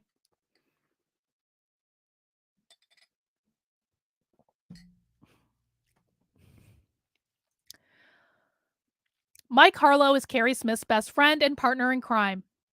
Mike Harlow is a desperate hanger-on to Keri, a person whose only mission in life is to be famous. He's been an extra in a lot of videos, tried out for a lot of reality shows, actually got selected to be on Survivor before getting cut from the cast. That's a sore spot for him. And started grifting into the MAGA influencer space on the conservative political right in about 2019 when he realized there was money to be made in pretending to care about politics. A lot of failed actors, comedians, and performers do this. You'll see them all over the conservative influencer space. It's the only way they can get an audience. Chrissy Mayer, cough, cough, Chrissy Mayer. For what it's worth, his real name is Michael Bernstein. That's why in his Give, Send, Go, where he's begging for people to pay his moving expenses, he can't be bothered to get a real job.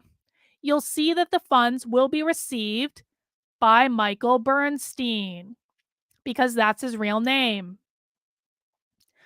I know all this because I toured with him for 6 months as part of the Walkaway campaign in 2020. Mike Harlow isn't just Keri Smith's best friend. He's also Brandon Strauch's best friend. Well, he's anyone's best friend as long as he believes that person can make him famous or pay his bills. I wasn't sure I was going to write about him, but then last night I was speaking to someone about the situation with Keri, and we ended up talking about Harlow as well. I said, I thought he was my friend when we were with Walkaway. I tried to do everything I could to help him. They said, yeah, Carlin, he was never your friend because when you were touring, he would call me all the time to talk about how much he hated you. I wasn't surprised.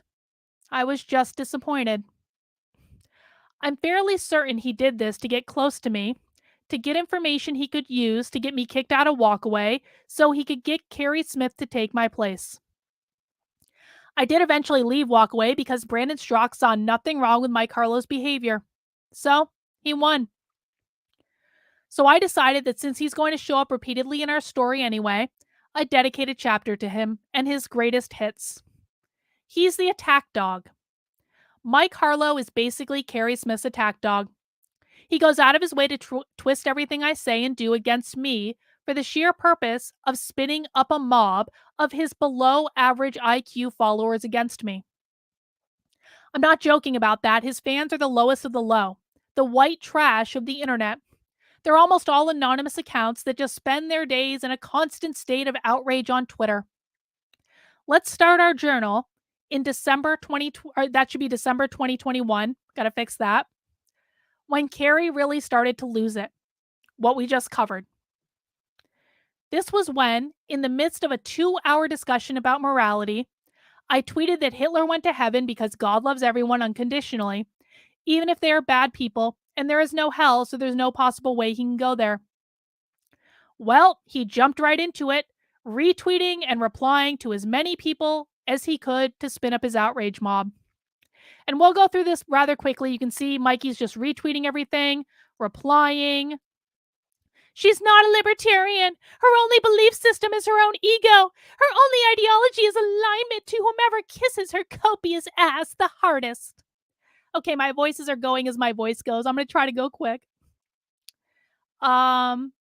Just he's constantly shit-talking me, blah, blah, blah. You guys can go read this for yourself. Harlow loves to call me names. Butch, crispy. That stands for bacon. They're calling me fat. Potato, you'll see him make lots of superficial attacks as we proceed. He's tweeting again. Going with conservative grifter Ian Miles Chung. Calling me a pile of pudding.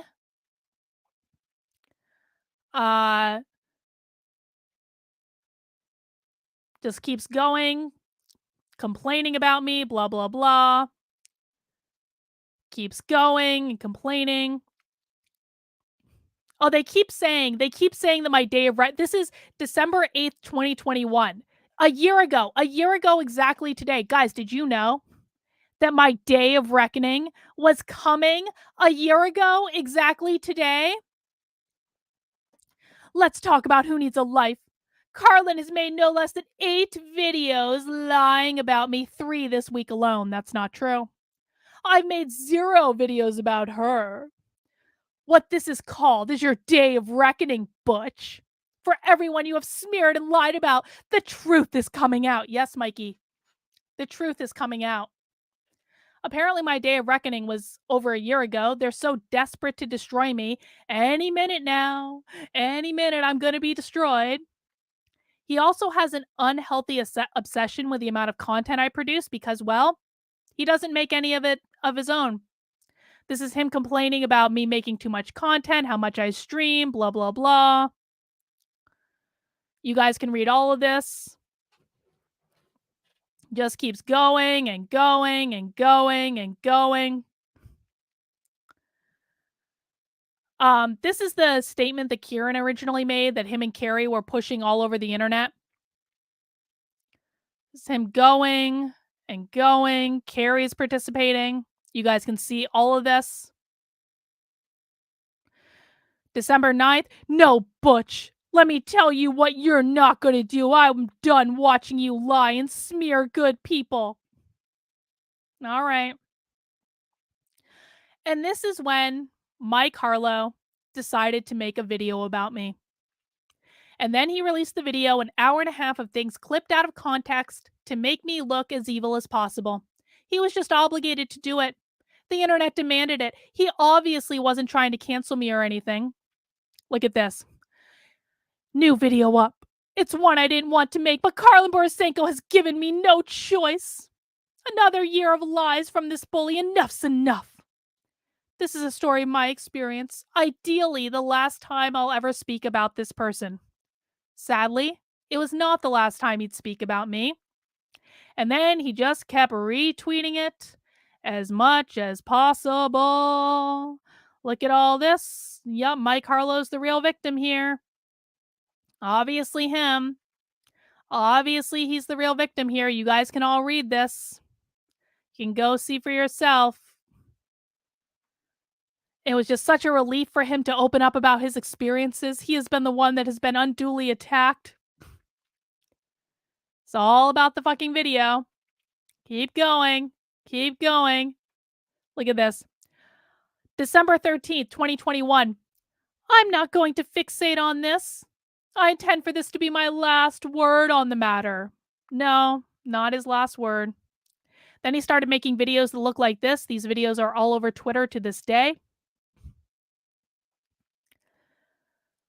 Talking about the hotel thing. They love to talk about that. That was over 2 years ago.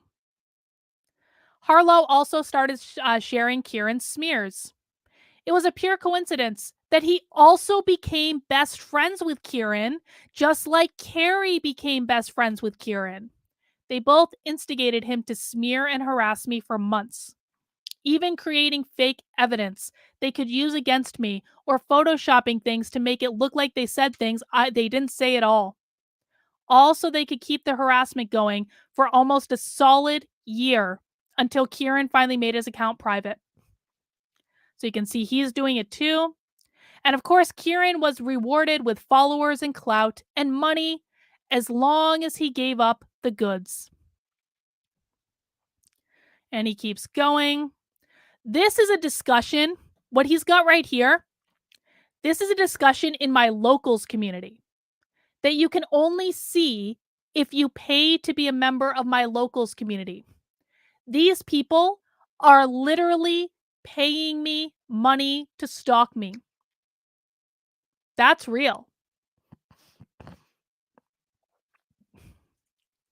Keeps going. This is all basically in the same week. This is one full week of tweets about me. That meme is pretty awesome, actually. Danimal Crackers made that meme. It's pretty great. I fucking love that meme. I'm the Wicked Witch of the West, and there's a ball of yarn. There's a basket full of yarn. Come on. That's a good meme. I asked my locals if they wanted me to do a reaction to Mike Harlow's video, and they voted no. He got pissed about that. Kept going and going. You guys can go read all this. I want to kind of get through this as quickly as I can, because it's all just the same stuff. It's like,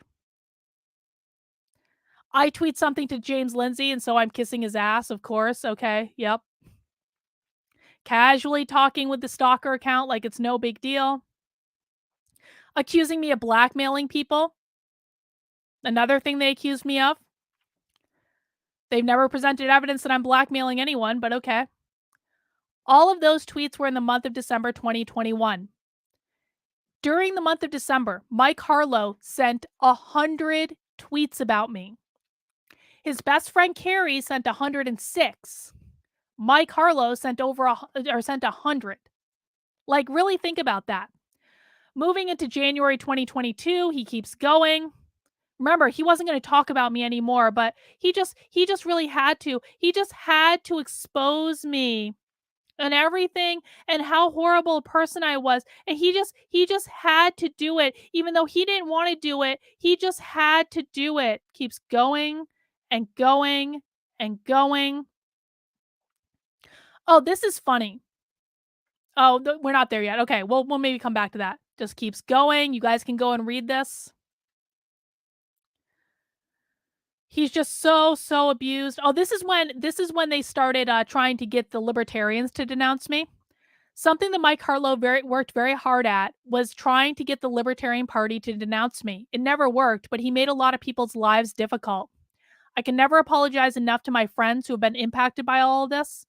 A lot of the time, I don't really know what to say. This is me getting thrown out. Like, they're saying the GOP threw me out, when in fact, as you guys know, I left in April of 2021, and they kept pretending that I was thrown out. Keeps going. This is going into February. They're obsessed with my YouTube numbers. They talk about my YouTube numbers all the time. Oh, this is funny. Okay. These people are obsessed with the fact that I have sock accounts. They're obsessed. And what I use the sock accounts for is literally to track if they're hate watching me. I create a burner account. I flash the burner account on the screen, and if they've blocked me afterwards from that burner account, I know they're still hate watching me. This is an example of one of those accounts. This is literally what the account said. You understand I'm just checking to see if you're still watching, right?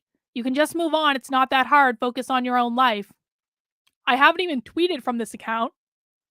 And they're complaining about the fact that I have burner accounts.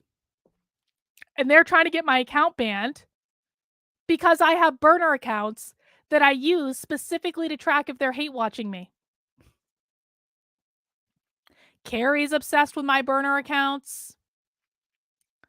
And it keeps going and going and going. You guys can read all this for yourself. But here's what I want to talk about. Mike Harlow faked having cancer.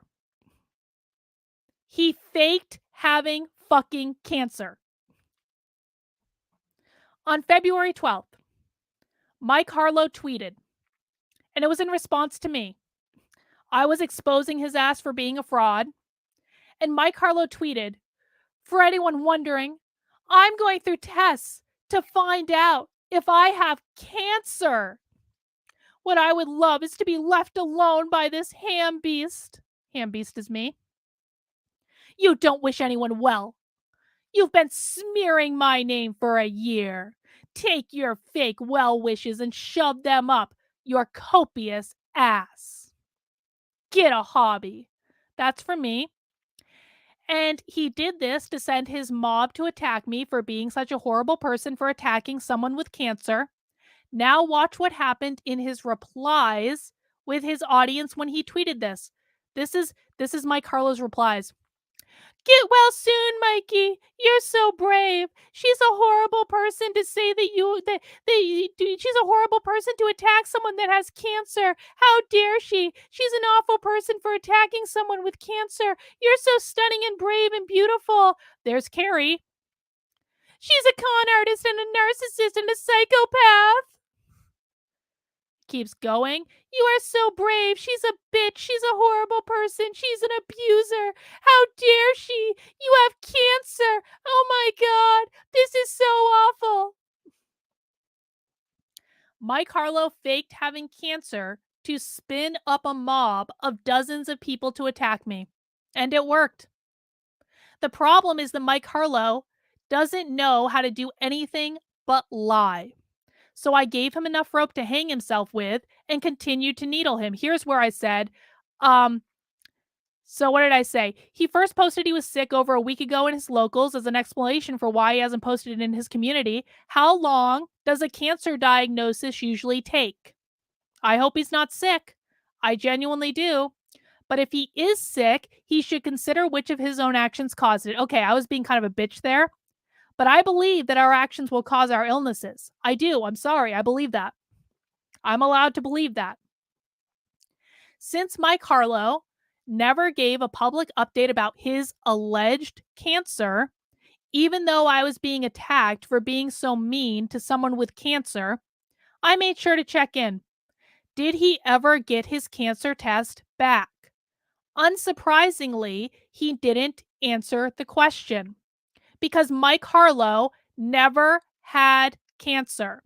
So here's me saying, it's been well over a month since this tweet where Mike Harlow said he's going through tests to find out if he has cancer. Let's check in. Has Mike Harlow gotten the results of his test back so we can all admit he doesn't have cancer and just claimed he did to get sympathy on Twitter? And Mike Harlow retweeted it with a whole thread about me and said, I cannot believe I'm still having to respond to this psycho Carlin. You need to get a life. You've gone from saying she wishes me well, LOL, to I deserve my health problems, he does, to I'm lying about them, he is, over something that was never any of her business to begin with. Mike Harlow was the one who made the public posts on the internet about having cancer.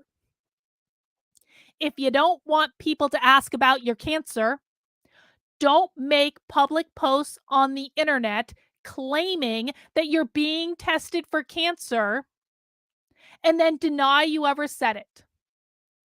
But you notice here, he didn't answer the question. He didn't answer the question. He didn't say, I got my test back and everything is great. Guys, spoiler alert.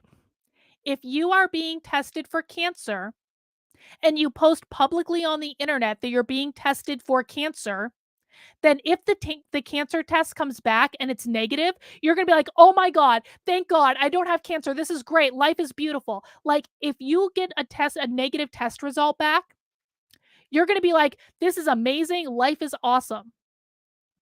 You're going to want to say it. And if you don't, you would think there'd be some sort of update. I'm just saying, but there was no answer. And then a funny thing happened. Mike Harlow proactively messaged one of my supporters privately to trash talk me, to try to get him to turn away from me. Keri Smith's horde does this all the time. They private message people who post nice things about me to try to turn them against me. Sometimes I find out about it, sometimes I don't. But on this occasion, Mike Harlow basically admitted he never had cancer. He never claimed he did in the first place. This is Mike Harlow's private message that he sent to one of my supporters, that supporter then sent to me.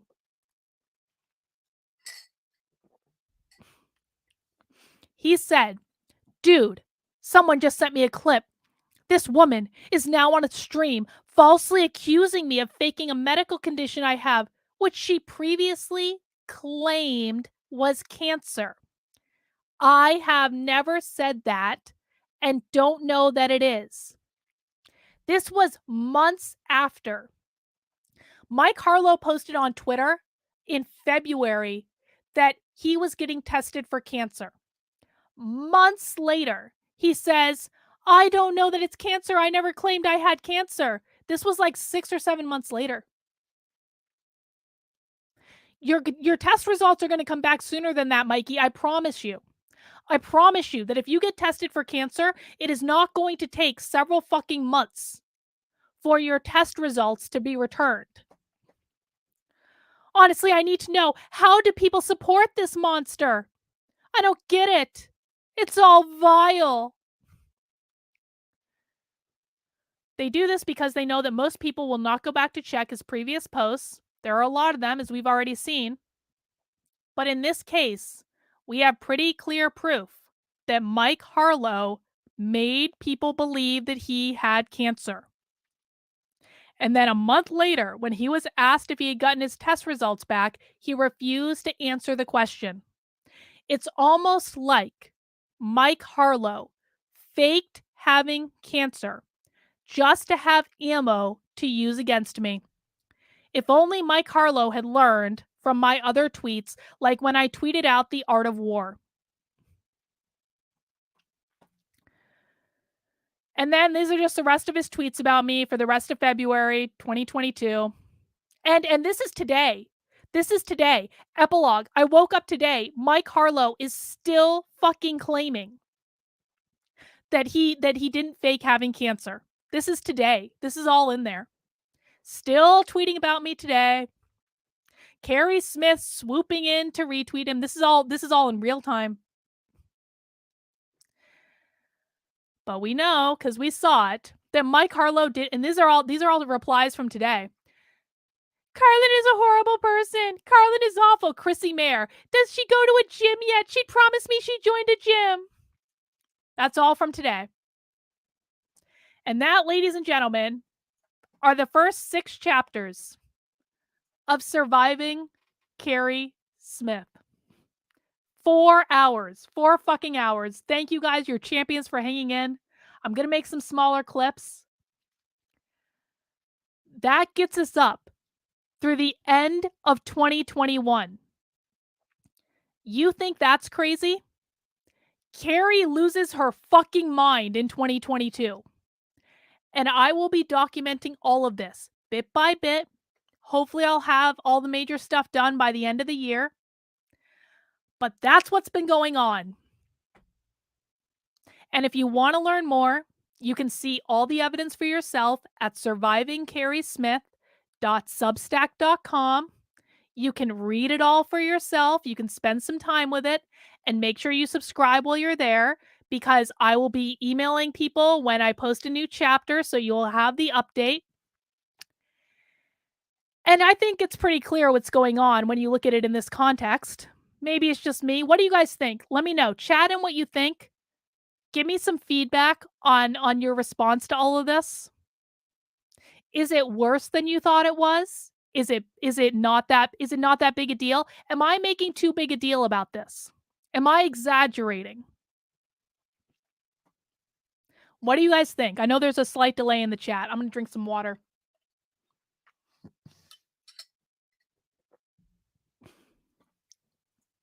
Jan says Keri is unhinged. Yep. Yes, she is. Sin says, I knew it was bad, but this seems worse than what I remembered. Oh, it gets worse, Sin. It gets worse. They're crazy. It's worse than I thought. Yep.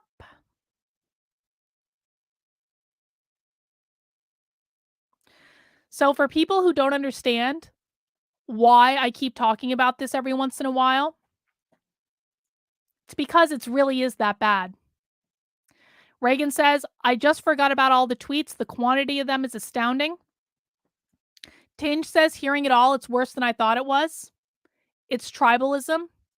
There is no way around the truth in this context. Glad I know this now. Holy shitballs. They're insane. It's about how I thought. King Peter of the chat says, I generally tried to tune Keri drama, but wow, this is bad, dangerous bad. Crystal says, good job holding your ground and staying strong. I don't know if I would have stayed sane. Well, this is why. This stuff is why, when you guys have seen videos of me crying on the internet, I've broken down over this several times. It's not good. But I've really tried to hang in there, you know?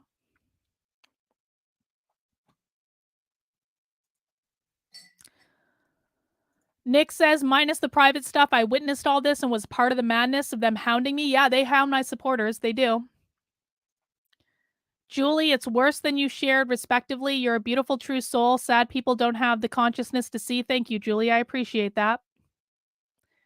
Emphasize, Hollywood, make this movie grumpy old women. Deborah says, Keri has an obsessive disorder and probably is a cluster BPD constellation, and she is good at bringing people in. Deborah's a clinical psychologist, guys. She knows more about this than I do, so I tend to trust her judgment. Sin got hounded by them. Yeah, true, if you share the parody account, it's even worse. Yeah, I'm not even digging into the parody account. The stalker account, the parody. It's not a parody. It's a stalker and harassment account. So guys, that's what's been going on. I'm glad I'm finally presenting it in this context. I probably should have done it this way from the beginning. I just didn't want to put the work in. This has been a lot of work. It's been a lot. A lot of hours have gone into this, and I had to relive a lot of this stuff, and I didn't really want to. But this is the only way I can make people understand. And so, subscribe, join me on this. I do not intend this to be everything I do, but if I have to undergo 2 years of harassment and bullying, I'm going to try to do something with it, and I'm going to try to make something positive out of it. That's all I can really do. Stevie J says, Keri is the villain, and the worst henchman so far was that blonde lady. That bitch says, I was watching this happen for 2 years and was one of Mike's targets. Yes, you were. You come up in one of the chapters. You're actually, I think you're in chapter 6 actually, but you're going to come up more and more. Kazmar, it is worse. No, you're not exaggerating. I read the entire article today along with the tweets. They need you. They have nothing going on in their lives. Yeah. Writing this will empower you. I've gotten a lot of closure from this. That's the truth. Seeing it, I never looked at it in this context either. I never saw it in this way.